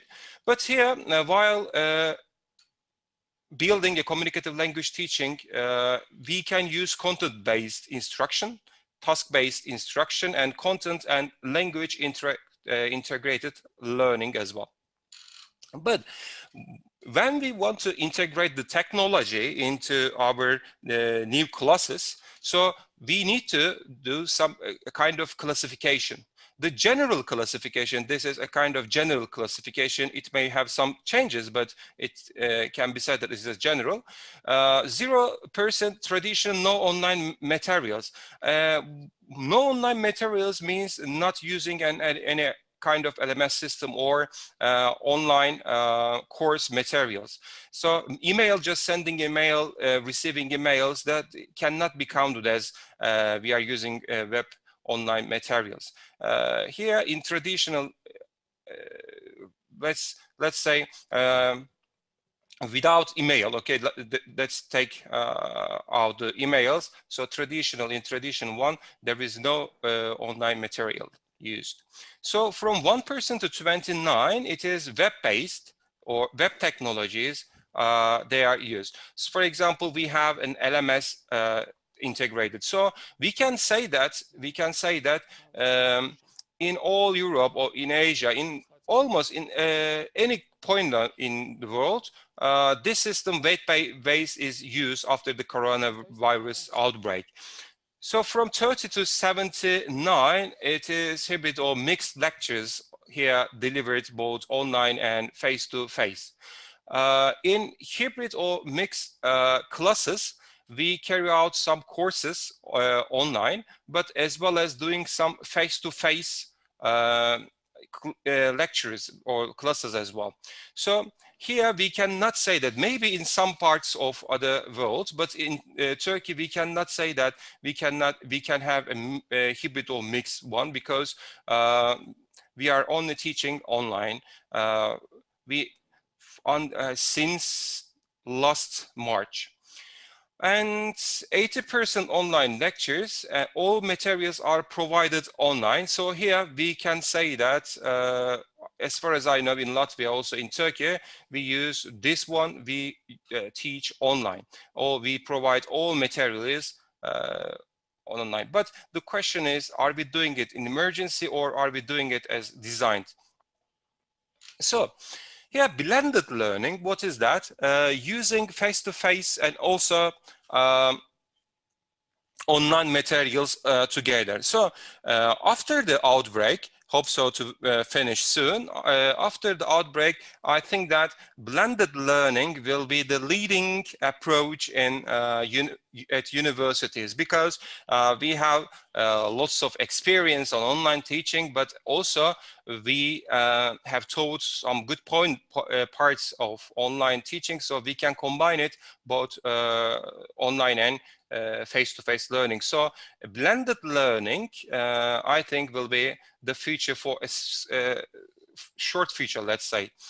And here in blended learning, diversity, individual learning, lower resistance to change and adaptation to changes. So in blended learning, as materials are given, or some materials are given online, so it is really easy to have changes in those materials. So also the approach is really easy for students to access, and the resistance to change will be lower when compared to face-to-face one. But in hybrid one, there are some stages to be done while programming it. So the first one is normally these steps or stages are the stages that we use in face-to-face education. The first one is defining needs, as we do in face-to-face. Needs are important to be defined. Determine aims and subs or specifications. So aims, goals, and sub-goals should be determined before constructing it. Determine blended program. So which program, because it changes. For example, for a student at economics will be not the same with the student at, for example, mechanical engineering. So so determining blended program is important as far as the goals or other needs are concerned. The next step is to determine and arrange individual teaching methods. So the next step is we need to apply it. And when we applied it, if we have any data with the conventional one, we can evaluate, or we can compare both of them, and we can evaluate the outcome. So we will have another circle. So after evaluating the outcome, so we will go to the 1 again, 1, 2, 3. So there needs to be a circle which goes along. And flipped learning, which our institution prefers in language learning, is flipped learning. What is that? It is critiquing, evaluating, analyzing, applying, and understanding and remembering. So here flipped learning is like we study at home, but we do homework at school. So it is, how can we say, converse system. So while doing flipped learning, we can save more time while giving a theoretical background. So theoretical background is given at home. So understanding and remembering will be done out of class. So which will give more time student to understand. Also will give us more time to do more practice in classroom. So here it is a sample. This design is provided for writing class. So in traditional classroom, for example, verb activity, they are both the same. Go over previous night's homework is like 20 minutes, but in flipped classroom, it is 10. Lecture new content is 30 to 45 minutes, okay, but here we don't have it, so we have 75 minutes for independent practice, so or guided practice with the lecturer. So it really gives 30 or 45 minutes more to students to comprehend all the aspects thoroughly.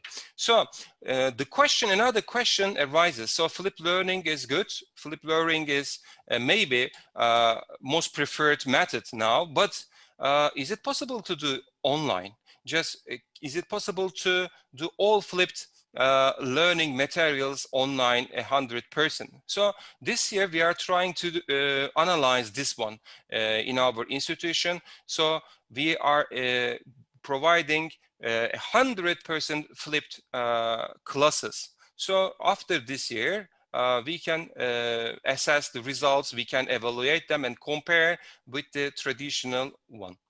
So I think I want to give my regards to you, and my colleague Murat Bayrak is going to continue from this page. Thank you. I would just like to quickly jump in and remind you that you have some 7 more minutes. So I would like to give you a friendly notice that maybe you can skip into the 7 minutes. Right. Thank you. I'll try to be quick and finish it in 7 minutes, okay? All right, let me share my screen for the presentation.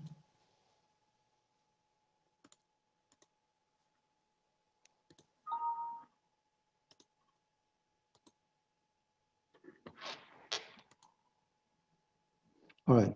Now, thank you, Göksel Hocam, for presenting us lots of theoretical information as to the distance education. Now, I will continue with more practical information, what we did last year, what we have been doing this year, and I will compare these 2 years. Let me begin with the overview and the aims of the project.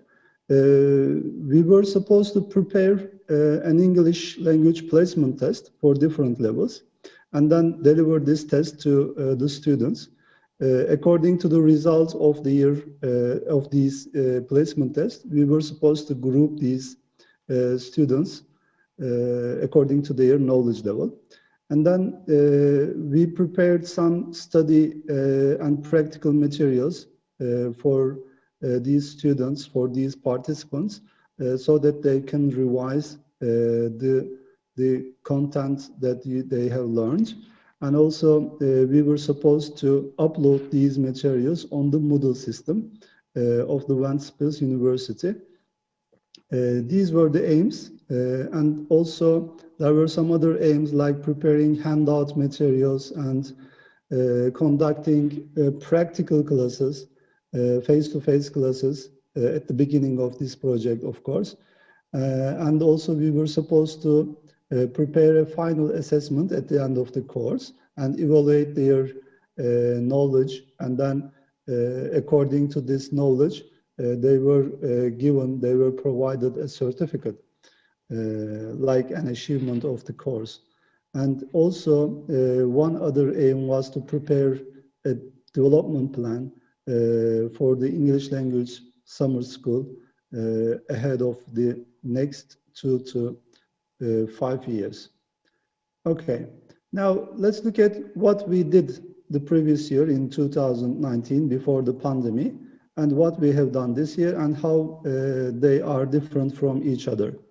Okay, 2 lecturers participated in this project. One of them was me, and the other one is Dr. Göksel, who delivered the first half of the presentation.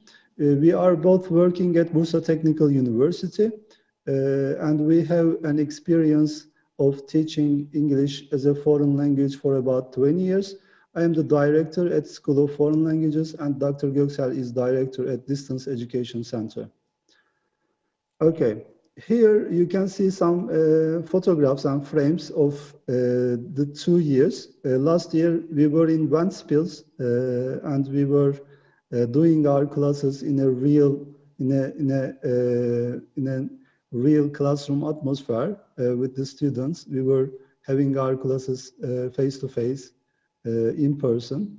And this year we just have had the chance to meet each other and do our classes online via the screen. And this is another one from Göksel's classes. All right, let's go on with the course information. So what kind of courses we provided to the students? Last year, there were 4 different levels. We started from A1 level to B2 level. These levels were grouped into according to the Common European Framework of Reference. We based our groups taking into account the CEFR. And the courses were mainly main course based. I mean, we used an integrated approach in these courses, like a reading activity followed by a writing, or a listening activity followed by a speaking. And also there was extra focus on grammar and vocabulary as well. This year, in 2020, one difference was that we started from A2 level, skipping A1, but we added an ESP course, which is Business English, to this course. And Dr. Göksel taught this business course to the students. And the materials that we used were Oxford New English File 3rd edition. We used this source and taught main course classes mainly. And also there was an iTool, which is a smartboard application. We used these smartboard applications both in face-to-face education and distance education. Of course, with the distance education, we used it with Zoom, like screen sharing, as we do it now. All right. And one difference between the 2 years was the duration of the course. Last year we had 6 weeks. This year we had 5 years, but the contact hours per week was 12. I mean, when I say hours, it is an academic hour, and the days didn't change. From Monday to Thursday, we held our courses, and we held the courses during the evening as the participants were working during the day. Let's look at the profile of the course participants. In face-to-face education, since we were in Ventspils and the education was in Ventspils University, residents of Ventspils they just participated in the course. But this distance education gave the flexibility for all the people all over Latvia to come and attend the course, as it was just one link far away from the course. And the participants were adults with different age groups, and there were people from all walks of life. And it was nice to meet really good people with different professions, who were eager to learn English. And actually, I have given some brief information about how we placed the participants. Last year, in the early registration, the participants, the learners, declared their levels, their proficiency levels, and then they were registered initially. After that, in order to check their real proficiency level, we gave them a placement test, and they sat for this exam in the conference hall at Ventspils University. At the end, they were placed into 4 different levels. They were grouped into 4 different levels according to the results of the test. Again, in distance education, we gave them a placement test, but that was online, and it was again flexible for them. It was more convenient for them because they didn't have any time constraints or place constraints this time. They had the chance to have the test anytime, anywhere. Again, we grouped these learners according to their levels, according to the results of the tests. Here, the trust issue is important, which is a pain in the neck in distance education. All right. And also the learning environment, how was that different? I mean, we did our courses in traditional classrooms where the classrooms were equipped with a desktop, a projector, a blackboard, but in distance education, the classes were in a virtual online environment, and we did our classes with the video conferencing system, Zoom. The class activities didn't change much. I mean, we had the opportunity to do group works and pair works in distance education as well, but it was more difficult because we had to create breakout rooms for such activities, and also it took more time to monitor these students because as the instructors, we had to visit the breakout rooms and see what the learners were doing. And we didn't have the chance to monitor the other groups. We didn't know whether they were talking in English or in Latvian. And the assignments were given to be done at home in both contexts. Okay, thank you. I tried to make it quick. This is the end of the presentation. If you have any questions. Thank you very much. It was quick, but at the same time really interesting to see this overview and comparison within the distance studying and of course the face-to-face studying. And I really hope that you, Mr. Osturk and Mr. Bayrak, that we're gonna see you soon here face-to-face in Ventspils University for Applied Sciences, and of course the traditional learning and face-to-face learning will return as soon as possible. Thank you very much. I would like to remind you that a previous presentation was about the language learning in the 21st century and the challenge or a chance, and it was presented by our guest lecturers, Göksel Osturk and Murat Bayrak from Bursa Technical University in Turkey. Thank you very much, gentlemen. Thank you very much for taking part in our conference. We will continue our program. We have 2 more speakers, and before that I warmly remind you that you can ask questions online using the tool Slido, so slido.com. Enter the code 51283 and you can ask the questions online for our speakers. And the next speaker will be the Dean of Faculty of Information Technology. So we just now discussed the linguistics and translation studies and how it is in today's world to learn them. And now we will continue with the IT. So the Dean of Faculty of Information Technology, Vairis Caune, will tell us about the today and tomorrow about this faculty. Thank you very much, and the floor is yours. Thank you. Hi, as was mentioned, I'm Vairis, and today I want to do a quick sum up of the last year. It has been a tremendously challenging year with a lot of opportunities, problems, and solutions. So let's quickly brief over what we have seen, done, and concluded. About the content, we have a need for new approaches, new directions, and changes in general. However, quoting Dolores Umbridge, progress for the sake of progress must be discouraged. If we do something different just because we want to do something different, it might not be the best solution. So I'll go back to that later, but it is important to know why we are changing something for a longer period of time instead of, like mentioned before, just for this pandemic. And about the content, I would like to add that for now, as I see it, students now start to learn earlier, study the materials, and I want to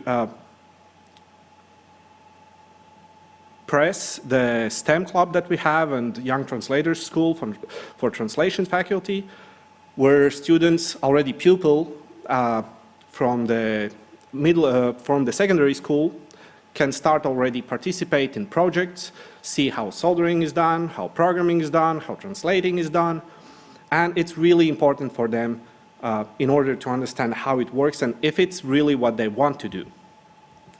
Of course, study materials have changed.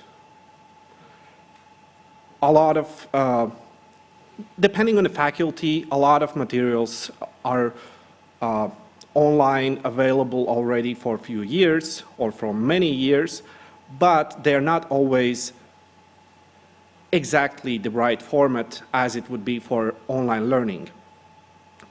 And what we have seen is, of course, they need to be available, they need to be clear, because not always there will be a teacher that will explain all the details. And of course, digital, which is a big challenge, especially for math. If before math teacher could write on the blackboard and it would take few seconds. Now, to make the same equation on LaTeX, it will take minutes. And if you have 50 different tasks, then it will take a lot of time. I think all the math teachers would agree. And concentrated as well, just the essence, so you can discuss all the details afterwards. About the feedback. Feedback is one of the two main concerns that I've seen over this year.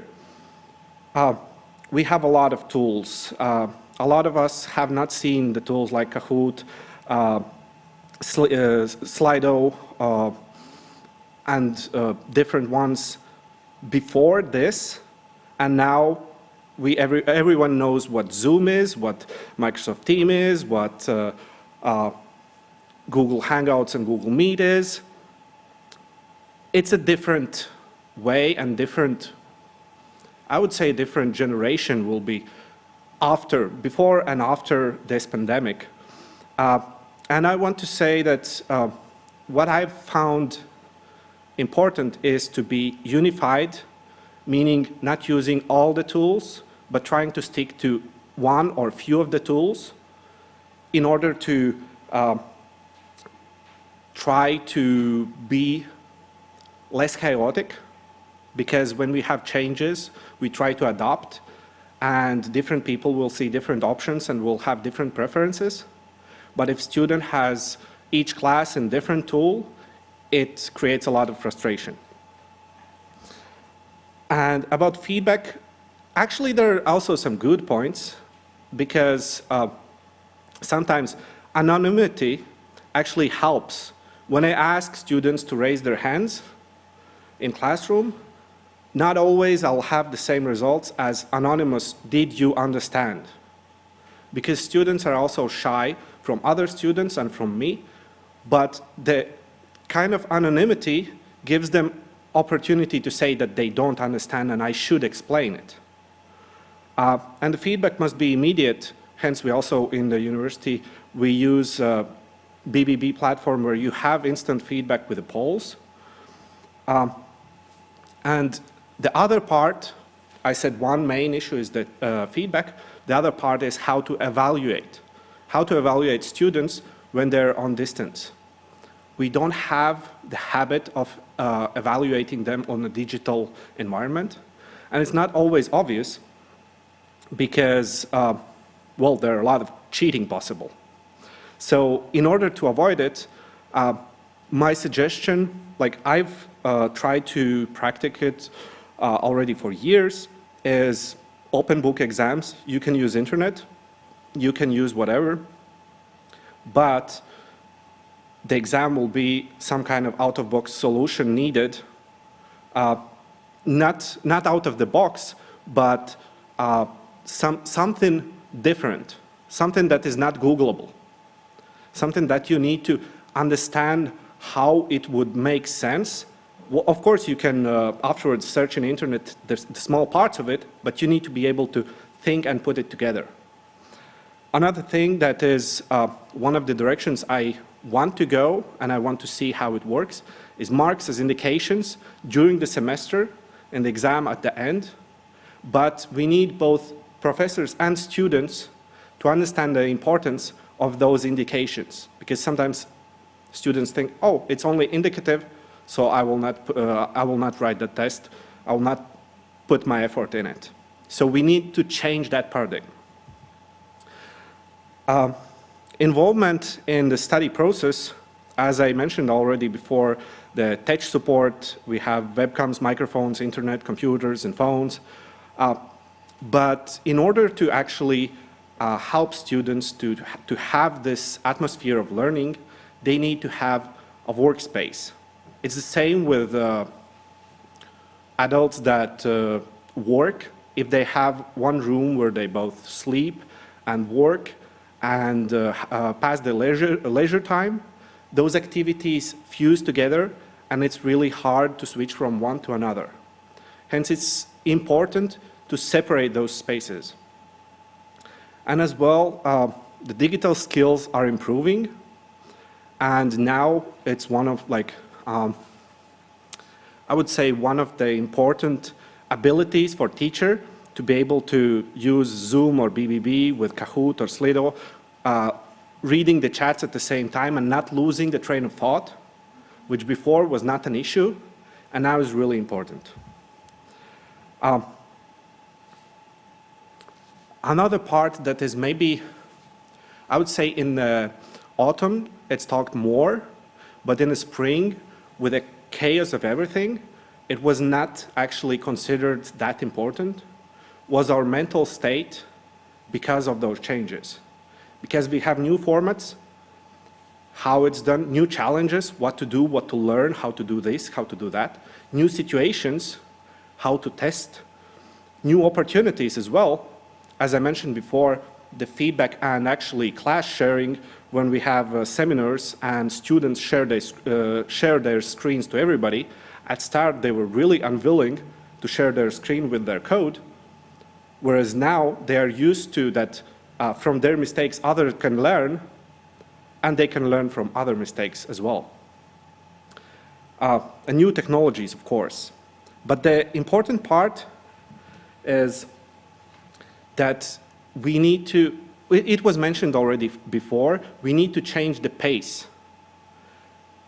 The pace of giving the task, of letting students think about it, to have the feedback, to actually make them prepare for the tests, because different environments require different pace.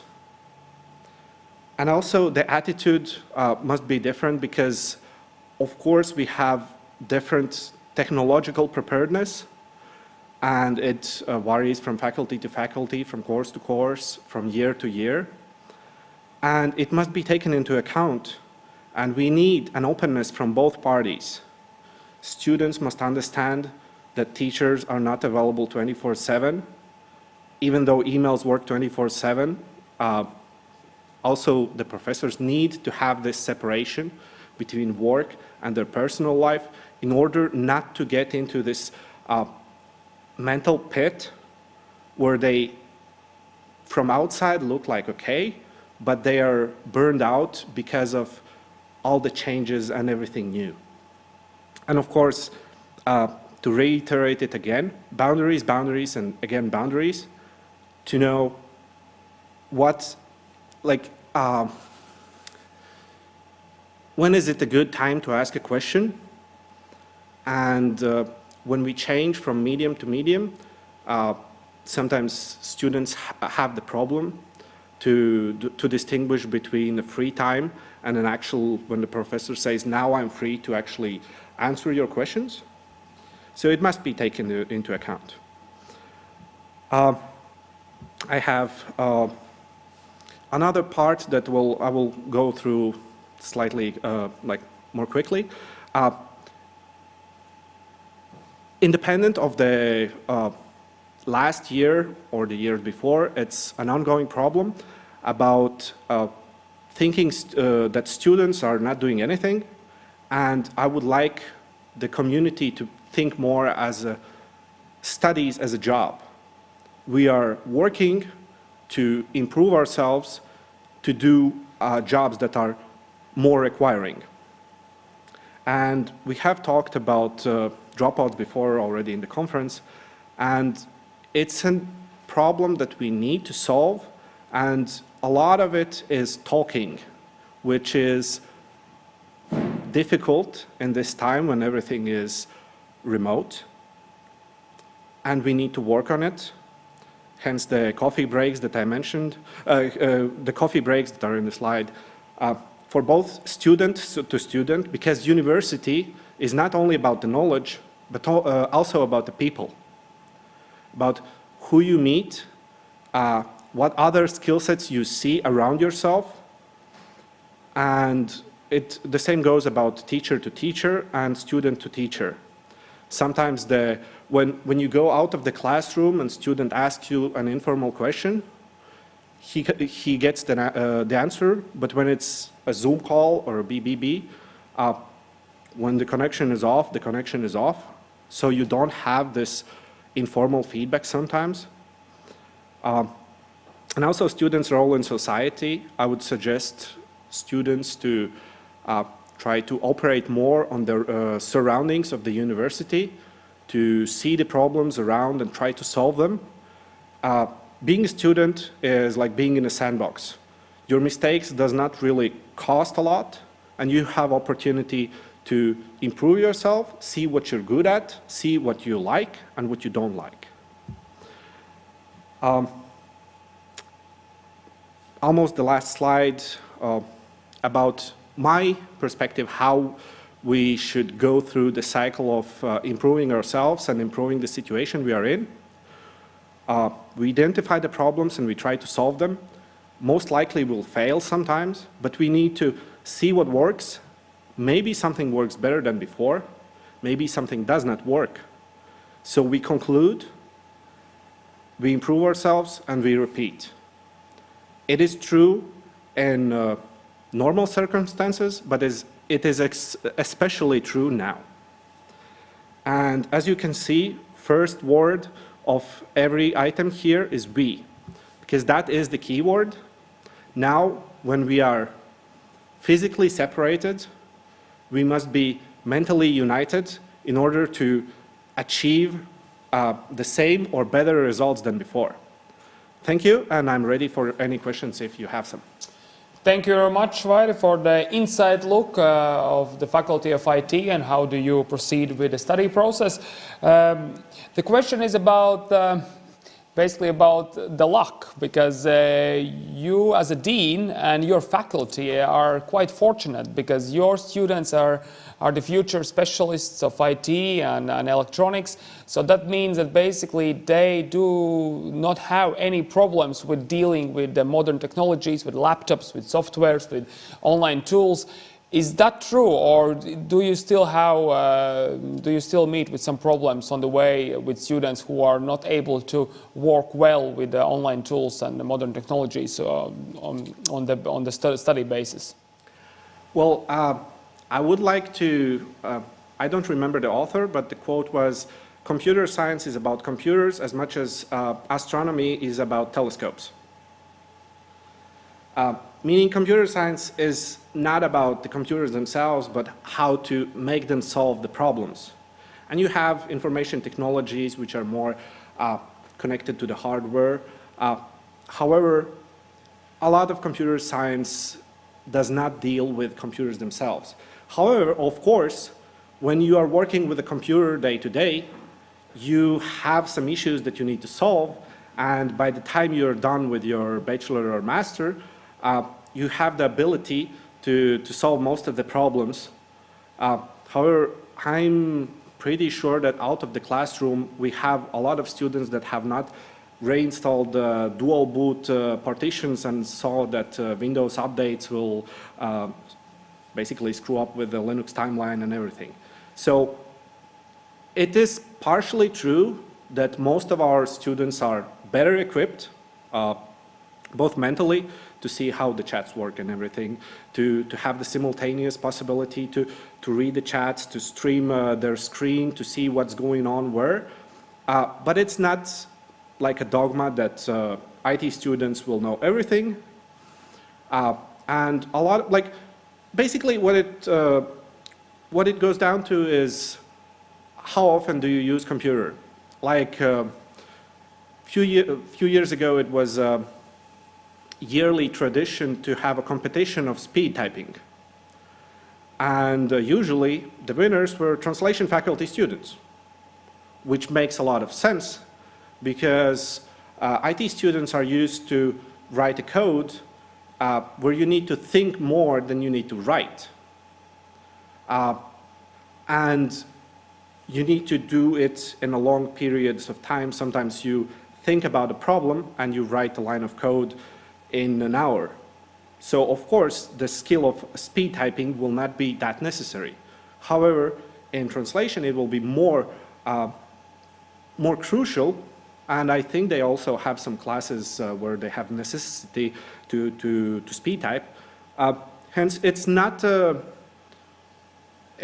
black or white. We have some advantages because we have some more interest outside of the classroom about the technologies that are used and also in the classroom. but it's not a black and white situation.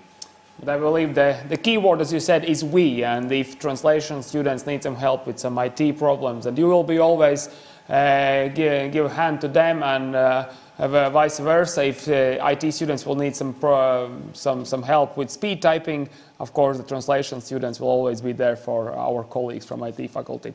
All right, thank you very much. Thank you very much. I will remind you that the Dean of IT faculty, Vairis Saune, gave the presentation about the insights of the Ventspils University of Applied Science IT faculty. And we will now conclude our today's conference, University of Tomorrow. And we have the final speaker today, who is the professor in the IT faculty, Jesus Alberto Cazares Montes. And Professor Jesus is from originally from Mexico, and he's now working here in Ventspils, and he will tell us a presentation about university, universality and future, a personal point of view. So in a short while I will give the floor to him, and again I remind you that you have opportunity to ask questions if you have any in slido.com using the passcode 51283, slido.com. Enter the passcode 51283 and ask the questions for our final speaker, Jesus. So, Professor, the floor is yours. Thank you very much. Well,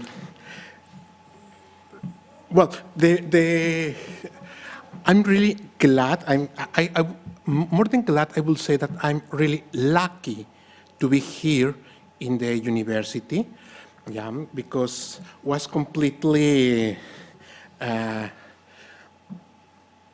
of mind. I will never imagine that I will be working in this kind of so amazing university, And well, the first slide is quite hard for me. So please, I hope that you don't misunderstand me. Just the first slide, the main point is to put a background about, to put little bit about me, like a background, But also, in this first slide, I will start to talk shortly about my personal experience with students, with programs, with classes, with everything. So first, well, I made I got the bachelor degree in physics, and then I started to work in 2 different universities in Guadalajara, Mexico. Here I must say something very important, and is, for example, when I was working in the University of Atemajac Valley, we had the programs were based in one particular book, but then we changed to some different book. That means we reformulated completely the programs, and by consequence have different approach, different material, so was in the same university from some content to different content. Additionally, in the University of Guadalajara, I also was teaching some similar courses, but with a completely different approach and different bibliography. What's important here, that even when the material is officially the same, the truth is that the content, the guide, the way how to work with them, it can be completely different. After that, I went to make the master, and also I started to work at National Polytechnic Institute in Mexico. The National Polytechnic Institute, just like a small reference, is in the 501 to 600 into the top universities, according to the Shanghai review. And well, they have really tough courses. I was doing the PhD. Also, I was working at the National Polytechnic Institute. I was working at the Iberoamericana University. And at this point, for example, I was already working in 2 completely different styles of universities. I was working in public universities, in private universities, and I started to get a very huge perspective, very huge landscape. Yeah, just like a small comment. Also, at Simvestab, where I made a master and PhD, is the second, excuse me, is the second best research center in Latin America. And there, I must to say, the professors, they were really tough classes, and all that information can be really, really important. Now you will see after a couple of slides. Yeah, I was working in another university in Mexico. Then I made a postdoc at Institute Ruđer Bošković, that's in Croatia. Then, after I was working at Rochester Institute of Technology, Campus Croatia, and actually I'm here. Yeah. Here I must to comment, for example, in RIT, Rochester Institute of Technology, in that campus, it was a really international students, yeah, because it was not only guys from Croatia, but also abroad. It was a lot of people from Bosnia and Herzegovina, from Hungary, from Austria, from Germany, from USA, from Canada, so from different places, and this can be a real challenge because I'm not getting a uniform level of students. I have a completely different, completely wide background. Then, of course, it's necessary to establish some kind of basic knowledge in order that the students can go to further courses. Yeah, that can be really, really demanding. And, well, this, as I comment, this perspective make an interesting point of view because I have, fortunately, a completely large overview, and I can apply it here to make very good students. Yeah. Now, something that is necessary to comment a little bit is about neurodidactics. What's that? It's the learning process. That means to understand the function of the brain and emotions and to know how to improve the learning process.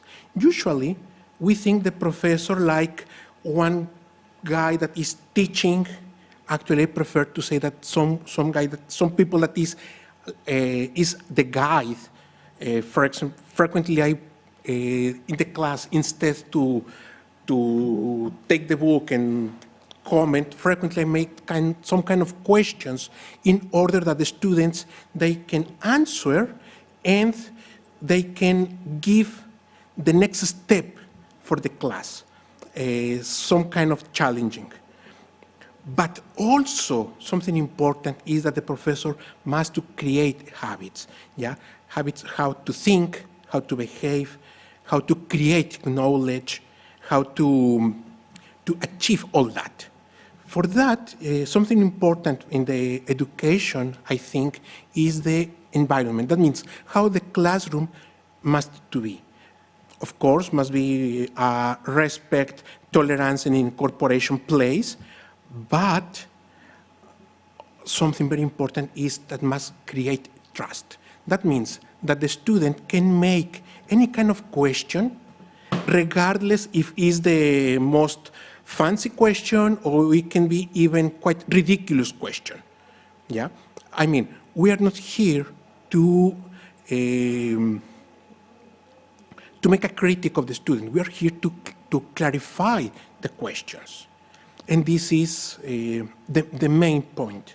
Now, about the students, for something important, because here frequently we say, aha, yeah, the professor, yes, with the classroom, but we frequently forget a little bit about the students.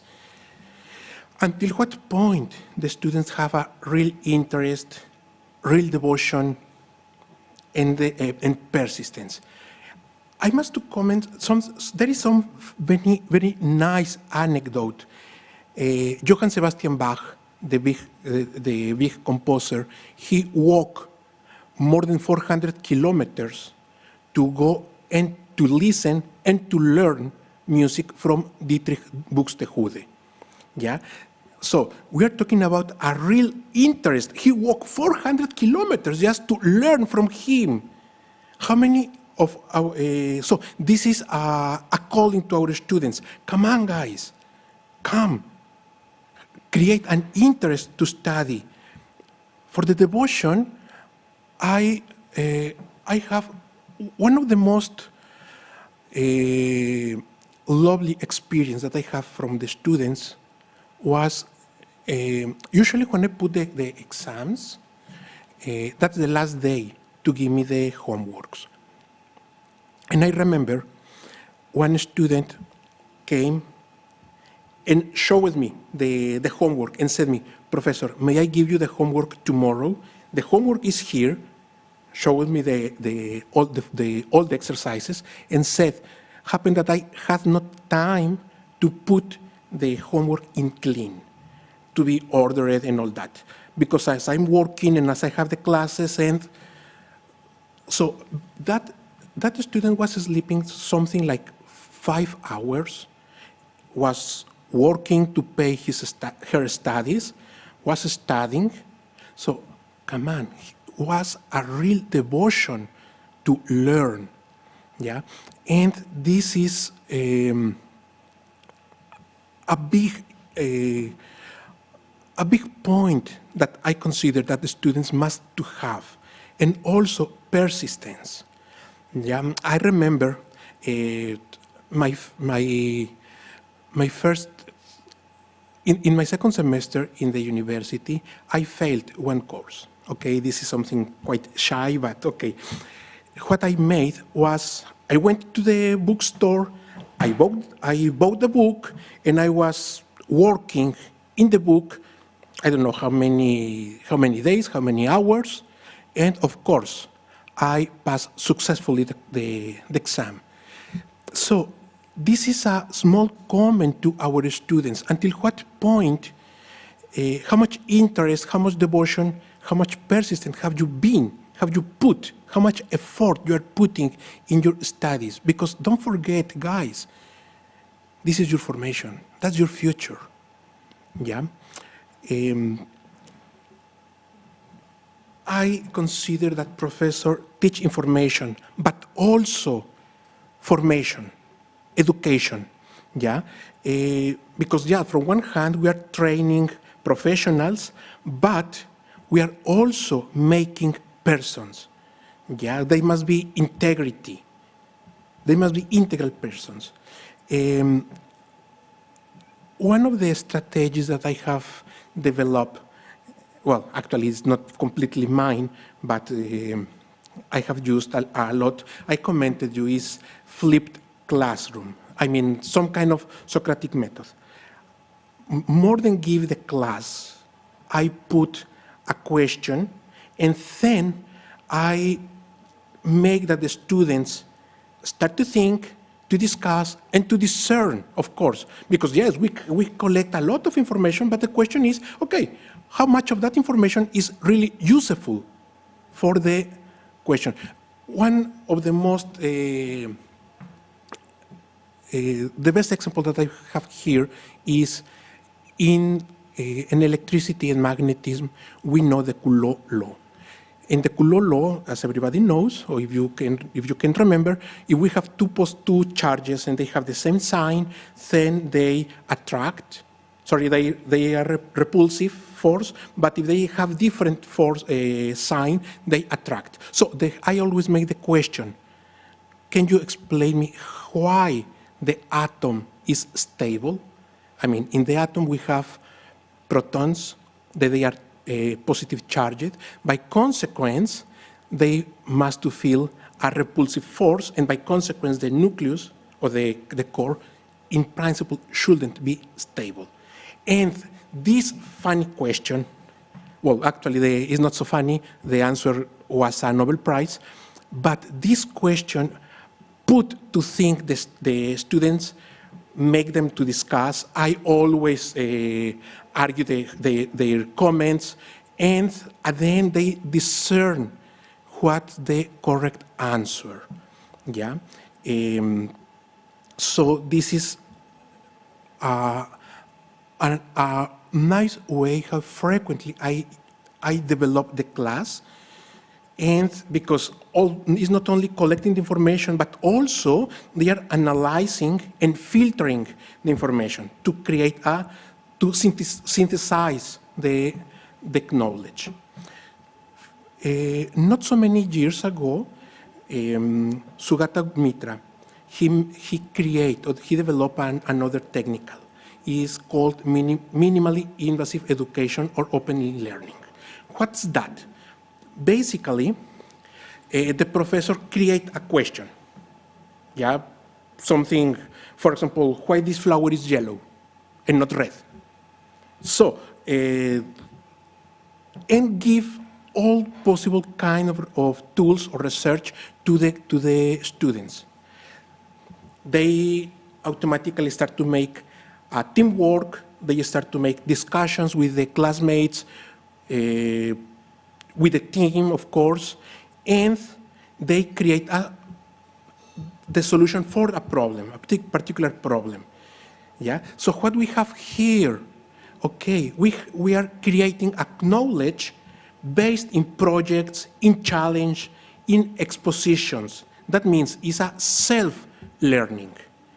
And, for example, this is now what Dr. Tsaune commented. Well, this is this COVID time is putting us in this kind of challenges. We have the problem, okay, we need to know, we need to develop a strategy to solve it. Mark Prensky, he coined two different terms. Digital native, that means people who has grown up in this digital age, and digital immigrant, like me, people that got familiarity with digital systems as an adult. Yeah? And of course, we have a lot of different kinds of technologies now. We have information and communication technologies like ebooks, like conference platforms, hello BBB. We have also learning and knowledge technologies. There are videos, there are academic platforms, and of course, we will have new technologies. Which ones? Well, at the moment we don't know. Zoom, just like Dr. Tsaune commented before, Zoom didn't exist a few years ago, or okay, maybe it exists, but was not so familiar with us. And now it's one of the most useful platforms, yeah? And well, just like a summary, and to finish,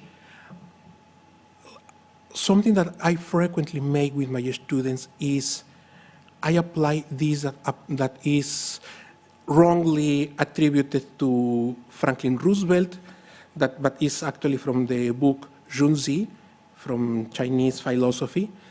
Tell me and I forget. Teach me and I may remember. Involve me and I learn. Yeah? If my student is just in the classroom observing what I'm doing, give him or give her 1 week, and surely the student forgot the content. But if you allow that this student is discussing, that is mainly discussing, that he start to think, then he will learn the material. Yeah? Something is important is that in this information age, ignorance is just an election. Yeah, sorry, this is a hard word, but that's true. We have in the internet, we have a lot of information. The question is, go for it and learn how to deal with that. Yeah, and just to finish, like a motivation for the students, mine's, yours, is something is missing, be part of the solution, not the complaint. Thank you very much. Thank you very much, Professor, about your really interesting really interesting explanation of your approach to learning, to teaching. Maybe you could answer a question which we have about the challenges you have in this remote study time with your approach of about student involvement in the process, about self-learning.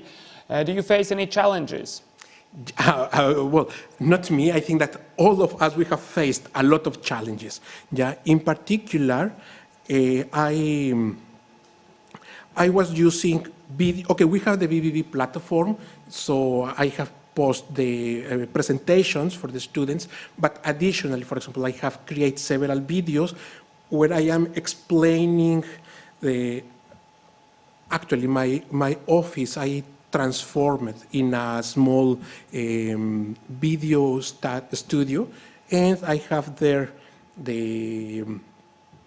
I'm recording to myself and trying that these videos allow to my students to understand the material. Because it's, unfortunately, this is something I will say sad. We are now in an age where students almost doesn't go to the library, almost doesn't go to the books. They prefer to learn, we can say, from a more easy way. I'm not against easy ways to learn, just that they don't try to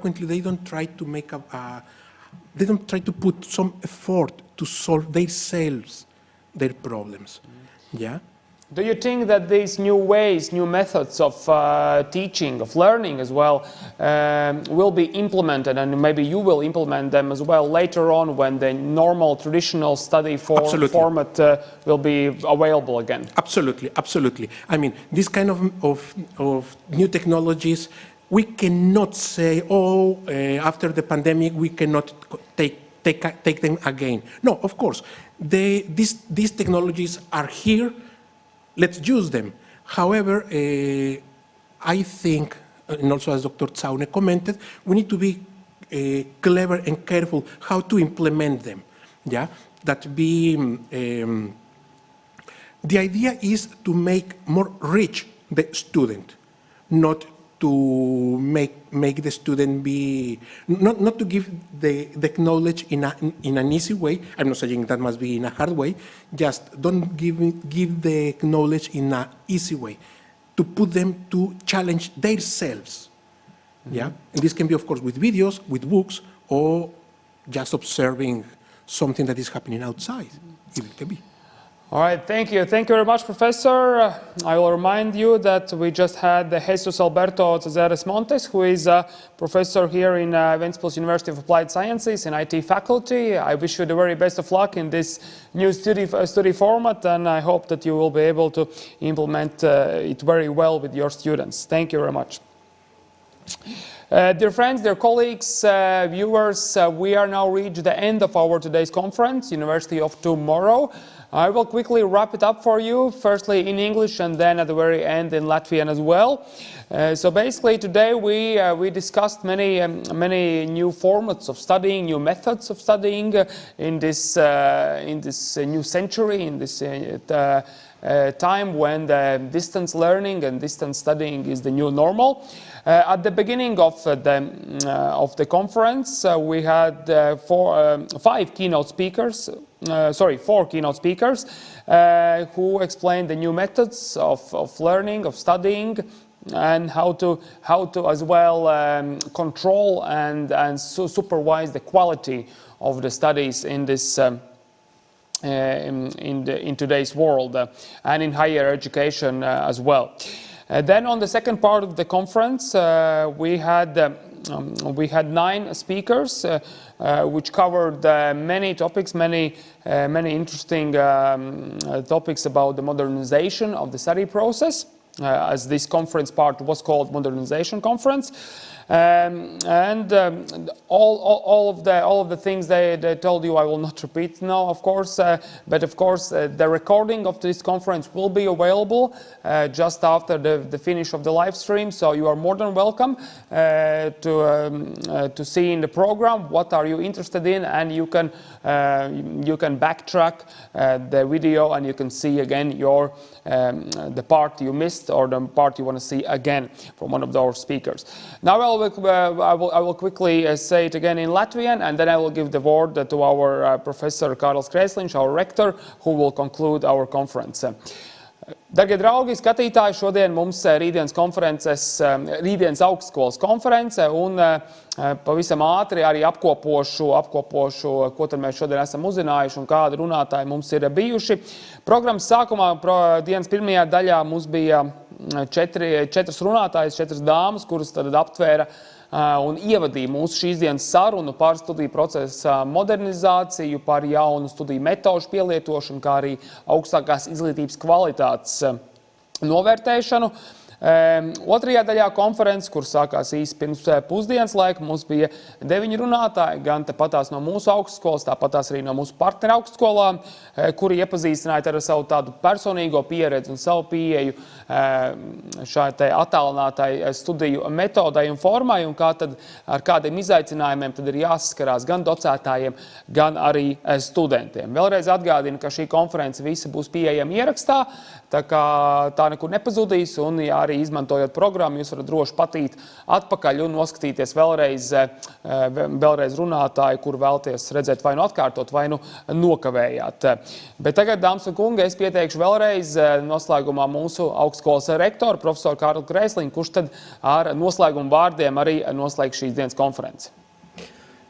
Paldies! Jā, tad godājamie klātesošie, šis bija tiešām 5 stundu maratons, bet es domāju, nenogurstoši interesants un izaicinājumiem pilns maratons, kurā mēs dzirdējām gan politikas veidotāju viedokļus, gan mūsu kolēģu stāstījumus, tāpat mūsu kolēģis starptautisko partneru stāstījumus un dalīšanos pieredzi. It was great 5 hours marathon, and I guess we had opportunity to listen to policymakers. We had opportunity to listen to our colleagues' students' opinion, our colleagues' academia opinion. Of course, our partner institution colleagues' stories about how they are doing in this pandemic environment. And we had very, very fruitful, very interesting our traditional scientific conference, so-called Christmas conference, with also new interesting reports and challenges. So I guess that it was really, really joyful, interesting and fruitful, full of challenges day, conference day. And I should highlight that it was possible to organize such a conference thanks to EU financing, and particularly the program called 823. Then I would also like to thank a lot our moderators, who actually during those 5 hours were all the time on the stage, Edgars Žukovskis and Gunārs Drejers, and of course also the conference organizers Maija Cēbere, Linda Udra, and all others. And now, finally, during this period when we are waiting for Christmas, for New Year's, I wish that we have only bright, nice, warm thoughts, positive thoughts, yeah, staying negative but being with positive sort of mood, and then everything will be okay and everything will be fine also in this sophisticated situation. Once more, thank you all participants, thank you all also who joined and listened, and have a great afternoon. Thanks. Paldies liels rektoram par noslēgumu vārdiem, un vēlreiz tikai atļaušos atkārtot, ko jau rektors pieminēja, ka šīs dienas konference Rītdienas Augstskola norisinājās projektā Ventspils Augstskolas studiju programmu satura kvalitātes pilnveida, resursu izmantošanas efektivitātes uzlabošana un labāks pārvaldības nodrošināšana ietvaros. Paldies vēlreiz visiem skatītājiem. Atgādinu, ka konferences video ieraksts būs pieejams neierobežot laika periodu pēc konferences noslēguma, tā kā laipni aicināti to skatīties arī atkārtot. Arī konferences tēzes galvenās tiks apkopotas preses relīzē un publicētas vistuvākajās dienās Ventspils Augstskolas mājaslapā. Lai jums visiem izdevusies pēcpusdiena. Paldies!